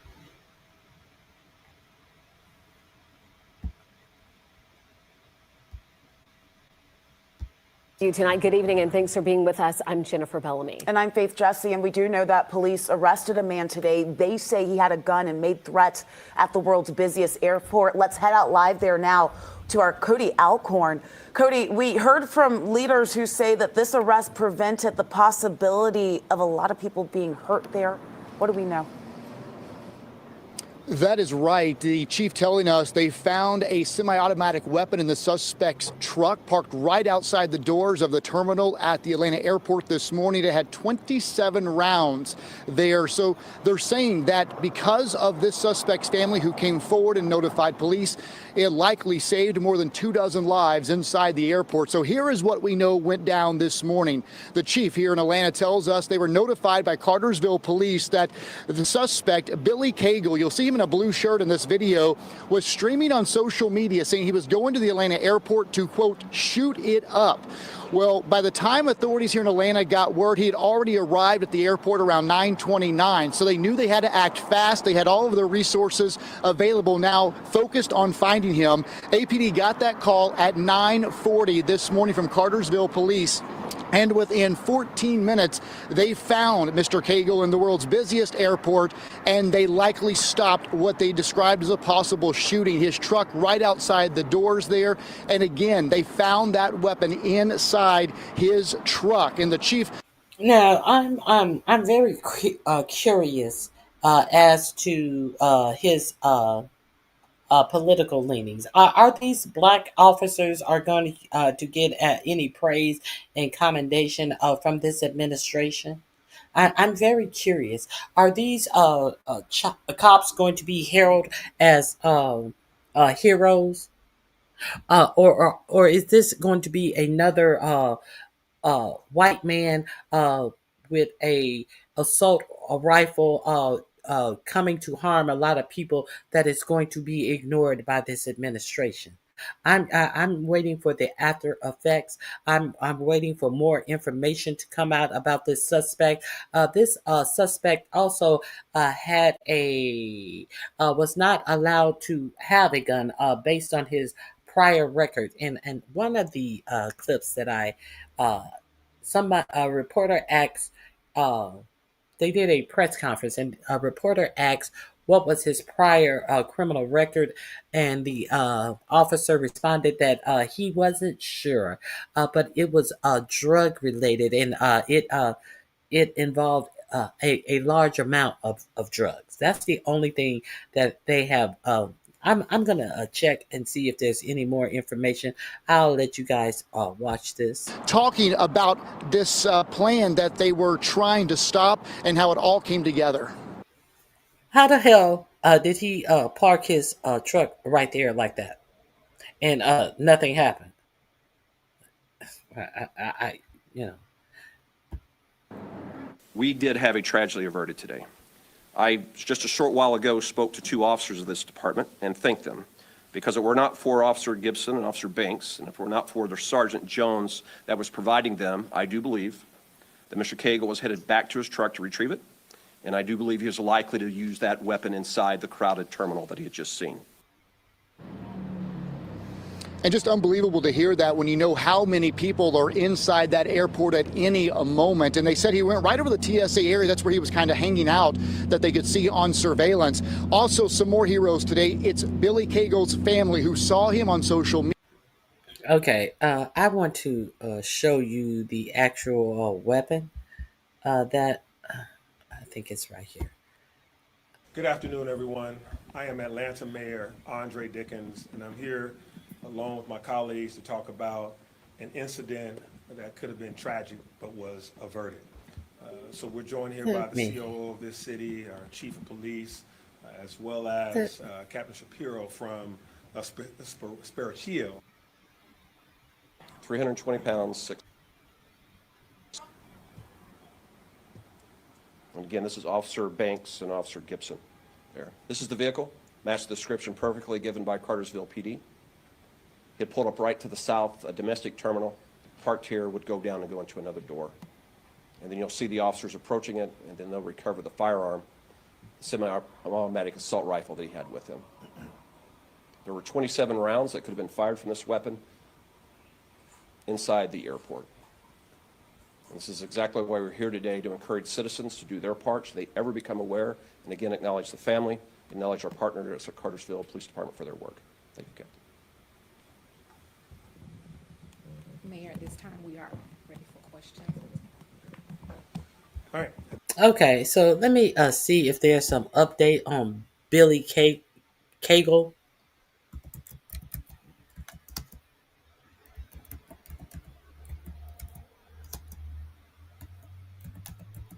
Let me check right quick. Let me see.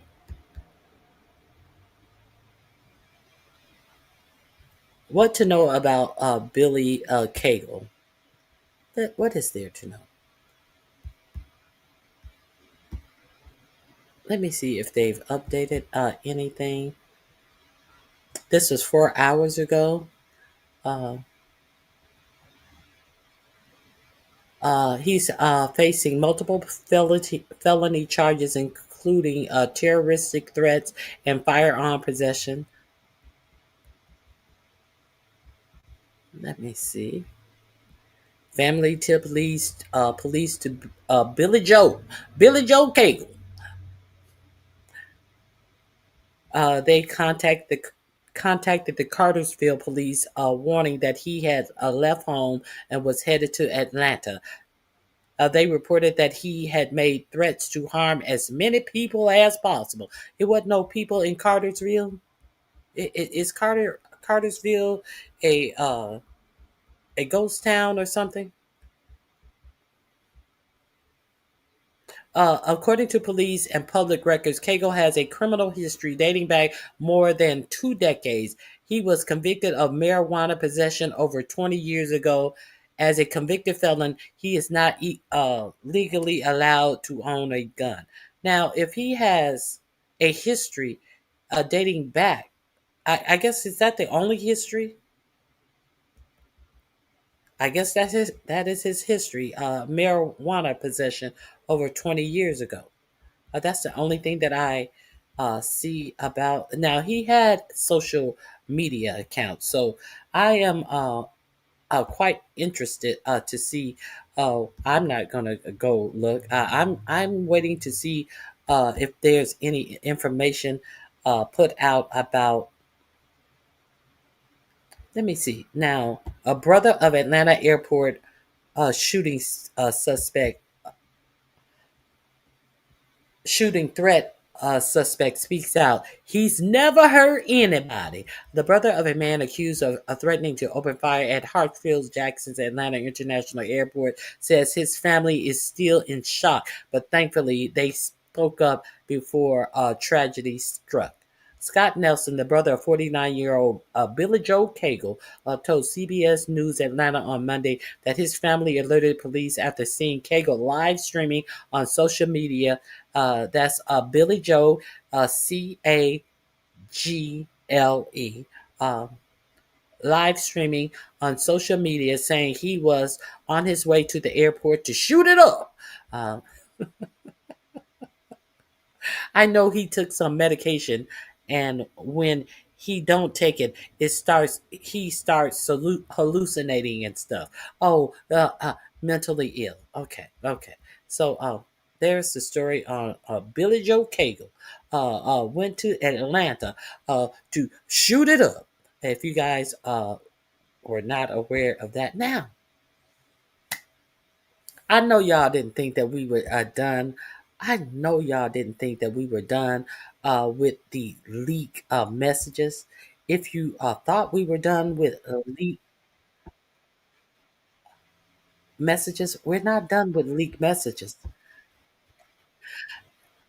Now, according to Peak Keg Breath, everybody how is he still alive? Exactly. A truth and reason. How is he still alive? Imagine if somebody had gotten the drip, the dip on one of us, and they had the pictures. Do you think that we would have been taken down so gingerly and told without people? You mean to tell me that big old man can be laid down and arrested without 5 or 6 people on his back, with their knees in his back and all of that shit? Isn't it? Doesn't it astound you that that big huge man didn't have nobody pressing their knee and their neck and their backs and all. No, stop resisting, stop resisting. Isn't that amazing? I didn't even understand that that could happen. Where was I? Where was I? Where was I? I was talking about the new text messages that were out. And now we have discussed two sets of text messages that have come out. However, low IQ Lindsay. Do you know who low IQ Lindsay is? Keg Breath has said that people in this administration would get their position based on their merits. So Lindsay Halligan is the interim U.S. attorney.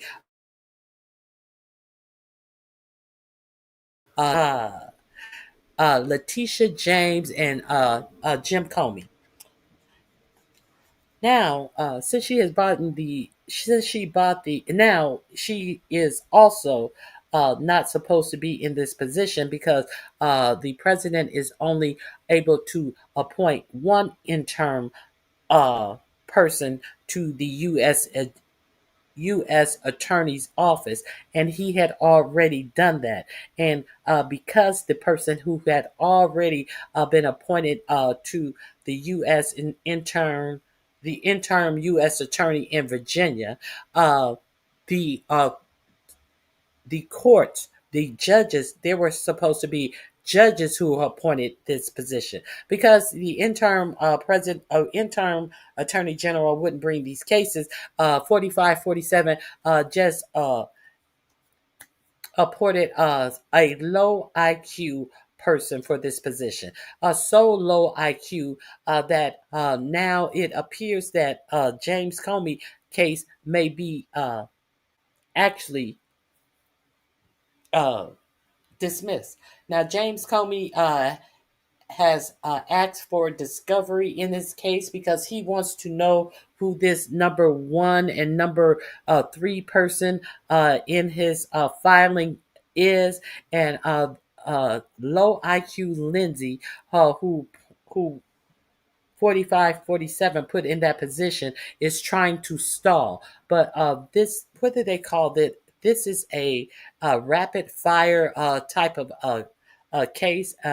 Jim Comey wants a speedy trial, and they have denied her a delay in getting him this evidence. So she's trying to stall and drag the case along, and she's asking for extensions.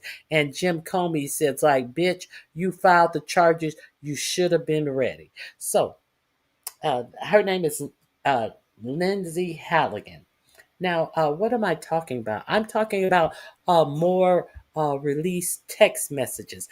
It seems like Lindsay Halligan is using the Signal app as well as Pete Hegseth, Marco Rubio, JD Vance. You know how they use the Signal app because the messages can disappear after a set period of time.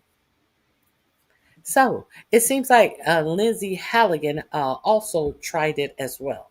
So now, talking to reporters, you remember on the Signal app that first blew up, it was because they added a reporter to the Signal app. So I think she was a New York Times reporter, reported some things on the Letitia James case, and then all of a sudden, she got a message, and the message was like, Anna, it's Lynn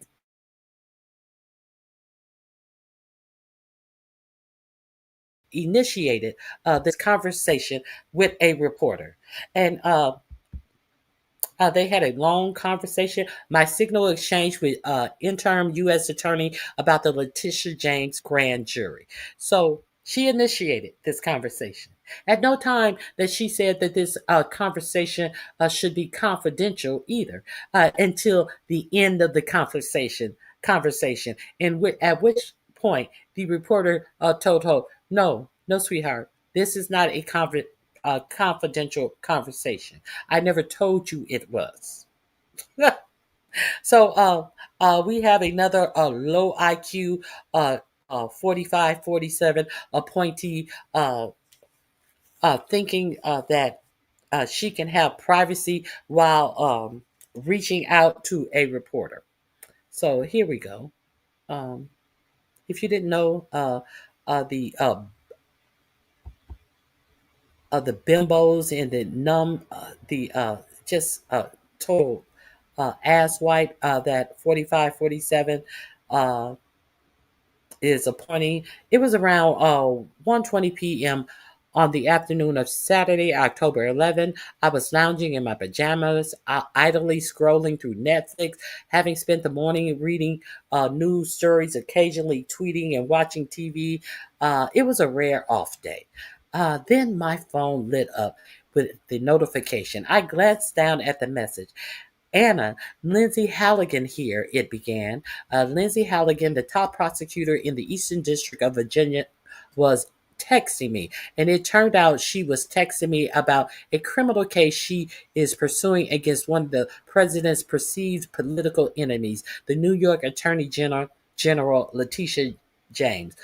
So began my 2-day text correspondence with the woman President 4547 had installed in no small part to bring the very prosecution she was now discussing with me by text message.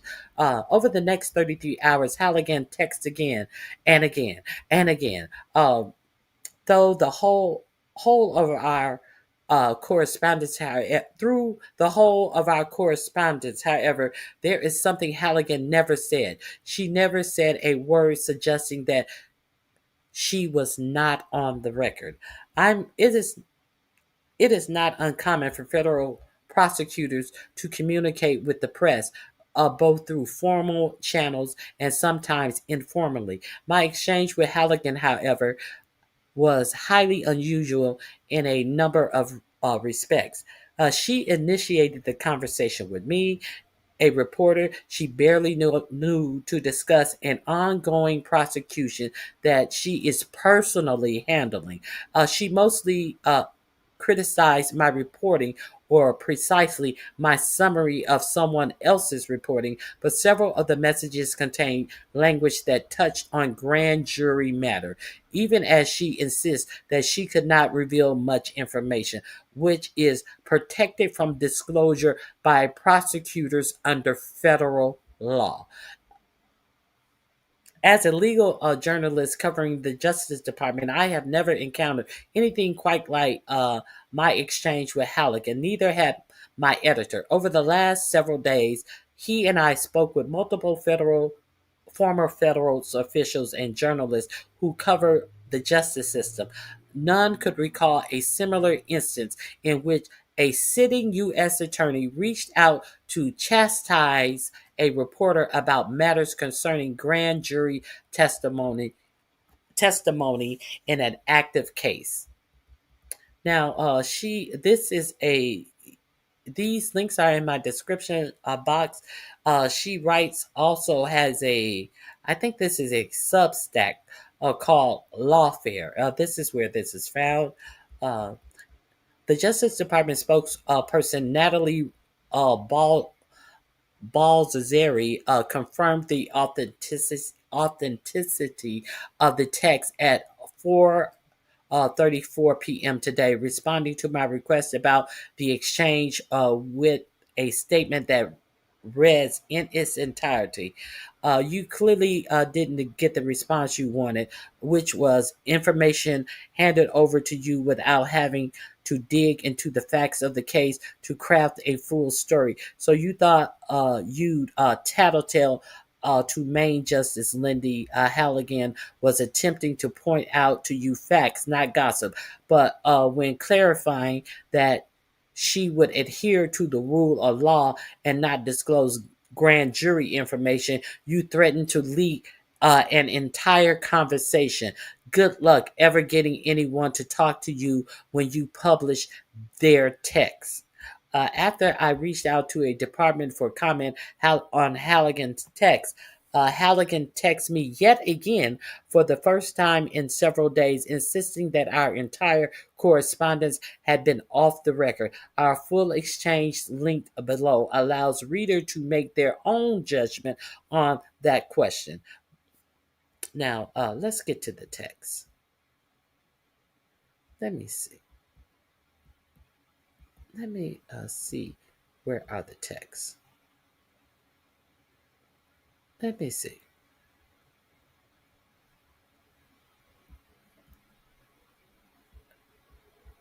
Let me see.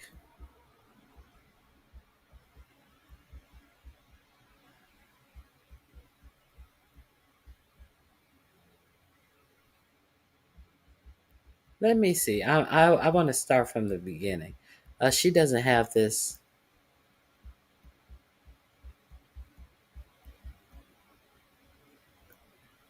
As for many in Trump's world, this is one began with someone getting sacked.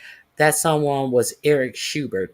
Schubert, Halligan's predecessor as the U.S. Attorney in Eastern Virginia, who was removed or forced to resign last month. According to multiple reports, Schubert had raised doubt that the evidence was strong enough to pursue criminal charges against two presidential long-time adversaries. New York Attorney General Letitia James, who won a civil fraud case against 4547 organization, and FBI Director Comey.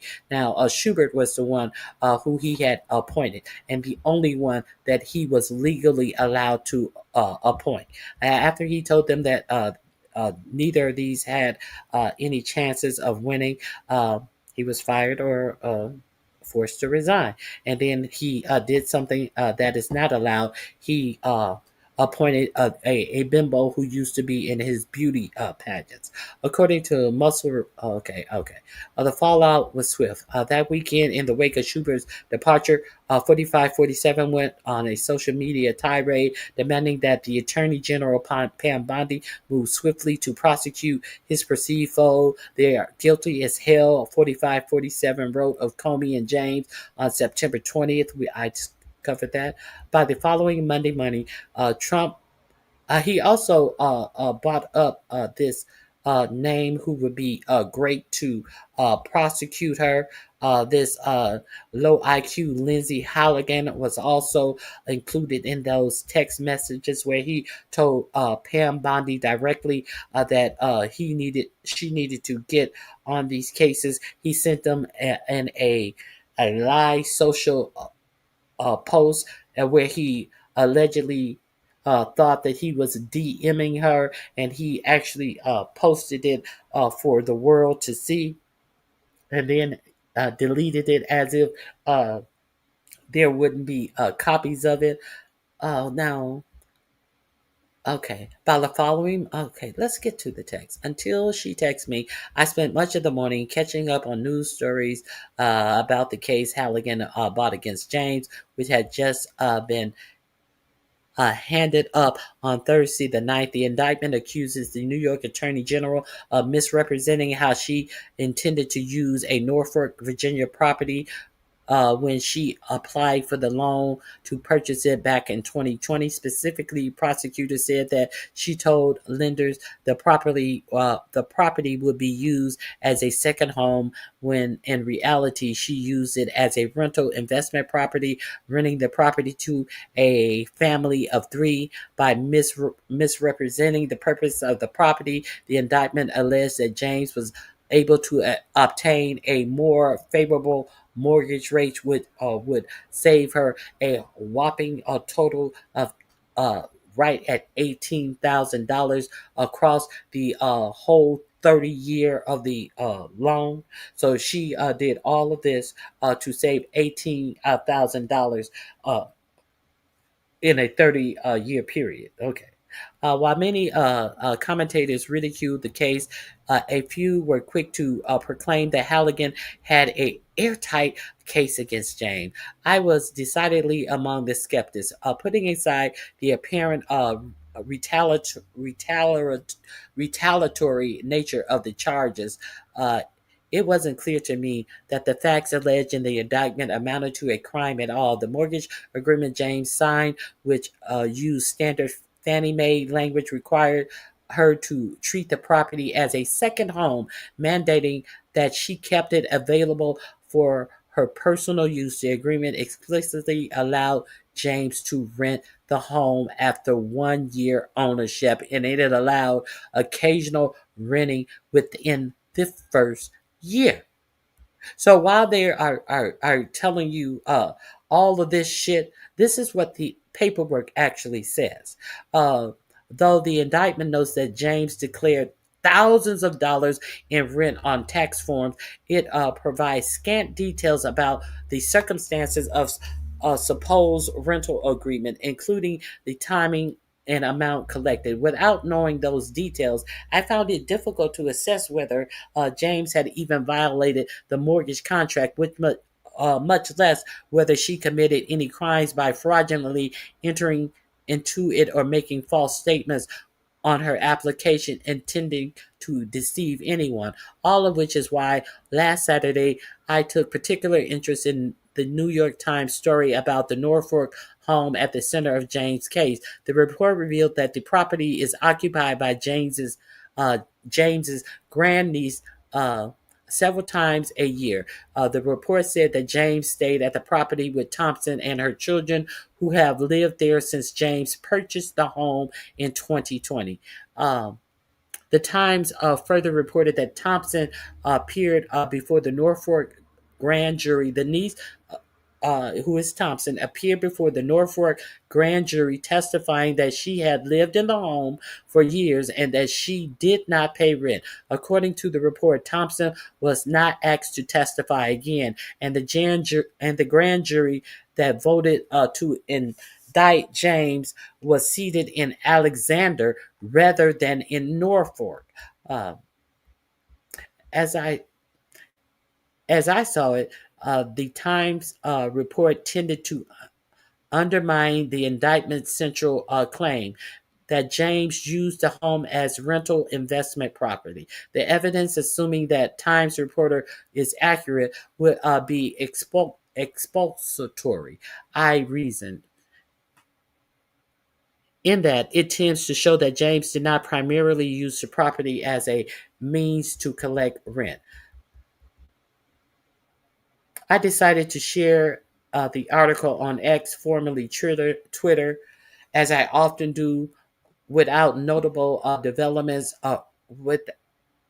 which I often do when notable developments arise in relation to the legal cases I cover for lawfare. Shortly after noon, I tapped out a post linking the Times article and summarizing it as follows. New York Times reports that Letitia James' great niece lives in the home that is the subject of indictment. The niece reportedly testified before a different grand jury, telling them that she had lived there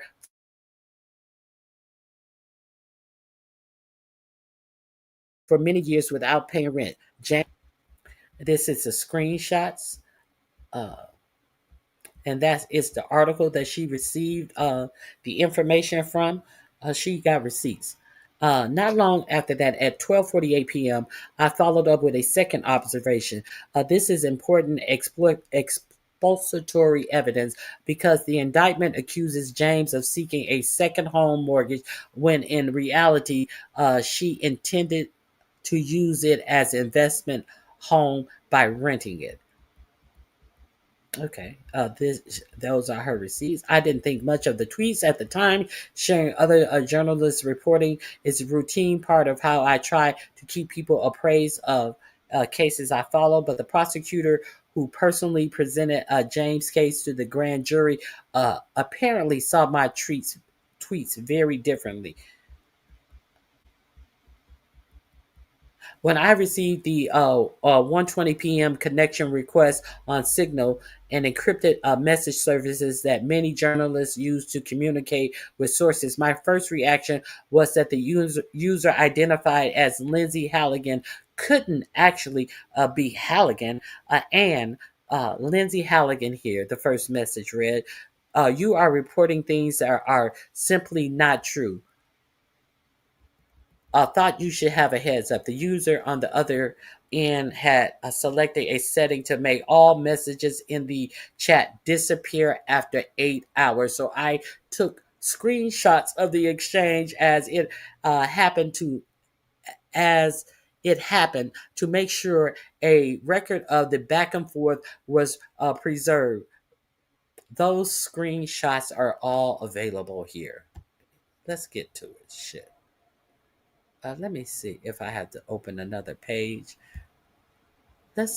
We gotta open another page. I was wondering where these got. Oh, you guys can see it. Here are the screenshots.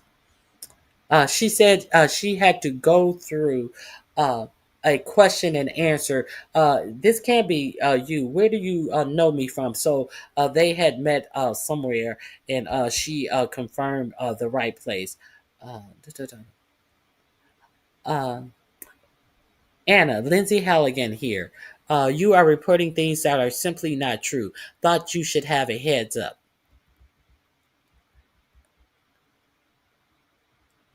Thanks for getting in touch. Accuracy is important to me.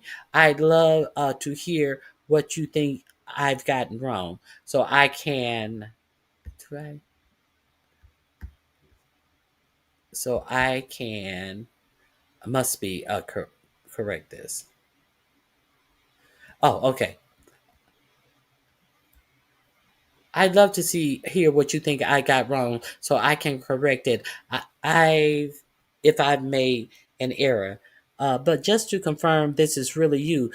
Can never be too careful about this kind of thing. Can you tell me where we first met and who you were with?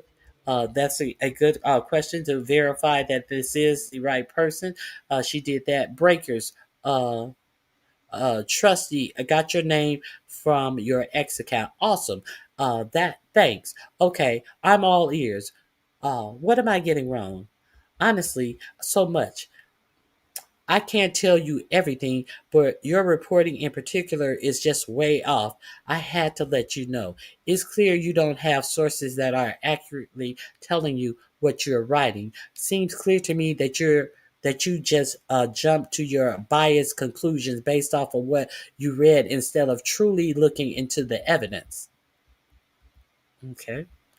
Uh, then she um, several times a year. The people said a great aunt who has purchased a house in 2020 with Miss Thompson in mind would come for an extended stay. Now, you're saying that something that I said in this post is inaccurate, uh, and if so, what? Sorry, just trying to figure out what exactly we're talking about here. You're assuming expository evidence without knowing what you're talking about. It's just bizarre to me. If you have any questions before you report, feel free to reach out to me. Oh, so do the Pete Hegseth thing. Everything you write has to be approved by me. You can't do any independent thinking for yourself and get the facts of the case and write your story unless I approve it type of shit. Is this what she's trying to do? Okay.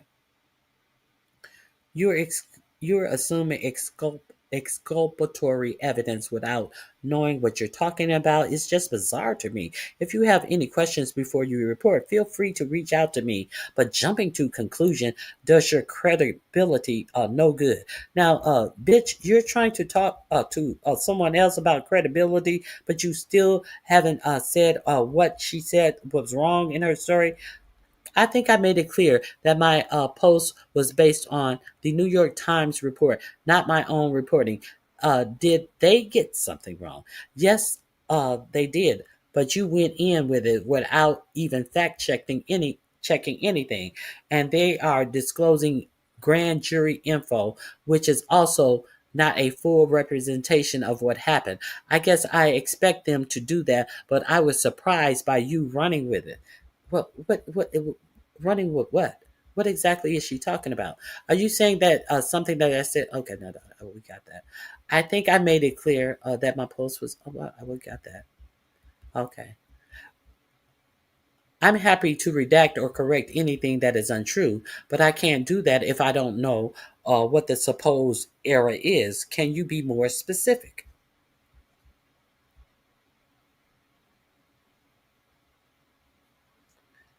Let me see. Where is it? You should read the indictment. It says she received thousands of dollars in rent. I can't tell you grand jury stuff. So, okay. And they are disclosing grand jury info, which is also not a full representation of what happened. Okay.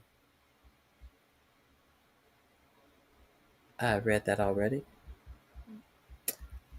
I read the New York Times report as saying that Nikita testified that she lived in the house for years without paying rent. Though the indictment says there were thousands of dollars of rent paid at one point. I don't see that as inconsistent with her testimony as reported by the New York Times. James ethic disclosures report between 1,000 and 5,000 in rent back in 2020.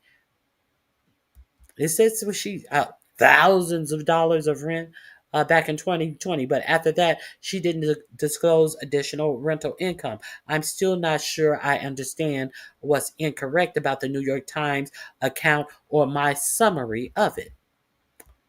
Let me see. You are biased. Your reporting isn't accurate. I'm the one handling the case. I'm telling you that. If you want to twist and torture the facts to fit your narrative, there's nothing I can do. Ways to even give you a heads up. You approached me saying that I've compounded or repeated something inaccurate in the New York Times account of Nikita's testimony. I'm happy to correct it, but I can't do it without a sense of what I supposedly got wrong. I'm sorry. Continue to do what you've been. You'll continue to do what you have been, and you'll be completely discredited when the evidence comes out. Okay, thank you. I'd love to talk further when you are more at liberty to be specific. Okay. This is over a 2-day period.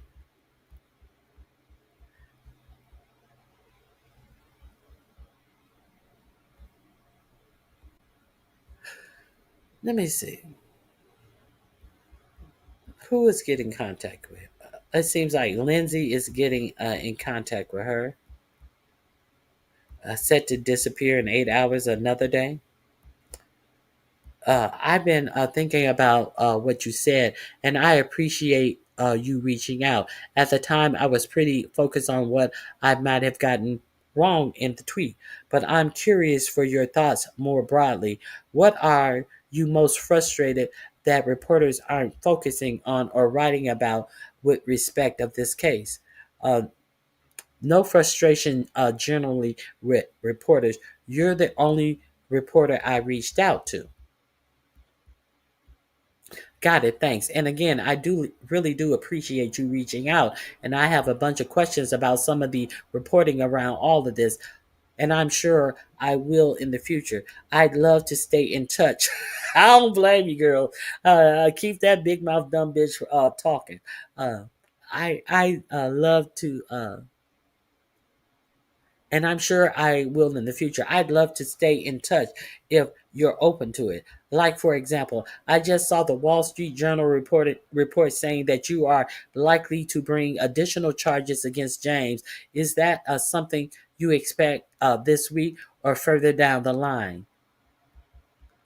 You don't report fairly, and I can't discuss any potential charges with reporters. If evidence arises that warrants further charges, I'll look into it. Okay, just wondering for planning purposes, but that's fine. I thought you said I was welcome to reach out to you about what other outlets are reporting, bitch. Okay. I can't discuss any potential charges of reporters. Oh, okay. I read that. Okay, let me see.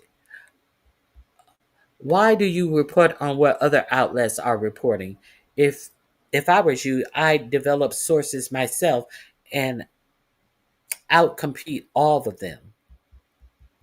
Well, I guess I'm a bit confused. You got in touch with me yesterday and told me I was welcome to reach out to you with questions. You obviously know better than anyone what's going on in the case. What was the purpose of reaching out to me if not to open a line of communication? Was it just to insult my reporting? Oh no, it was for you to correct it, which you refused to do. You don't report fairly. Oh my God. I am more than happy to correct it, but you still haven't told me what's incorrect. What precisely is wrong with the tweet? Maybe you can provide some perspective on this. I took another look at the indictment. It alleges that James claimed thousands uh, of dollars in rental income on tax forms. I'm still having trouble understanding how that contradicts the account the New York Times. It's too vague. Why use the apostrophe S? Or why not just state the actual amount of rental income reported and then and the relevant years in which the tax form forms form or forms were filed? Oh my God. Let me see. She answer that? No, she didn't answer that. It seems you're not interested in answering my question. I understand that, but if you change your mind and can provide me some perspective of any of the following, here are a few things I be interested in your thoughts on. Again, why use the language thousands and tax forms with the abbreviated S in the? Let me see. In the James indictment, the timing and the amount of money collected are really consequential details, and I can't understand why the indictment seems to hide the ball on that point. It would be much appreciated if you could help me understand what's going on there. It's been reported that Pam, Todd, and Eric Schubert, in addition to a bunch of other career prosecutors, all expressed concerns about the strength of the James case. Tom and Pam were supposedly caught off guard by the indictment. She didn't tell her bosses, uh, Pam Bimbo or Todd Blanche, that she was even bringing the indictment, which is against their policies and rules. So there's the other part of it about her not being the person who should have brought these charges. A unprofessional, someone who is out of her out of her a breath of what to do with this case. So, if the case is as strong as you say it is, what's up with that? Do you have a sense of which AUSA will work with the James case? I think the assistant U.S. attorneys. Do you have any sense of which assistant U.S. attorney will work on the James case, i.e., will Diaz and Lemons work on that one too? Or will that be people already at the EDVA? Now, Diaz and Lemons are people from South Carolina that she had to come in and work on the case because no one from the uh, assistant U.S. DA in Virginia would work on the case with her. Thank you. I hope to hear from you soon. So she's asking, are you going to have these South Carolinas work on the rest of this case too? By the way, everything I sent you is off the record. You are not a journalist, so it's weird saying that. But just letting you know. Now she realized she fucked up. By the way, everything I sent to you is off the record. You are not a journalist, so it's a weird saying that, but just letting you know. I'm sorry, but that is not how this works. You don't get to say that in retrospect. Yes, I do. Off record. I am really sorry. Um, I would have been happy to speak with you on a off record basis had you asked, but you didn't ask, and I still haven't agreed to speak on that basis. Do you have any further comment for the story? It is obvious the whole convo is off record. There, there's disappearing messages, and it's on Signal. What is your story? You never even told me about a story. Oh, see, what happened was you fucked up, bitch. What happened is you fucked up, bitch. So this is their string of conversations. Uh, that was long and arduous. So I want to. She didn't really reveal anything other than she is a motherfucking dummy. She revealed that she is a dummy, a whole dumb bitch. Okay, so I'm sorry that I put you guys. Uh, Real estate attorney. Oh wow. Did we find out what she's being charged with? They're saying that she um, gave false information. They're saying that she said that that was going to be her second property as opposed to rental property, and which if it was her second property, it would mean that she intended to live there at some point during off season, that it would not be rental property, which would be income property, which means that she would be renting it out for money and not living there herself. But she did not.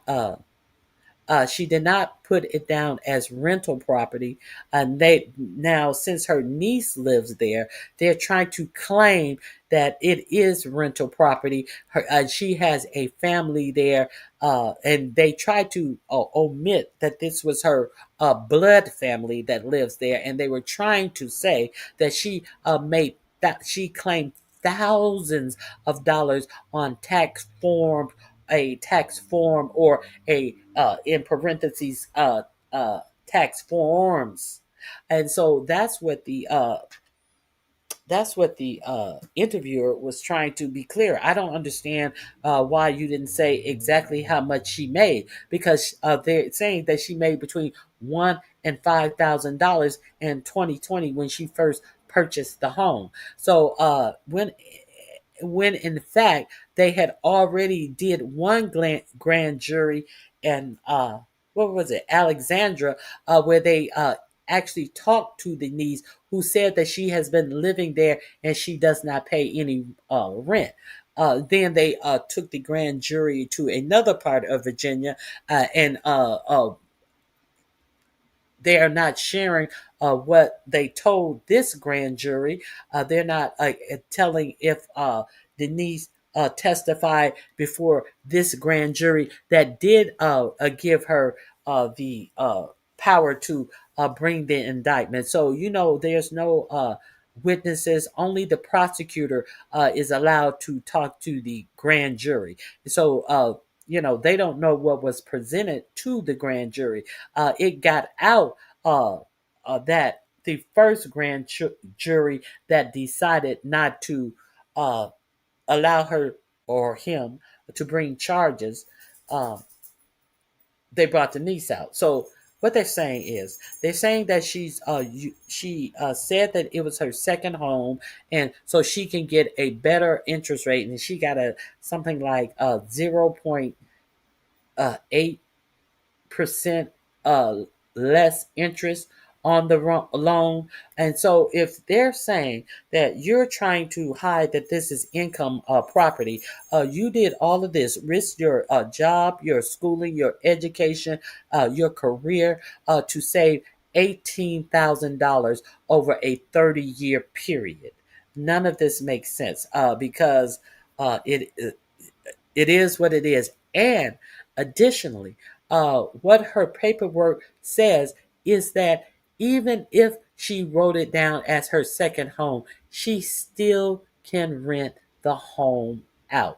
Even they said she cannot rent it out entirely in its first year. However, she can after the first year, and in some instances, in the first year, she can rent it out. So this is the case, and this is who you have trying the case. Okay. Let me see.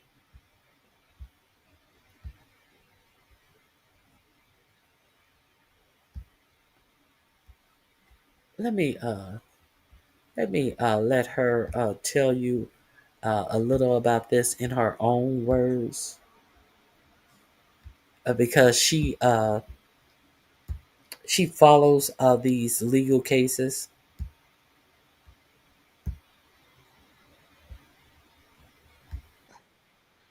Because she didn't like, it wasn't reporting you'd done. It was your tweets about the New York Times' story about the Letitia James grand jury testimony. Did she approach the New York Times to complain about the story?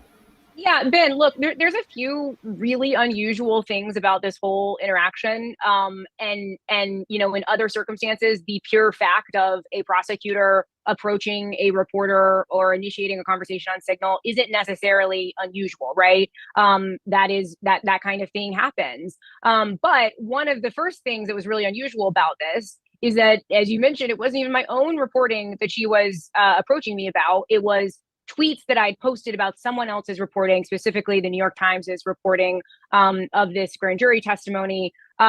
So that's one of the really strange elements here. She was clearly not pleased with what I had tweeted. One of them was pure summary. And then another one, which the one she seemed to be focused on was the summary one. But then also it's possible she was focused on a different one that was kind of more of an analytical point, in which I, said, I think that this testimony is something to the effect of would tend to be exculpatory for Letitia James, because it shows that one of the central claims in the indictment, may not be as alleged, which was that she intended to use the home as a rental investment property, as the indictment puts it, as opposed to what she said she was using for, which was a second home. I thought that the testimony, as reported by the New York Times, which was about her niece testifying that she'd lived there for many years and did not pay rent, I thought that kind of undermined the idea that Letitia James was primarily using this to collect rent money. Look, I'm a reporter, but also a legal analyst. So I make these kinds of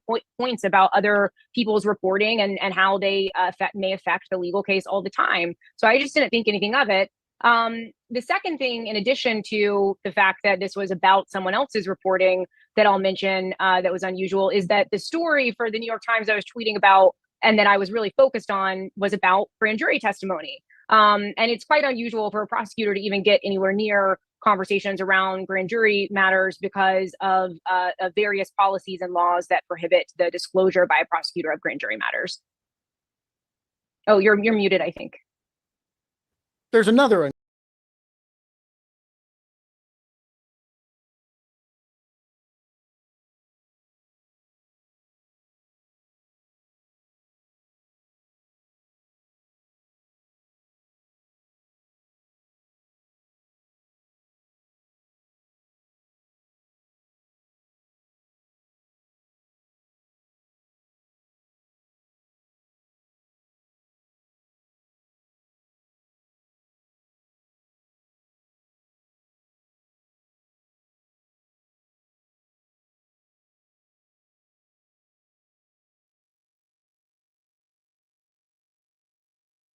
I didn't talk about what I came to talk about. I came to talk about you got Pizarro out here begging for grocery $40 for grocery money on the 20th of October. Now I wonder what these people who don't have food money is going to do in November. I'm just curious. The SNAP benefits for November are not going to happen. And I repeat, well, it's official. SNAP benefits will not, and I repeat, will not be sent out to 42 million recipients on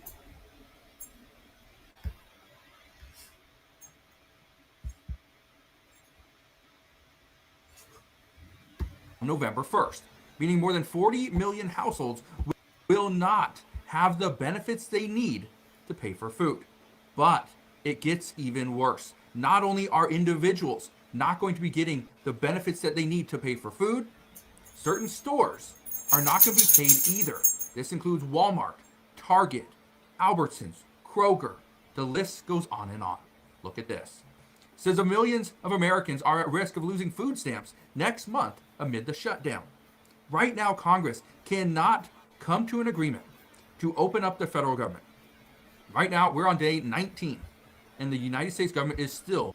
But don't worry, the ballroom is being built. Don't worry, the White House is being torn down.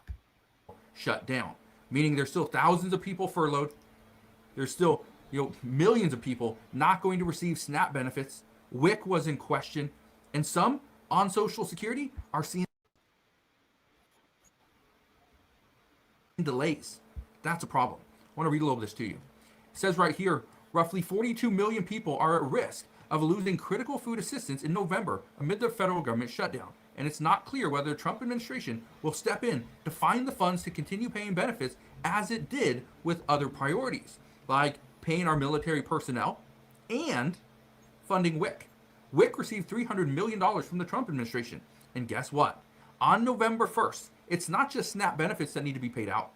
The military personnel would receive their paycheck on November 1st. They get paid on the 1st and the 15th. They already got paid on the 15th. But according to Speaker Mike Johnson, there's not enough funds to pay the military if it extends into November. But look at this. I want to play this clip for you. Listen to this. Department of Agriculture says it will not fund the Supplemental Nutrition Assistance Program, known as SNAP, if the government shutdown extends into November. Now, this would impact about 42 million people across the country who rely on SNAP benefits to buy food. The USDA sent a letter to state agencies last week saying there would not be enough funding to pay for the entirety of November's benefits. It also told states not to send certain files to the contractors that load those EBT cards that people on SNAP use. Okay, but it gets worse, okay? Gets even worse.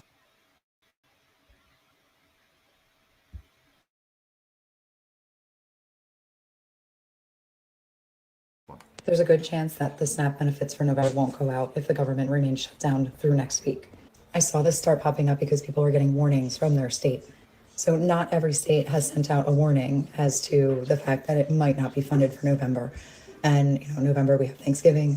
So make it a thought as you're out that there's probably, with the rising costs, especially here in New Jersey, of energy, probably people that are using SNAP that never had to use it before. So if you can put a few more things in the food pantry for your local community in the next couple weeks, it's very possible that it's really going to be needed. I feel like it would be needed anyway, but this is going to be a big hit for some people. Here in New Jersey, I don't see that any warning has been put out. New York and Pennsylvania did. New Jersey, we have about 813,000 SNAP recipients across 436,000 households, which is almost 9% of the population. 9% of the population, a lot of people. And what she said was, well, very important. If you can't afford to buy something to put it in a food pantry, they're going to be forever grateful. Because what we are seeing right now, and I've received several messages, I've received a couple text messages from friends as well, to put it out there and let people know that these food pantries are struggling.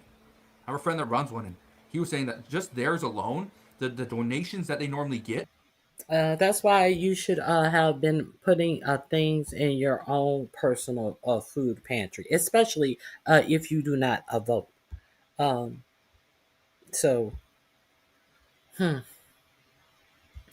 craziness.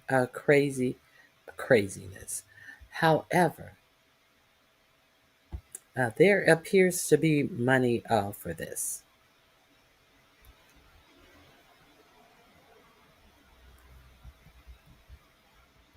There, let me find. Let me find this right quick.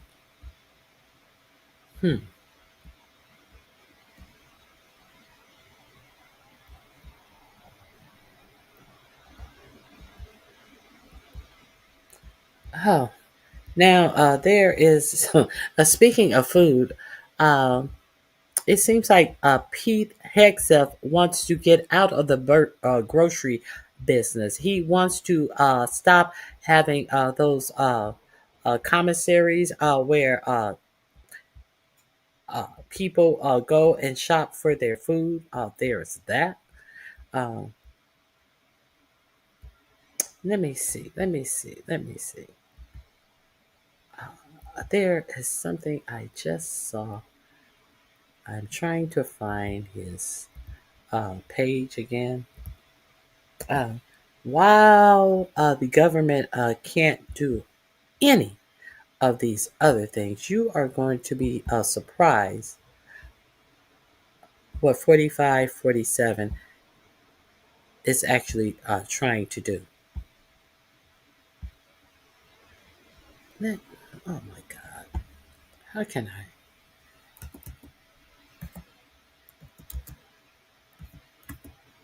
Here it is right here. Let me share this with you. We can be appalled together.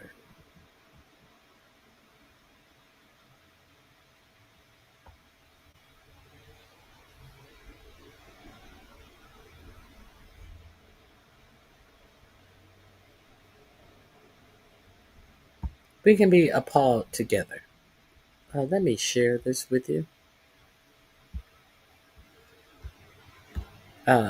So you can see where the money is going, and understand this ICE money, or who is profiting from the money that ICE is spending. These tech billionaires. That's where the money is going. To new bombshell reporting from the Popular Information run by Jude Legume. So Legume reports that in the past year, ICE has spent 700% more on military equipment than in the prior year, specifically on small arms, ordnance, and ordnance accessory manufacturing. Since January, they've spent about $71 million on this equipment. That compares to just about $9 million spent by the Biden administration in 2024. So small arms refers to things like explosives, armor, pistols, rifles, things like that. Something that law enforcement would theoretically have. But there's other accessories like artillery barrels, extractors, mounts, including these guided missile warheads and explosive components, according to Legume's reporting. Why would ICE need that? Unclear. In any event, we'll see what happens next. Spread the word. Full updates on my Substack. Link to bio. Subscribe for free. Why do you guys think ICE would need that? And we have some pretty big news.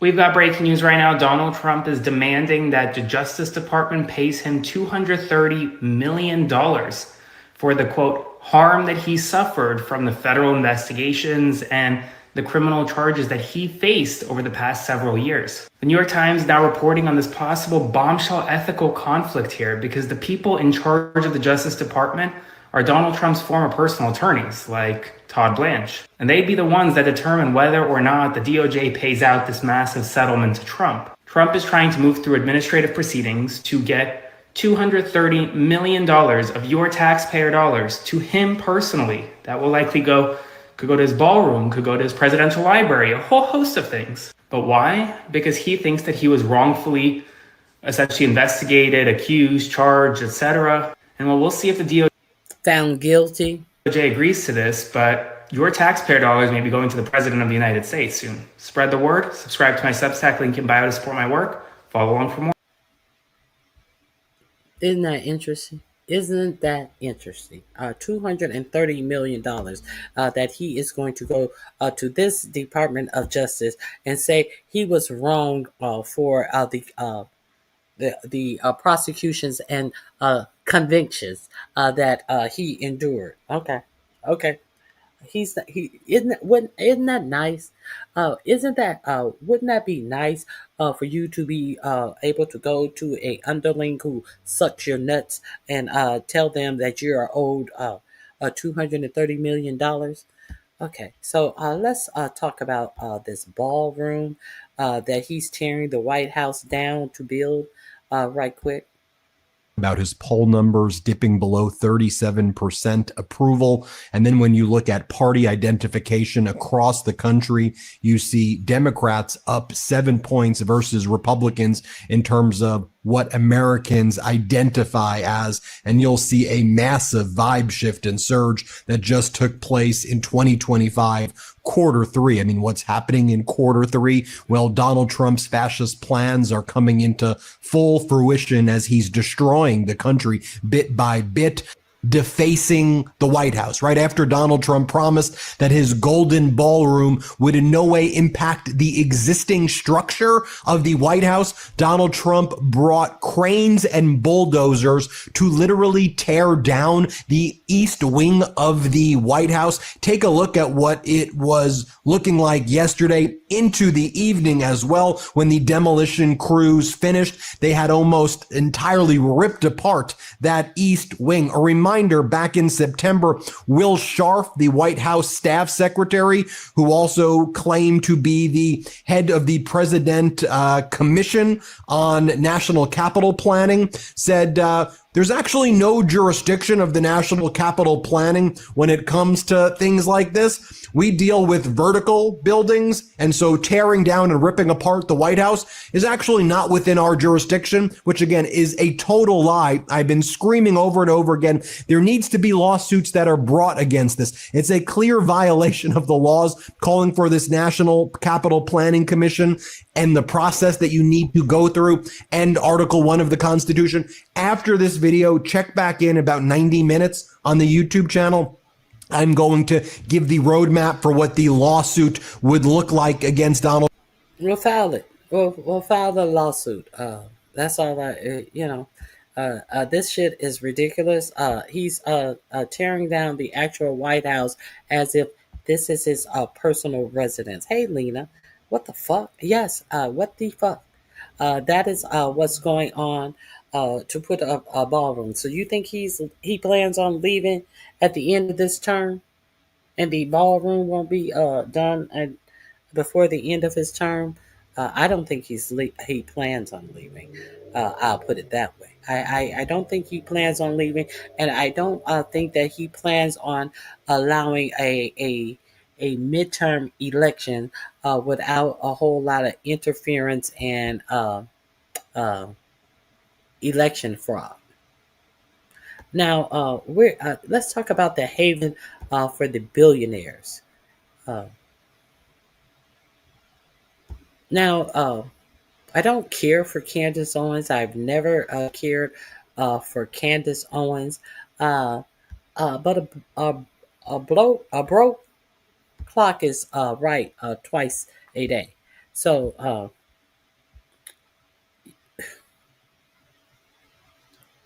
okay. When it's, you got to say it's right when it's right. Here we go. She's found someone else to hate on other than black people. 85% of Gaza has been destroyed in this pre-planned, controlled demolition of Gaza. Bibi Netanyahu was on camera explicitly before October 7th saying we need to hit them so hard that they can't come back. Jared Kushner is involved in, he will financially benefit from whatever they build in its place. Again, all of this began before October 7th. There is a concerted effort to make Candace Owens look like she's absolutely insane because of what she said in that clip. Oh, she's being conspiratorial. She doesn't know what she's talking about. But it looks like Candace Owens was onto something when she made those statements, because according to reports in Israeli media, which is what I like to read, Jared Kushner, Peter Thiel, and Oracle's Larry Ellison are planning to turn Gaza into a haven for billionaires. In other words, ethnic cleansing still on the table. Of course. Yeah. So I'm going to show you a screenshot of the piece I'm talking about. It had to be translated to English, okay? But it's from a website, an Israeli publication known as Globes. Jared Kushner and Peter Thiel are also in. Gaza could become a tax haven that will bring about the normalization agreement with Saudi Arabia. The huge economic project of rebuilding Gaza after the war is already attracting interest from countries, billionaires, and former leaders. From Trump's son-in-law, Jared Kushner, who aspires to establish AI centers in the Strip, to foreign investors looking for enabling regulation. Experts predict the development initiatives could serve as leverage to promote normalization with Saudi Arabia, also through Kushner's involvement, but the road there is still fraught with political and security obstacles. Fascinating. Now look, if that sounds crazy to you, I just want everyone to believe people when they say out loud what they intend to do. And Jared Kushner is really no exception. Take a look. There are real fears on the part of Arabs, and I'm sure you talk to a lot of them, who think once Gazans leave Gaza, Netanyahu's never going to let them back in. Maybe, but I'm not sure there's much left of Gaza at this point. So, if you think about even the construct, like, Gaza was not really a historical precedent, right? It was the result of a war. And so my sense is I would say, how do we deal with the terror threat that is there, so that it cannot be a threat to Israel or to Egypt, right? I think that both sides are spending a fortune on military. I think neither side really wants to have, a terrorist organization enclaved right between them. I mean, Gaza's waterfront property. It could be very valuable, but I think from Israel's perspective, I would do my best to move the people out and then clean it up. He said it out loud. Yep. He said it out loud, guys. So look, I have a lot of. I've been playing that clip quite frequently. We all knew what it was.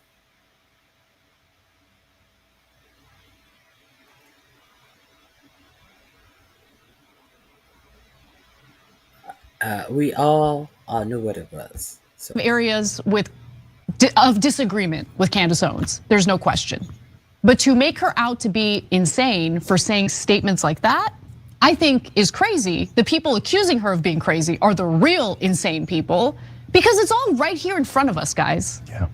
Yeah. So, all right, let's start with Jared Kushner. So he says, well, the people are saying conspiratorially, the guy's trying to give him a layup, that they're going to move out the Palestinians. I mean, that's ethnic cleansing. And not let them come back. And not let them come back. And Jared Kushner's like, oh, well. Yeah, maybe. Oh, well. In other words, yeah, of course that's our plan. And then he goes on to confirm. For he says Gaza doesn't even exist. It's it's a historical context, war, blah, blah, blah, blah, blah. Okay, and maybe we move the people out. Yeah, that's cool.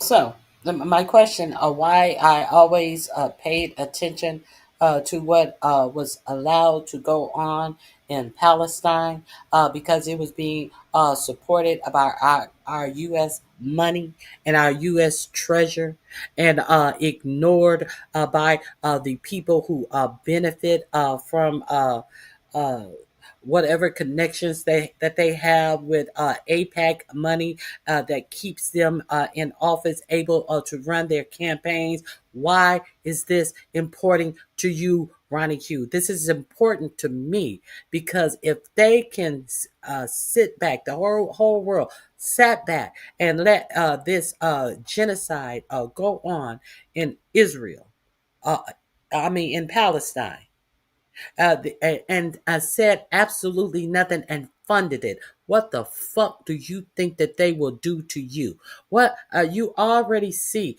what is being concentrated on in the United States, and it is not a regular United States citizen. It is not us. The only concentration on us, if you guys, I don't know if you guys miss Pete Hegseth, pastor, saying that the Bible didn't say that slavery was bad. There's nothing in the Bible that says slavery was bad, and you cannot beat up on our founding fathers for having slaves because they were just the men of their time. trying to say that you're wrong if you ever try to say that there's anything biblically or in the Christian sphere about slavery being wrong. You're misreading the Bible. The Bible that they demand that is taught in high schools and colleges, especially now since they have devoured any protest from a lot of these colleges. I know MIT, it was at USC, MIT, UCLA, uh,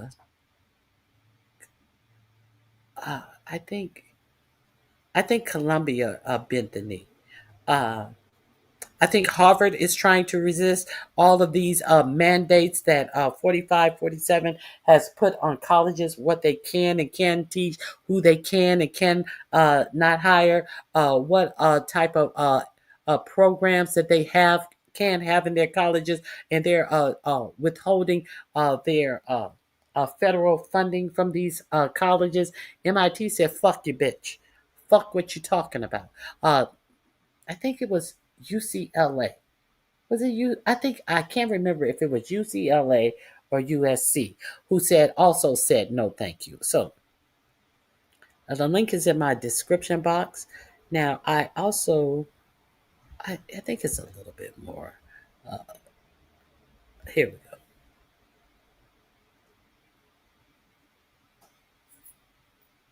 I want to talk about this project. You think the project off since it's a ceasefire and they allow the Gazans to go, the Palestinians to go back in? No, there was no ceasefire. The ceasefire was broken. There were many reports of how the ceasefire was broken the very first day. Head of the Israel-US project at the Institute for National Security Studies and head of the Institute for Responsible Artificial Intelligence at HIT, sees the increasing involvement of Kushner and former British Prime Minister Tony Blair, of course, in rebuilding the Gaza Strip and shaping the governmental and civilian reality there after the war as a good sign. The Saudis and Emiratis are interested in taking part in the Gaza reconstruction plan, which, beyond demilitarizing it and entrusting it to a technocratic government based on local forces with Arab backing, is where did we hear about this technocratic government earlier in my show via Peter Thiel? That we've talked about how they're trying to rebuild this the world. We talked about how the technocratic government that they had for the Western hemisphere. We've already talked about that. So we cannot deny what these rich people are trying to set up and how I always talked about the Hunger Games. I talked about it in healthcare. Here we are. Tens of millions of people are about to lose their healthcare, and nobody is trying to pretend like they are trying to figure out a solution to any of this. Now, I talked about this Jared Kushner having the audacity to say that that Palestine was waterfront property, and nobody blinked an eye. But they have bigger plans than just putting some Trump statues up and Trump towers up in Gaza. It's not about that. It's about a whole new worldview that they are trying to pull over on you without your permission, without your vote, without anything that you say, think, feel, or vote on mattering. Why do you think they're dismantling voting rights in the United States? Because they're trying to figure out a way where your vote won't have any power. And but they say over 8 million people set out this last election, and you see what that has done. You see what they have cost us who do vote. All of the pretend voters that pretend like they get out here and vote. If you ask them who was running for their national senator, they won't be able to tell you who they vote for. If you ask them who was their local congressman that they voted for, they will not be able to tell you because they actually had no contact with a ballot. All the liars. Oh God, these ignorant. Anyway. Supposed to become, according to Blair and Kushner, a city of tax-free startups with scattered server farms for cloud processing and artificial intelligence. And at its center, a Tesla factory where cheap local labor will work. The plan is also receiving encouragement from several billionaires, such as Peter Thiel, who's the actual Antichrist, and Larry Ellison, the other Antichrist, who are looking for new tax-free areas and simple regulation, meaning no regulation, with the latter also willing to invest $350 million in the plan. I mean, Peter Thiel is giving lectures on the Antichrist. Look in the mirror, bitch. Yeah, so I was talking about Peter Thiel and Larry Ellison, but first, I mean, you guys got that, right? So they're like, we're gonna take it for Israel and the billionaires in America. We're going to surveil them with Palantir and Oracle. And as Larry Ellison pointed out, we now have the equipment that could track every person. And if they're doing anything we don't like, that's it. We lock them up or we kill them or whatever it is. He didn't say kill them or lock them up. He just said we have the ability to track all of you and the citizens will be, well behaved. And we're going to build tax-free corporations, and this is where you will work. So people want to sit down and act like none of this is affecting them.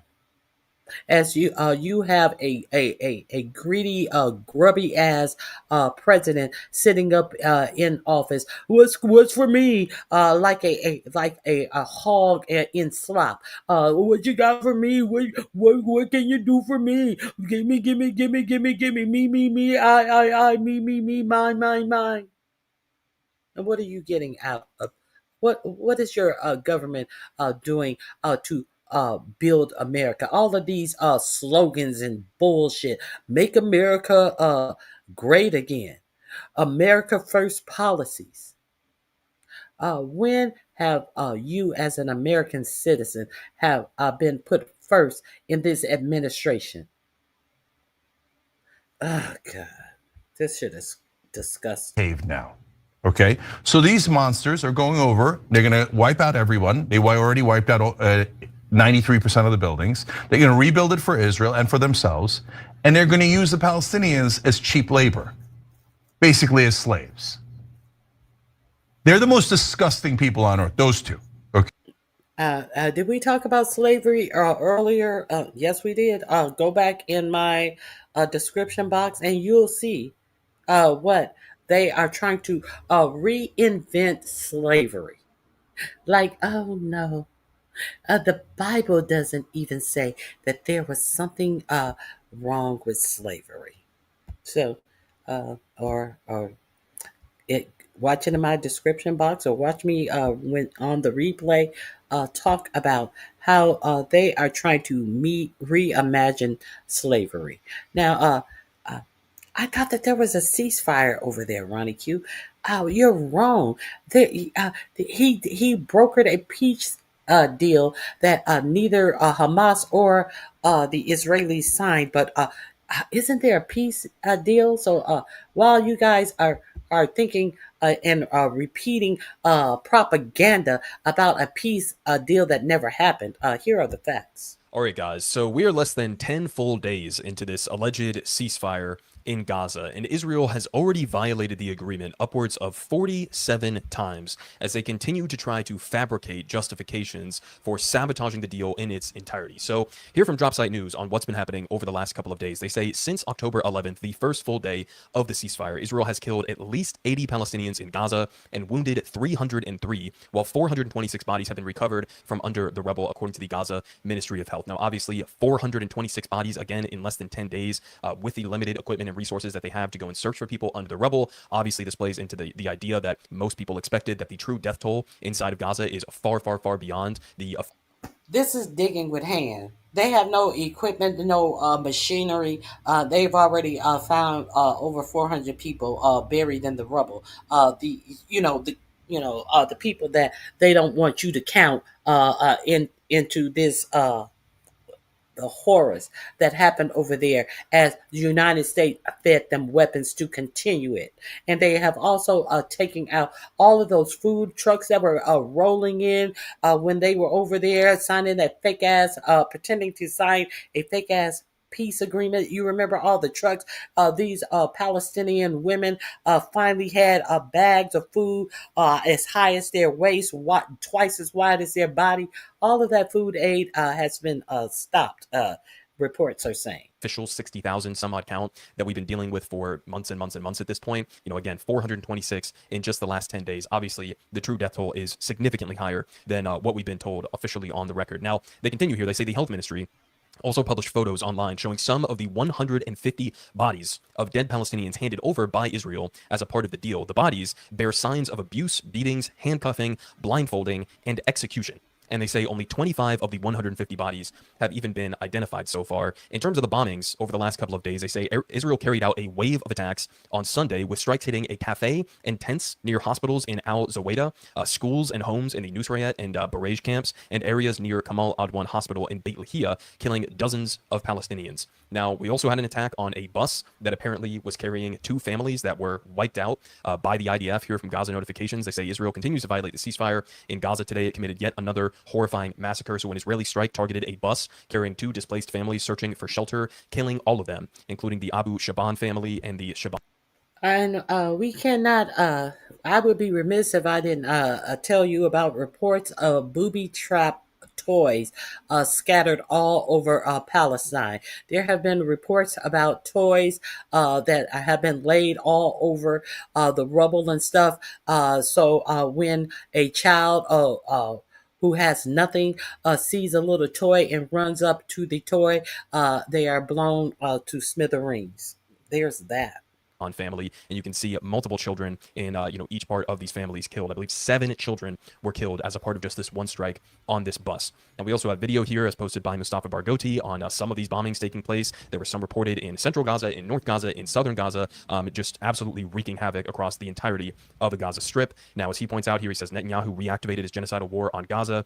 His army conducted more than 100 airstrikes since the morning and killed more than 30 Palestinians. He says Netanyahu also activated his collective punishment campaign of the civilian population by blocking all humanitarian aid to Gaza, which is obviously a continuation of a brazen war crime and intentional starvation campaign by the IDF that's been going on for months and months at this point. We also had a video that was posted here by the UN Undersecretary General for Humanitarian Affairs and Emergency Relief at the United Nations, driving through Khan Yunis, and you can see just the endless dystopian landscape that's in front of this convoy. I mean, it doesn't look like there's a single building that's left standing as far as you can see. I mean, this is not what any sort of typical warfare looks like. This is what it looks like when you're trying to make a place uninhabitable for human beings, which is exactly what Israel's goal was, and it looks like they've largely succeeded in that. I mean, look at this landscape and tell me that this was some sort of a targeted war against Hamas. I mean, nobody believes that at this point. Now, we also have U.S. media outlets doing U.S. media things. Here we have the Associated Press characterizing this as breaking. Israel strikes southern Gaza in a test of the ceasefire. Usually when there's a ceasefire, like rule number 1 is you cease the firing, right? That's kind of the whole point of it.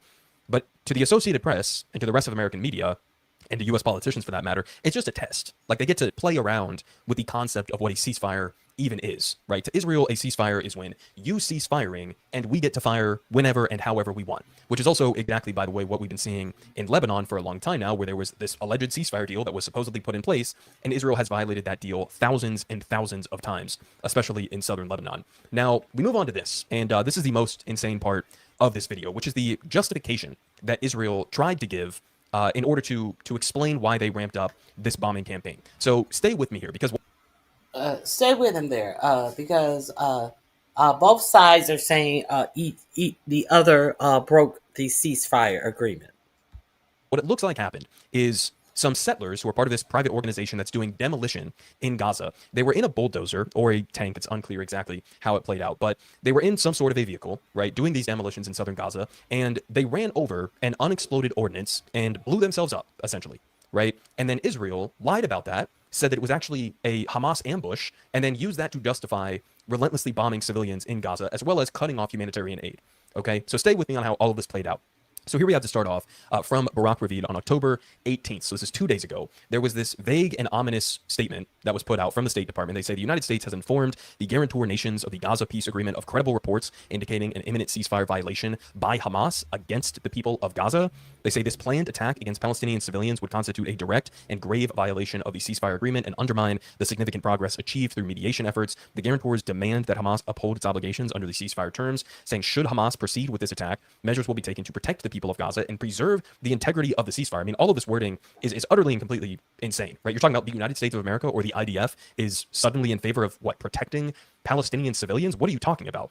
And they're saying that this is an imminent attack that they have some sort of intelligence on that Hamas is going to carry out on Palestinian civilians. Now, there's two ways to read into this. Number one is that this was sort of the U.S. government teeing up that we're going to try to find some sort of a pretext to allow Israel to continue bombing inside of Gaza, and we're going to frame it as Hamas violating the ceasefire first through some sort of an attack that we're going to allege happened. The second way to read into this is by Palestinian civilians, they're actually talking about some of these IDF-backed gang members inside of Gaza that have been operating with the support of the IDF for months and months and months at this point, in many cases looting aid, in many other cases murdering people. And so Hamas is saying that they've essentially been rounding up some of these collaborators and killing them, again, alleging that they've committed some sort of grievous crime or whatever the case may be. So if that's what they're talking about, then I guess they're saying it's a violation of the ceasefire for Hamas to kill or to arrest IDF collaborators inside of Gaza. So maybe that's what they were saying. But either way you want to read into it, we had this statement that was put out. Then, right, a day or so later, we have the IDF saying this. So earlier Sunday, Israel's military said that it hit multiple targets in the Gaza Strip using aircraft and artillery after it accused Hamas of shooting at Israeli soldiers. Military officials later said 2 soldiers were killed. So an Israeli military official told CBS News that Hamas had targeted its soldiers with a rocket-propelled grenade and sniper fire, saying both of the incidents happened in an Israeli-controlled area east of the Yellow Line, which is the line that demarcates where the IDF was supposed to pull back to in Gaza. They say this is a bold violation of the ceasefire. Now, let's just think for a minute here, right? Because we've seen multiple attempts by the Israeli government in order to sabotage this ceasefire. The first thing that they did was they said Hamas is not getting the bodies of our hostages back quick enough, even though everybody knew that that was going to be the case. It's going to take time to find the bodies, to locate them, to be able to dig them out from underneath the rubble, and then to return them back to Israel. So that was sort of the first excuse that they gave for trying to blow up the ceasefire, was on the bodies of the hostages. Then they started saying, well, Hamas is carrying out these executions or attacks on the IDF-backed gangs, and so that's a violation. And then now we have this. And I want us to just think through logically what incentive Hamas would have for launching a surprise ambush on IDF soldiers and basically giving them an excuse to continue with the genocide after Hamas has already given up their primary leverage in the form of the living hostages back to Israel. What possible sense would it make from Hamas's perspective to give Israel some sort of an excuse to continue with the genocide? It doesn't make sense at face value. Now, we get an update on what actually happened here, right? Was it a Hamas ambush or was it something else? We'll hear from Ryan Grimm. He says soon after the explosion that happened in Rafah, he was told by a source familiar, the White House and the Pentagon knew that this incident was caused by an Israeli settler bulldozer running over unexploded ordnance, right? Presumably the IDF's unexploded ordnance that are littered throughout Gaza. Given the amount of explosives Israel has dropped over the last 2 years, there's unexploded ordnances everywhere. It's extremely dangerous all throughout Gaza for everybody. So apparently it was an Israeli settler bulldozer that hit one of these ordinances. And he says this contradicts Netanyahu's claim that Hamas had popped up from tunnels and attacked them. He says after Netanyahu said that he was blocking all aid from entering Gaza in response to this and unleashed a bombing campaign, the administration, Trump administration, conveyed to Israel that they know what actually happened, right? In other words, we know that you're lying about this. Netanyahu then announced that he would reopen the crossing in a few hours. So, do you understand what's happening here? We have, again, multiple different iterations within less than 10 days of this supposed ceasefire, right? Okay, so check out the rest of this video. It is in my description box. Now, I also want you to remember that today, 4547 is talking all of this. Hamas must disarm. Hamas must disarm. Or we are going to go back in there. Let's see. What 4547 was saying about Hamas just a few days ago. Least you forget. Here we go. If you forgot, how many days ago was this? About 6 days ago. This is within the ceasefire period. 4547 was aware of Hamas still having weapons. So make any of this make sense. And he said that they were, it's okay if they go around and kill gangs who were running around Palestine. And now, they must give up their weapons. Targeting gangs didn't bother him. Initially speaking, they needed, they did take out a couple of gangs that were very bad, very, very bad gangs, and they did take them out, and they killed a number of gang members. And that didn't bother me much, to be honest with you. That's okay. It's a couple of very bad gangs. It's no different than other countries. Like Venezuela sent their gangs into us, and we took care of those gangs. We have Washington, D.C. is one of the safest cities in the country. It was one of the worst cities in the country if you go back just a little while ago, right? Now it's safe. You can walk to work. Isn't it nice? Babbling on, he goes... Good morning, everybody. Happy Tuesday. Babbling on. So that's what he said a few 6 days ago. Now let's see what all of the top posts about Palestine disarming.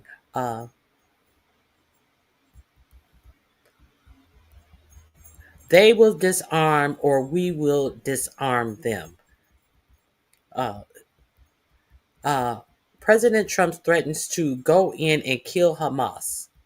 That was 5 days ago, the very next day. Trump warns Hamas against killing people in Gaza.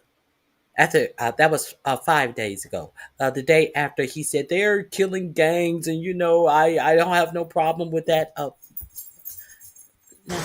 So President Trump with a warning for Hamas after reports the terror group is killing dozens of people in Gaza and holding public executions, which we have seen photos and videos of. It's a shocking scene. Chief Foreign Correspondent Trey Yanks joins us now from Tel Aviv. Hi, Trey. Martha, good afternoon. After video circulated of Hamas gunmen executing civilians they accused of working with Israel or stealing aid, President Trump has issued a new warning to the group. The president taking to Truth Social to say, quote, if Hamas continues to kill people in Gaza, which was not the deal, we will have no choice but to go in and kill them. Hamas still must release the bodies of 19 hostages in order. Did you hear that? That was the day after. The actual day after, he said this. Initially speaking, they needed, they did take out a couple of gangs that were very bad, very, very bad gangs, and they did take them out, and they killed a number of gang members. And that didn't bother me much, to be honest with you. That's okay. It's a couple of very bad gangs. That didn't bother me very much. That's okay. They were very bad gangs. So which one is it? Which one is it? So y'all can listen to dumb bitches. Y'all can listen to dumb bitches if you want to, who say that it's okay if 45, 47, yeah, put down your rock. If 4547 brings the National Guards out in the United States. But you are dumb if you that's what you believe. So I'm going to end with reminding you of what they are trying to soften slavery in this administration. Let me play this for you one more time. So they are trying to get you to believe that the Bible, what did they use to control slaves with in the first place? The Bible.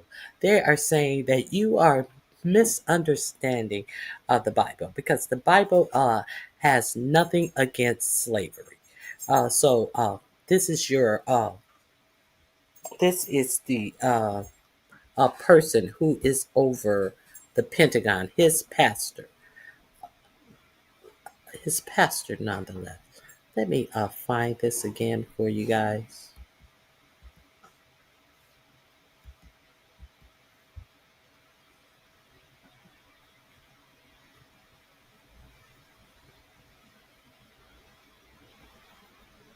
Let me find this again.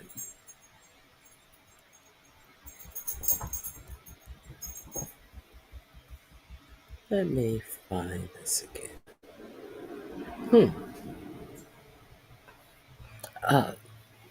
Hold on.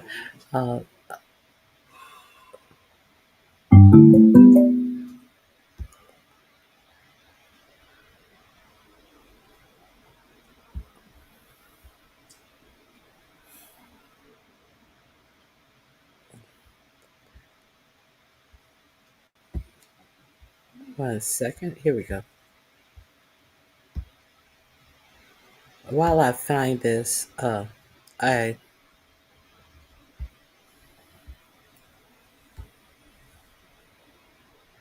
I made Charlie Kirk's friends admit this on stage. If you guys didn't watch this trash on News Nation with Stephen A. Smith, Bill O'Reilly, thank God, Adam Mockler was on there. This is the second in command from Turning Point USA, and listen to what he has to say. Past 2 months has not only posted an AI video of Obama being arrested, but then after that, he posted an AI image of Chicago being invaded. After that, he sent the National Guard to Chicago. So I've spent my formative years watching the president do this. And just think about this. We saw these Nazi group chats, which I'm sure you condemn, right? This Nazi group chat. Well, we can talk about it. Do you condemn it? I want to talk about it. Wait, so when they said gas chambers, disavow. When they say gas chambers, you won't. So you're like JD Vance. You just won't condemn this. Well, I actually had JD on the show today. We had a whole conversation. You guys can all condemn this, right? Hell yes. Thank you. All right, you guys got to check this out. I just got off stage with Chris Cuomo, Bill O'Reilly, Stephen A. Smith, Joe Manchin for some reason, but also Charlie Kirk's friend and producer, Andrew Colvett.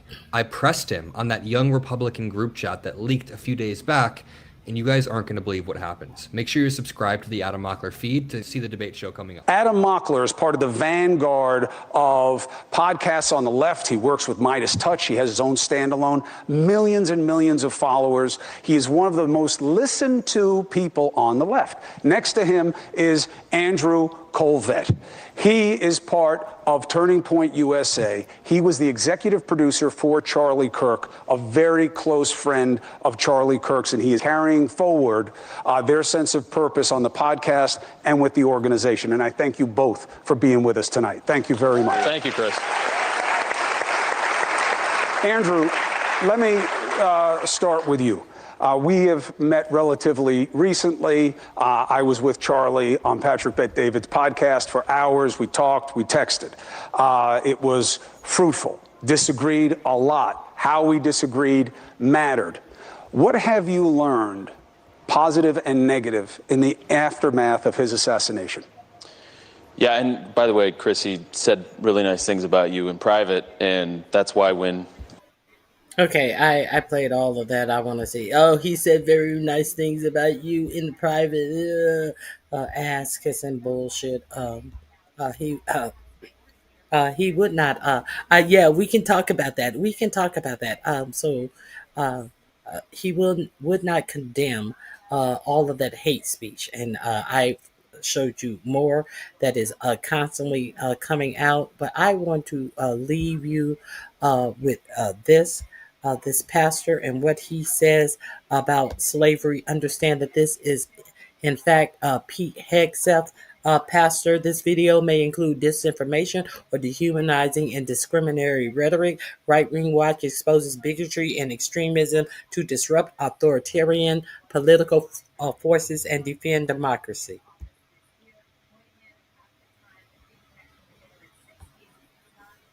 The institution of slavery is not inherently evil. I know. Some of you guys are upset by that. Some of you guys are saying, I've been saying that for years. Okay, I'll take it a step further. It is not inherently evil to own another human being. I know. Just wait. Some of you guys are really upset, but let's talk through this because it is very important that every Christian affirm what I just said. And not only should they affirm it, every Christian in today's society should be able to defend what I just said, okay? Every Christian should be able to defend it. Big evangelicalism has been getting this wrong for years, basically since the Genesis, since the advent of Big Eva. They haven't had a good answer for the slavery issue, all right? Christians in America have been led astray on this topic. They've been led to believe things that the Bible doesn't teach. And when we go beyond the Bible, there are dire consequences. We must also acknowledge that men like our founders, men like Jonathan Edwards, who owned slaves, could in fact treat their slaves the way the Bible tells them to treat their slaves, and that they weren't living in grave sin, okay? They weren't living in unrepentant grave sin. They weren't orcs, in other words, right? And that's very, very important because if we look back at our forefathers who engaged in... That wasn't sin because it wasn't illegal back then. It wasn't a sin to own slaves because it was legal back then. You know how they try to absolve themselves of all their wrong. What did that hard-faced Jillian Michaels say? Everybody wants to look at white people bad. We're going to defend slavery and say you must wash all of our history out of our museums, but we get to look at our history as our heritage. But you can't see our heritage as what it's for because it makes us uncomfortable the way you depict our heritage and how it affected you and how you live your lives. Okay. A system that was ubiquitous all across the entire world. And we condemn them, right? C.S. Lewis calls that chronological snobbery. Okay? We're condemning them for being a product of their time, all right? But especially given the fact that the Bible does not explicitly condemn that as sinful, then we ought not explicitly condemn our forefathers, condemn Jonathan Edwards as grave, unrepentant sinners. That is chronological snobbery at its finest. And if you engage in that, you know, Jesus says, whatever measure you use will be measured to judge you, okay? And what will your great-great-grandkids have against you, right? And it's going to be something. Maybe it's the fact that how little you did to stop the mass murdering of little babies in our time once. So the mass killing of babies, that don't include the Palestinian babies and children. No, it's about abortion. It's about their agenda. Their white supremacist, white Christian nationalist agenda. You know, abortion is finally abolished, right? I don't know what it's going to be, but it's going to be something. So you need to watch out for the chronological snobbery, all right? Watch out for it. Do not condemn our forefathers who may have been treating their slaves biblically, and in fact, it was such like 2%. The chronological snobbery. They are being snobs. You know, they're poo-pooing our heritage, which it was probably only a little 2%. We went through the 2% bullshit lie. If it was if it was only 2%, if it was such a small percentage of people who participated in slavery, why don't we follow through and say what that 2% participating in slavery did for the wealth of this nation? Oh, because they don't want you to think that these people who participated in slavery had any effect in building this nation, in the wealth of this wealthiest nation in the world. They don't. No. Don't connect slavery with that fact, because that'll take away from whose heritage? Their own. The bullshit heritage that they are trying to say that they built this country. All right, guys, that's all I got. Let me drop this link. I didn't add it to. I did not add it to my description box. I forgot. But here's this link to this asshole, this fool who is decimating religion to make you feel that slavery was a-okay. I thank you guys for showing up. I appreciate your support. I hope you have a great remainder of your day, and stay woke. All right, that's it.